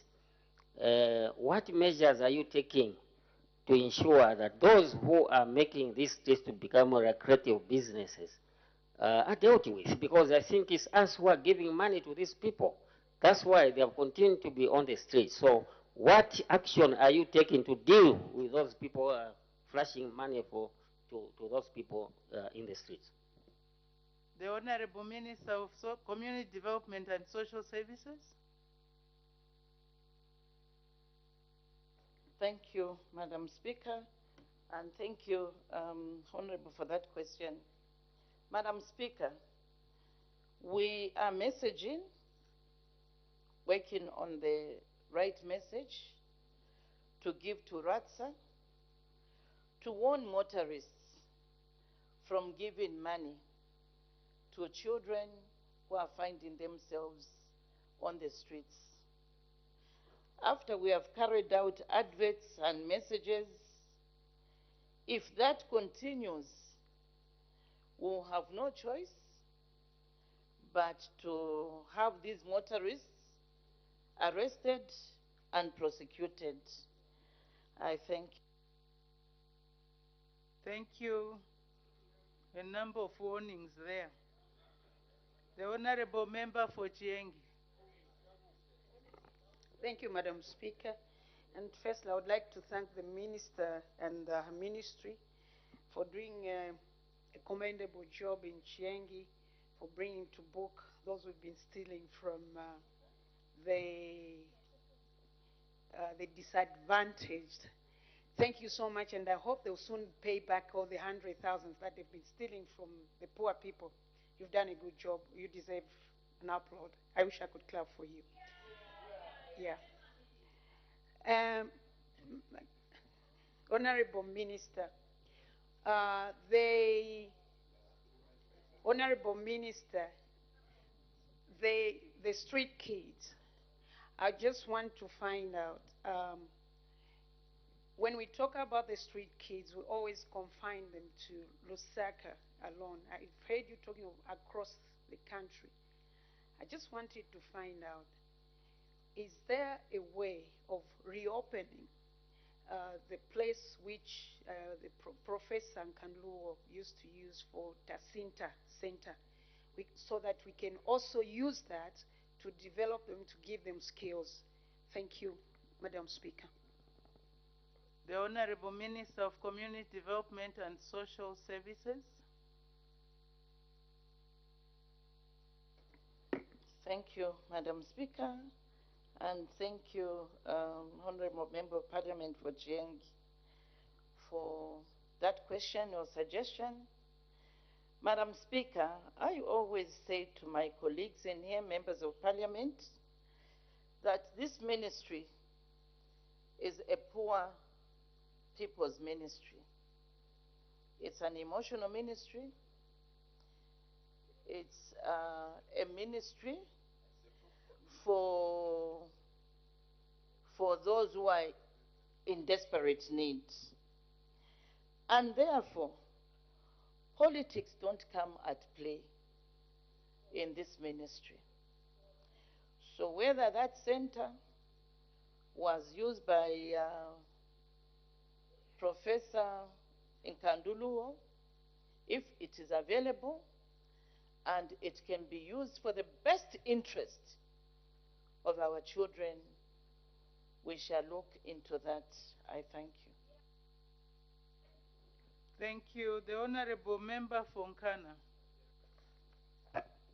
Madam Speaker, thank you so much. The problem of street kids in Kitwe is very sad, Madam Speaker, and something needs to be done as yesterday. Now, dealing with street kids, Madam Speaker, all these interventions that the minister has espoused have been tried before. We have taken children to ZNS camps. We've taken children for reintegration. All these efforts, Madam Speaker, have been done. Honorable Minister, it's about time that we stopped acting like angels towards the issue of street kids. I can guarantee you, if tomorrow a combined team of police officers, council officers, and your officers moved onto the streets, we could be dealing with a very small problem. Because, Madam Speaker, the reasonable number of children that are supposed to be on the streets is very small. The children we are supposed to be calling street kids are very small. My experience in Kitwe is very clear. We have homes in Luansha for the blind. We took them to Luansha. They are back in Kitwe. So we took them into integration or into child care homes in Kitwe. They are back on the streets. 90% of the children or 70% of the children on the street in Kitwe are coming from functional homes. So are you prepared, Honorable Minister, to perhaps use orthodox methods as opposed to methods that we've tried before, because we've tried these methods over and over again, and insanity is repeating to do same things that you've done expecting different results. Honorable Minister, are you prepared to use the fist? Because if you want to go this angelic route, I can guarantee you, Madam Honorable Minister, you will fail. Please, use the fist. I thank you, Madam Speaker. Thank you. The Honorable Minister of Community Development and Social Services. Thank you, Madam Speaker, and thank you, Honorable Member of Parliament from Ghana.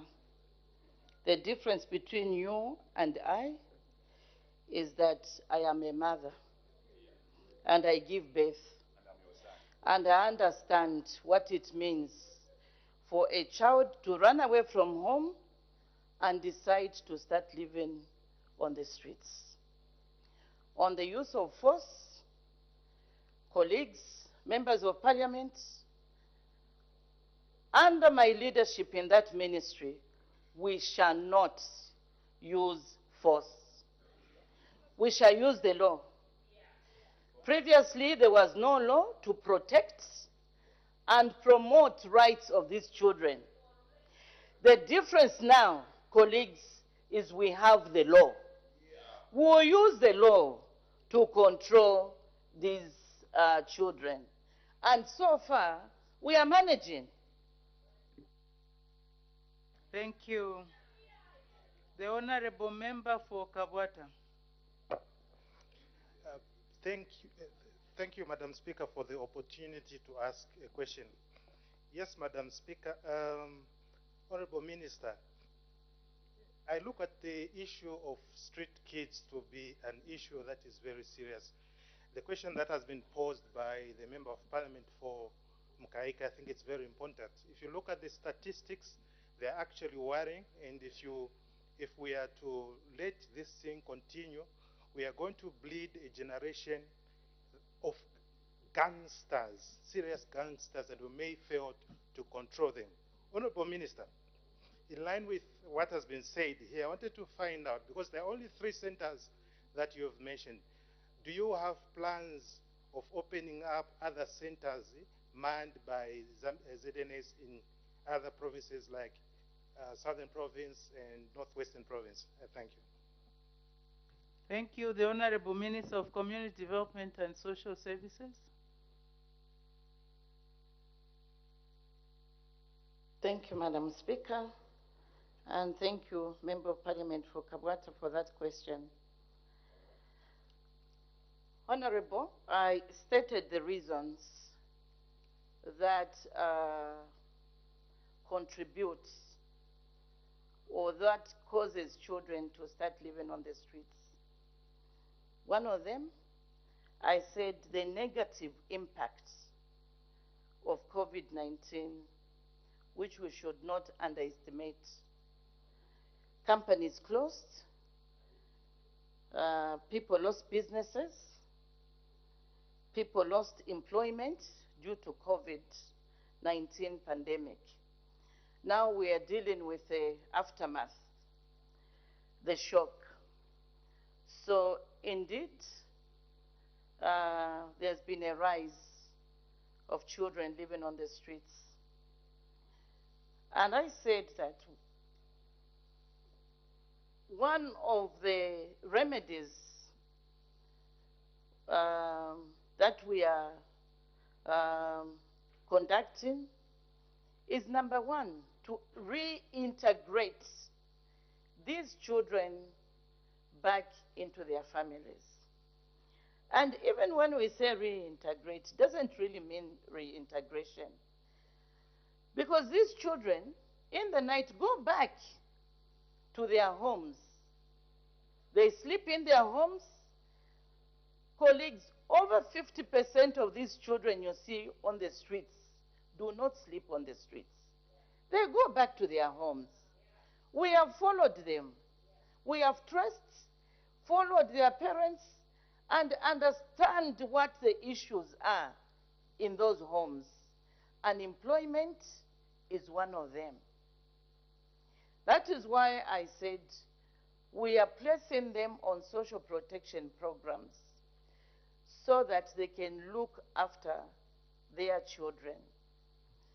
I also said that we carry out case management, study case by case, and where we see that maybe a child is coming from an abusive home, we are placing them in homes, in foster care homes with foster parents. This is in extreme cases where officers establish that children are coming from very toxic homes. We retrieve these children from these homes and we place them in homes of safety to protect their rights. I submit. Thank you. Looking at the time, I think we have sufficiently dealt with that question. Honorable members who still have ideas or suggestions on how best we can tackle this issue can still have a chat discussion with the Honorable Minister. Next question, the Honorable Member for Kalabo Central. Thank you, Madam Speaker. Question number 162. The Honorable Minister of Water Development and Sanitation. Thank you, Madam Speaker. The Honorable Member of Parliament for Kalabo Central is asking the Minister of Water Development and Sanitation the following question, which is in 3 parts. Under A, how many households were connected to piped water supply in Kalabo District as of February 2022? B, whether government has any plans to increase the number of households connected to piped water in Kalabo District, and under C, if so, when the plans will be implemented. Madam Speaker, our answer is as follows. Under A, 1,077 households were connected to piped water in Kalabo District as of February 2022. B, yes, government has plans to increase the number of households to be connected to piped water in Kalabo District. And C, the plans will be implemented within the year 2023 under a project called Water Supply and Sanitation Improvement in Kalabo, Phase 1. The project, Madam Speaker, targets to connect 1,000 additional households to piped water. The project will involve the construction of a new intake, new treatment plant, and storage facilities. Madam Speaker, I thank you. Thank you. Supplementary questions, Honorable Member for Kalabo Central. Thank you, Madam Speaker. I wanted to find out how the Minister of Water Development and Sanitation collaborates with the other departments like the Ministry of Local Government and Rural Development, where some departments of water exist. Thank you. The Honorable Minister of Water Development and Sanitation.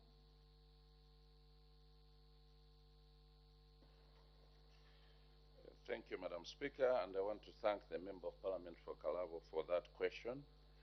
Madam Speaker, my ministry collaborates not only with the Ministry of Local Government, but with any other ministry and many other ministries, because as government we are one. So, for example, Madam Speaker, currently with the Ministry of Local Government, we are collaborating on the CDF in trying to ensure that the members of parliament and also through Ministry of Local Government, we try to prioritize issues of water supply and sanitation under CDF. So just to emphasize that we collaborate with not only that ministry, but many other ministries. Thank you, Madam Speaker. Thank you. Honorable Member for Kalabo Central, do you have any other supplementary question? Thank you, Madam Speaker. The 1,000 and the 1,000 plus connections which have been done there in relation to the supply itself of water to those connected homes. What is the comment of the minister? Is it sufficient that those homes receive the water 24/7? Thank you. The Honorable Minister of Water, Development and Sanitation. Thank you, Madam Speaker, and again, thank you to my brother, the Honorable Member of Parliament for Kalabo. Madam Speaker, that kind of feedback should actually be coming from the members of Parliament, because they are the ones that are on the ground in the constituencies. So I think it would be very helpful for members of Parliament, for my brother to give me that kind of feedback, whether there are indeed challenges in terms of people receiving water 24 hours throughout the day. But again, as much as our target, Madam Speaker, is to ensure that people who are connected to our network receive water throughout the day, it is a challenge to guarantee that supply.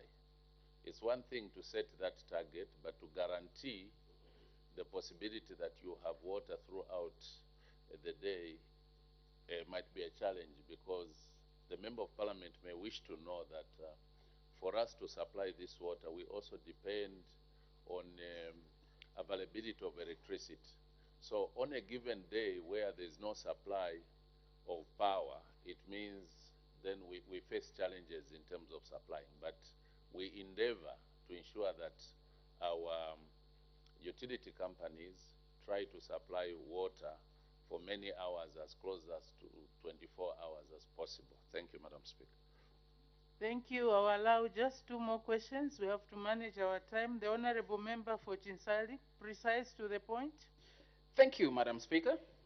Honorable Minister of Water and Sanitation, I would like to seek a clarification. When did you say exactly the project to connect? When did you say exactly the project, this project to connect the additional 1,000 people going to commence? I thank you, Madam Speaker. The Honorable Minister of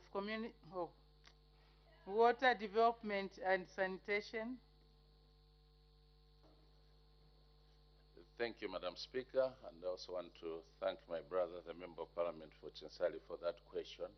Madam Speaker, I did say that this project will be done within the year 2023.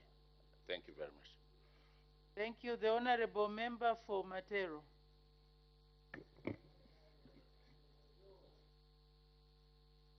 Thank you, Madam Speaker. Greetings from the highlands here. I've been shunted, Madam Speaker, to Limurunga. I think it's flooding in Leuli, just when we're expecting the presidential address. But that as it may be, Honorable Minister, Kalabo, the problem of water, speaking from experience, just came back from Mitete and Lukulu. Western province, the Zambezi River is full of water. Trees, you can see the water, the trees are submerged, old trees. And then the people of Kalabo are still complaining about water. What plan, long-term plan, where there is abundance of water in Western province by the Zambezi, mighty Zambezi River, what plan do you have for the people of Mitete, Lukulu, and elsewhere, so that the problem of water in Western province is no more, given that God gave it to them? What plans do you have in the long term? I thank you, Madam Speaker. Thank you. The Honorable Minister of Water, Development and Sanitation. Thank you, Madam Speaker. And I want to thank the PF presidential candidate, Member of Parliament for Matero, for that question, and also for taking advantage of his campaign tours to also check on the water challenges. I think this is good. We need that kind of feedback. Madam Speaker, like I said, we have a project which will be done within 2023 to ensure that we additionally add more than 1,000 people to the network in Kalabo. Talking about Western Province in general, Madam Speaker, there are many projects that are stalled, and we have reactivated most of these. And I want to assure the Member of Parliament that within 2023, I've actually given instructions to all the contractors, and we've also agreed on the timelines for completion of the projects which we have reactivated. And within the 2023, the presidential candidate for PF will see that most of the projects in Kaoma, for example, some projects in Sesheke, and the various points. There is a point of order. Honorable Member for Shwangand, what's the point of order? Madam Speaker, the rules of this House are very clear. And when ministers are responding to questions, they must stick to what the standing orders provide for. Is the Honorable Minister responsible for water, who is supposed to give comfort to the Honorable MP for Kalabo and supported by the Honorable MP for Matero, in order to start politicking? Madam Speaker, here we have got only honorable members. And in his own way trying to start campaigning. Madam Speaker, on a serious note, is in order to start using titles that are not permissible in this August House. I thank you. Order. We started with the fire that was in front of me. People were putting fuel and firewood on the fire. Little did I know that there was also fire on my left. On a lighter note, I think the Honorable Minister was playing Chimbuya with the Honorable Member for Matero. So, on a lighter note, I think he was on a lighter note. May the Honorable Minister continue. Thank you, Madam Speaker. Like I was saying, we have reactivated a number of projects that are stalled in Western Province, and I want to give comfort to the Member of Parliament for Matero and also the Member of Parliament for Kalabo that most of these projects we've already agreed on some timelines with the contractors, and within the course of this year we'll be commissioning these projects, and consequently the people of Western Province will derive a lot of benefits from these projects once they are commissioned. Thank you, Madam Speaker. Thank you very much. The last question, the Honorable Member for Chifunabuli. Thank you, Madam Speaker. Question 163. The Honorable Minister of Health.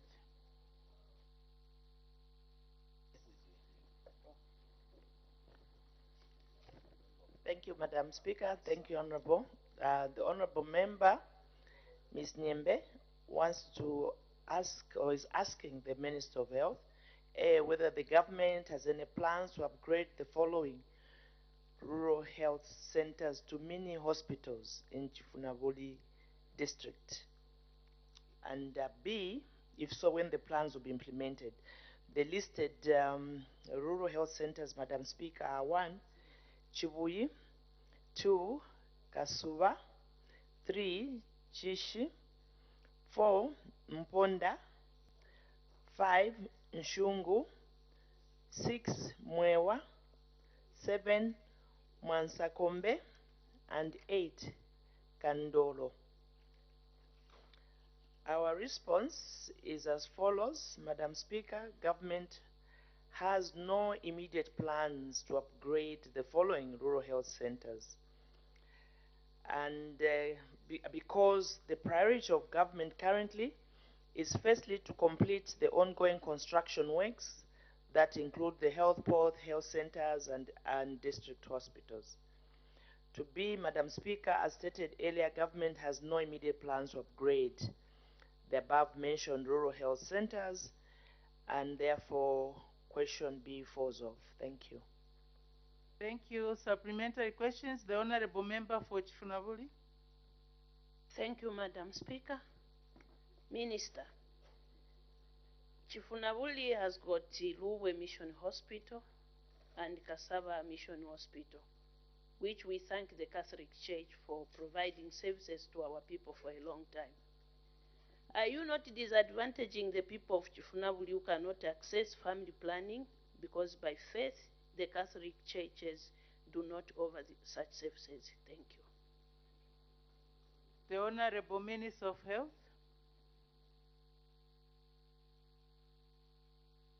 Thank you, Madam Speaker, and thank you, Honorable, for your follow-up question.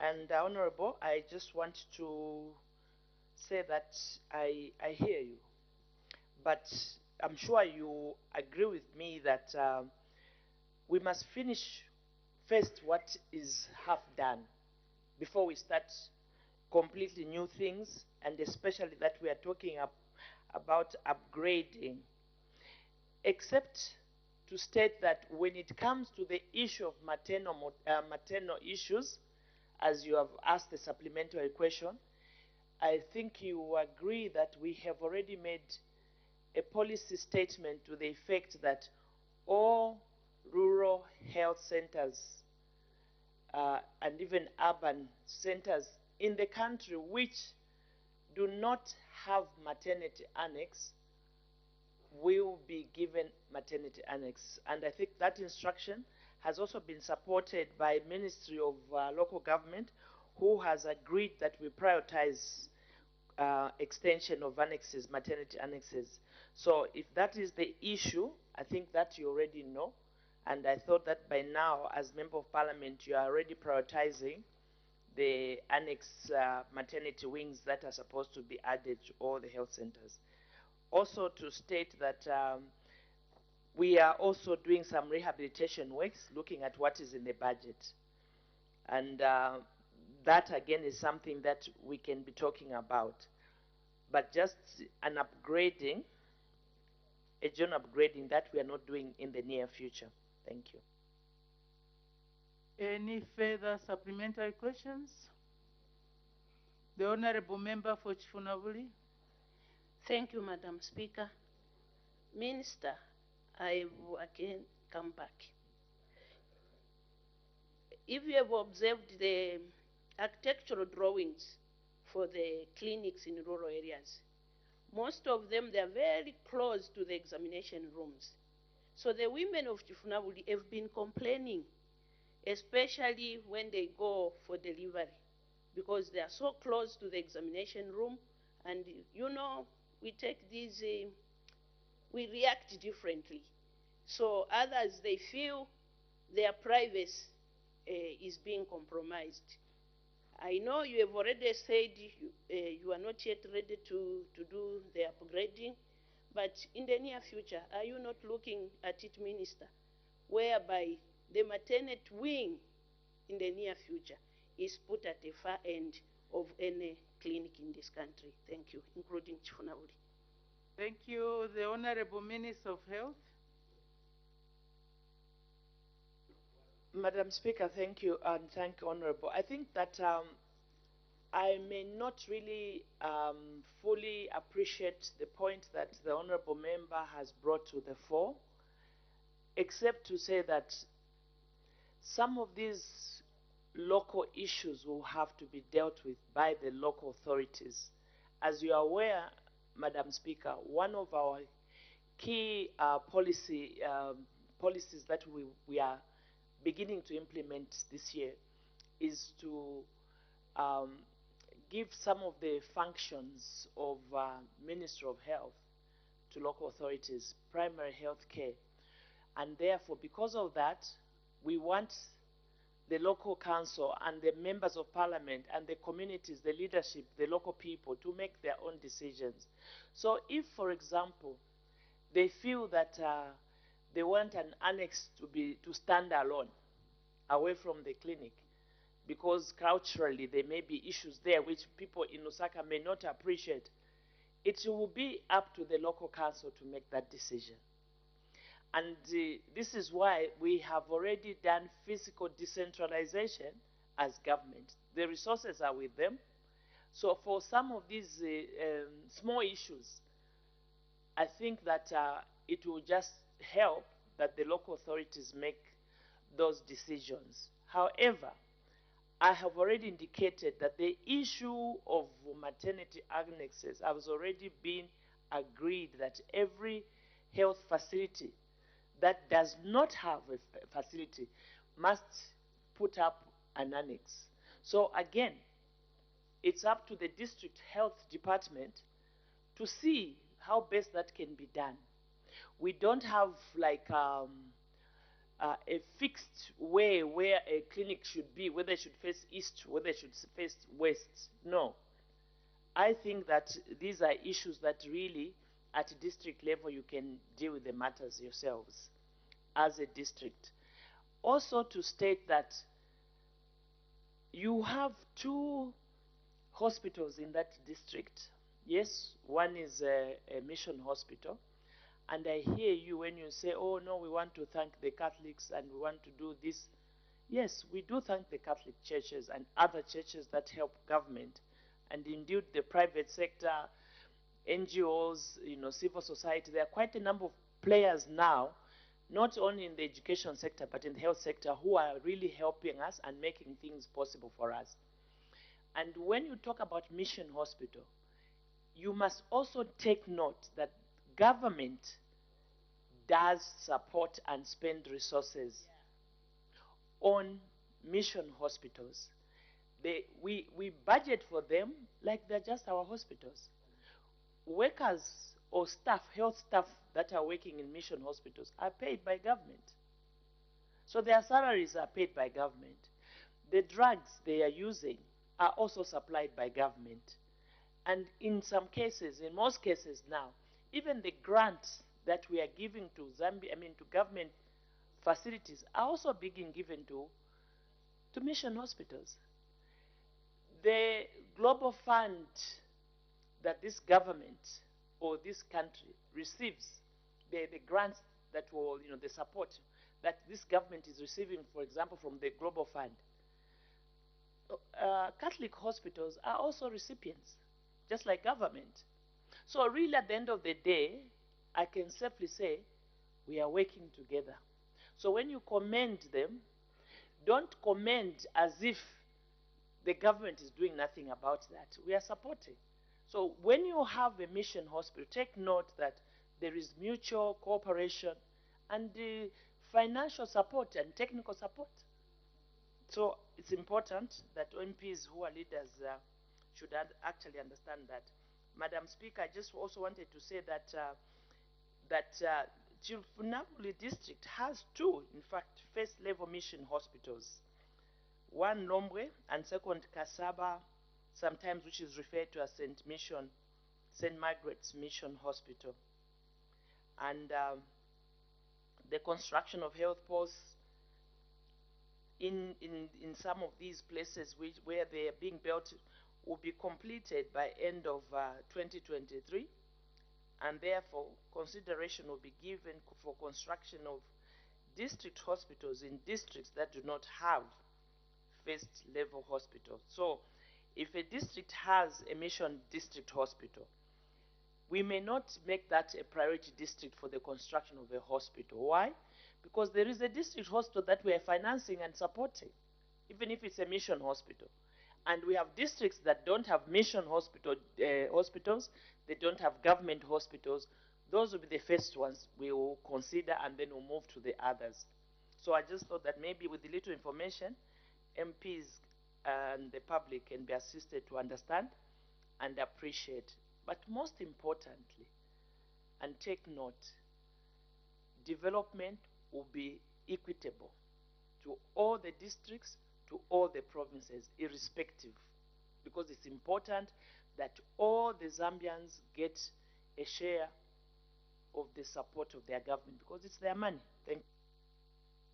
Thank you, Honorable Member for Shwangandu. It was a late indication. We have only about 2 minutes. Can the question be asked and answered within the remaining time? The Honorable Member for Shwangandu. I'll be very brief, Madam Speaker, and only to say that I think the spirit with which the Honorable MP for Chifunabuli was acknowledging the work of the mission was not to say that government isn't doing anything, because we know the role they have played in the health sector. Honorable Minister, I just want to get your clarification, because normally what we do is that if we are doing anything in your sector, we work with the district health directorate in terms of designs, be it the clinic or a maternity annex, who also understand the dynamics of our rural setup and what, you know, parameters can be put in terms of the maternity annex. Just be clear, because I heard you say that the councils should decide on what needs to be done, because this can create a challenge for us, because we know that in your sector you have got presence on the district, and the councils can only just implement recommendations or designs given by the office in the district. We just need clarity on that. I thank you, Madam Speaker. Thank you. Within the next 1 minute. Yes, Madam Speaker, thank you. Thank you. I think you've ably articulated the question, and you are right. When I talk local authorities, I'm speaking in the spirit of decentralization. We'll get to what I'm saying, but we're not yet there. Thank you. Honorable Government Chief Whip, adjournment. Madam Speaker, I beg to move that the House do now adjourn.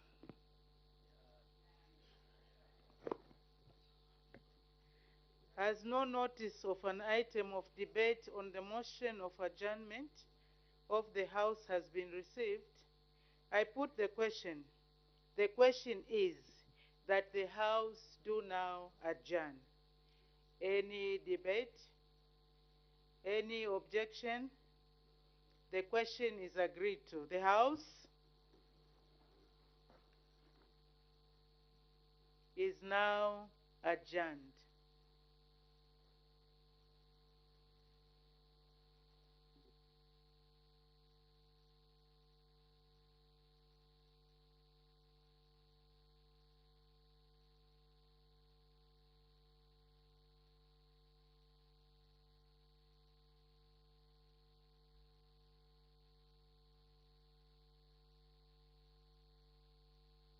Tomorrow at 14:30 for more parliamentary proceedings. Time now to look at business that has been considered on the floor of the House. Madam Speaker did acquaint the House with the presence in the Speaker's gallery of members of Parliament, members of the Parliamentary Committee on Public Accounts Commissions, statutory authorities and the state enterprises, and staff from the Parliament of Uganda. And Madam Speaker, on behalf of the National Assembly of Zambia, received the distinguished guests and warmly welcomed them. And in the second announcement, Madam Speaker informed the House that few opticians limited had been authorized to conduct a free eye screening exercise for members of Parliament and staff. And so the exercise is aimed at promoting eye health care through early detection and treatment of common eye ailments. And so the exercise will be conducted from Monday, 27th February 2023 to Thursday, 2nd March 2023 from 09 hours to 16 hours, and on Friday, 3rd March 2023 from 09 hours to 13 hours at the main reception area here at the main Parliament buildings. And so Madam Speaker has encouraged all honorable members to participate in the exercise.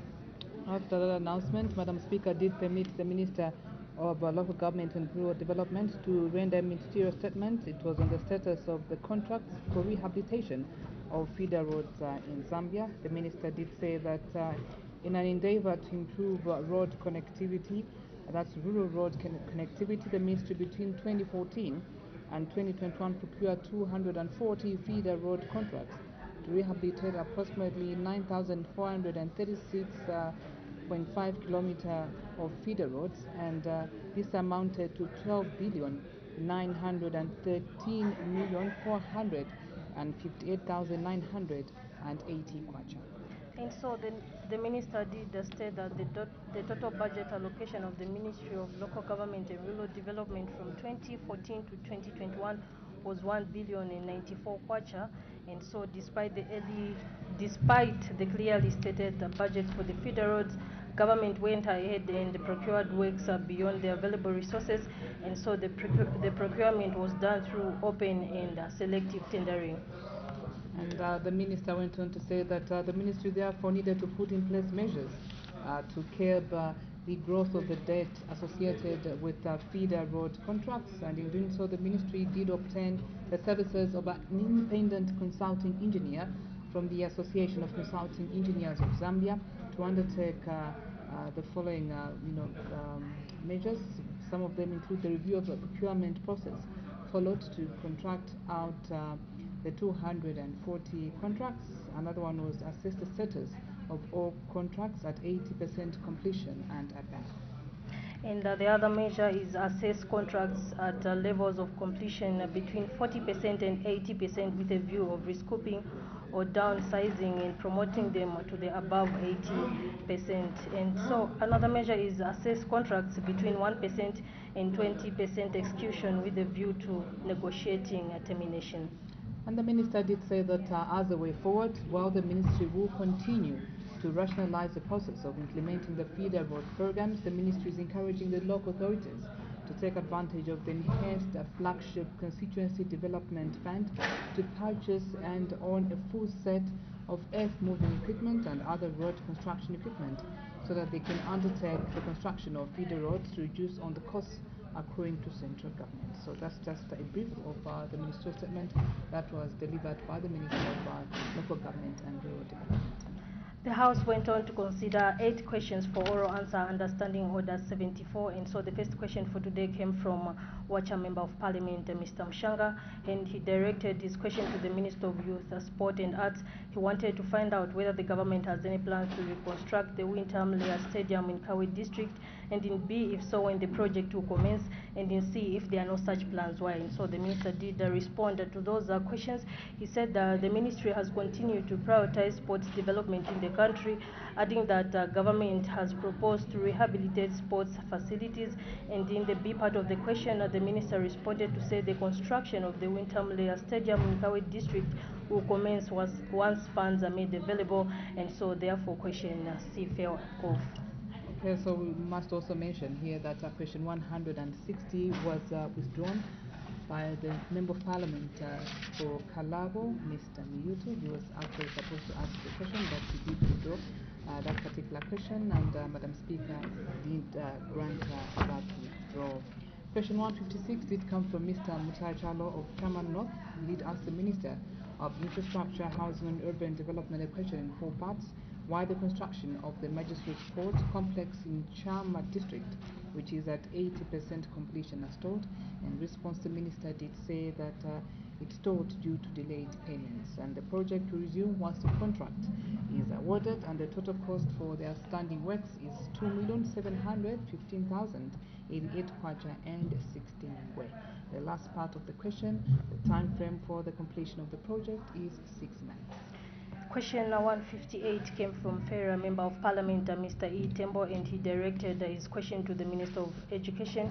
He wanted to find out why the following schools in Fera Parliamentary Constituency had not been granted Treasury Authority to pay teachers as of November 2021, and in B, what has caused the delay in granting the schools Treasury Authority, and in C, when the schools will be granted Treasury Authority. And so the Minister did respond to say that the schools had not been granted Treasury Authority because of financial constraints, and in B, financial constraints caused the delay, and so question C fell off. All right, and that's just a brief of what transpired in the House today. Be sure to join us tomorrow for more live parliamentary proceedings starting at 14:30. From all of us here, thank you for your time and have a lovely evening.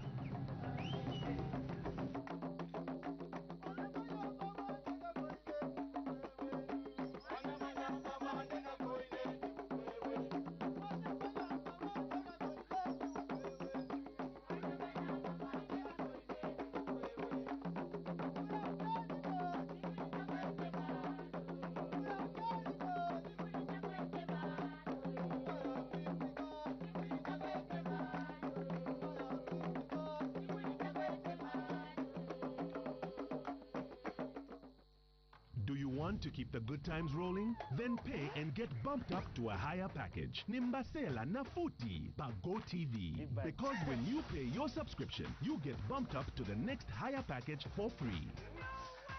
To get more than enough of only the best entertainment on TV. Nimbasela Nafuti. Visit GoTVAfrica.com for more information and stay connected to get bumped up for free on GoTV. We got you. GoTV. Love it.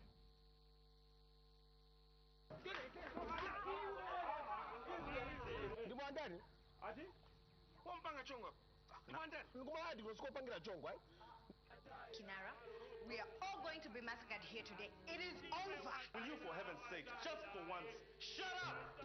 May that be the last time that you, Mr. Jonathan Chandabengerwa, scream and pour insults at me. Are we together? I think you're going to join a strike.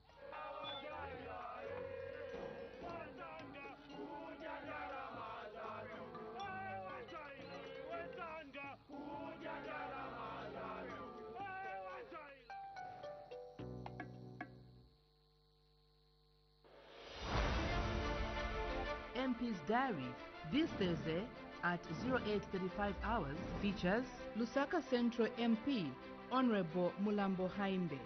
Join Paul Ndovi as he brings out real issues from your constituency. MP's Diary every Thursday on Parliament Radio and Television. MP's Diary, bringing real issues from your constituency. The Republican President of Zambia, Ms. Hakainde Hichilema, will address Parliament on Friday, 24th February 2023 at 10 hours on the progress made in the application of national values and principles.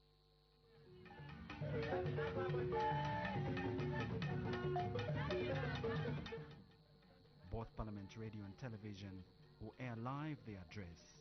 Parliament Television, bringing Parliament closer to you.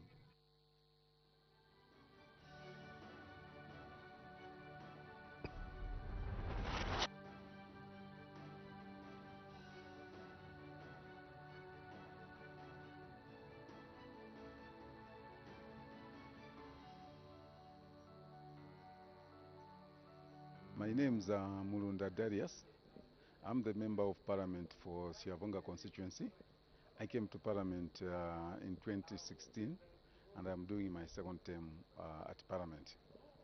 And I reside in Siavonga. Siavonga is my home. Of course, I was born somewhere else. I was born in Choma, but I've lived in Siavonga for the past 37 years now. And I'm a resident. I got married there.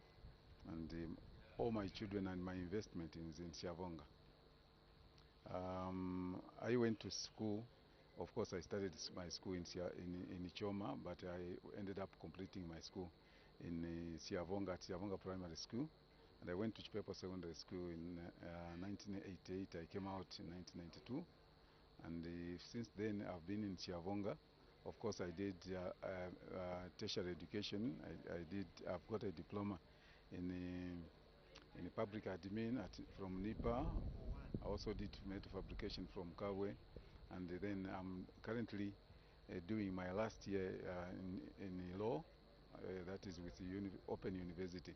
I'm doing a degree in law with Open University, and that's basically who I am. I've been a businessman, I think, from the time I left school, secondary school. I've just been doing business, a lot of businesses, including customs clearing agency, and I'm running a small organization in terms of clearing.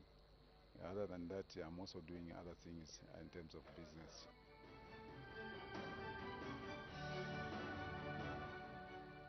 My constituency is situated, of course, at the banks of the Lake Kariba, and I'm housing the biggest power station in Southern Province, which is Kariba North Bank Power Station.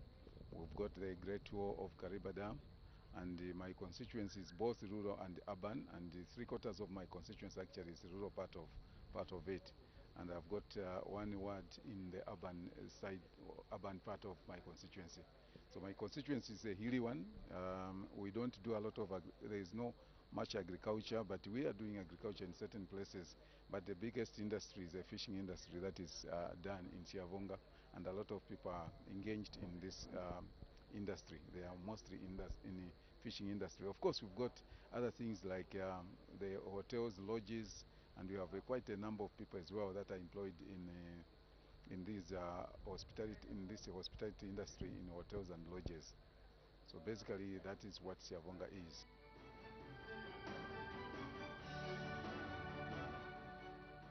The development agenda for Siavonga, you know, when I came in as an MP in 2016, there are three major things that I was looking at. I was looking at education infrastructure, I was looking at health infrastructure, and we have managed to put up a few classroom blocks around the constituency. We have managed to put up clinics. We have managed to put up mother shelters. And the other biggest thing in Siavonga is to do with water. And of course, we have sunk quite a number of bores around, and then we are also putting up some dams. So the major things that we are facing in Siavonga is something to do with the road network. The road network has been very bad, but we are doing everything we can using our equipment at the council, and it's my hope that by the end of next year, would have done all the roads in my constituency. And once we open up the roads, because mostly the roads that we need in Siavonga are the roads that are leading us to the fishing areas in most cases. We have agriculture areas where we can do a bit of agriculture, but mostly it's the fishing areas. And people have to be able to go to these, to access these places where they're able to buy fresh fish, where they're able to dry their fish, and they're able to get to the market easily. So that's what we are looking at in terms of roads. But in terms of boreholes as well, the constituency is earmarked for a number of boreholes that we want to drill, because water has been a challenge and it has been a problem. And with thank God, with the coming of the increased CDF, we hope to do a lot of things, and we want to do, like the President directed, that actually in every health institution and the primary schools or secondary schools, we should have water reticulation system in place by drilling up and equipping the boreholes with the solar panels, and be able to get even flushable toilets around in the constituency. And that is very possible. By the end of 2024, we must have done that. We must have done quite a number of those projects, and that is what we are looking for. We have given ourselves time that by 2024, in terms of health infrastructure, in terms of classroom spaces, we should have done 3/4 of what the constituents need. And in terms of course, we are not only going to put up the infrastructure in terms of education. We want also to put the desks in every classroom, and no child should sit down during lessons. No child will be able to sit down in our constituency.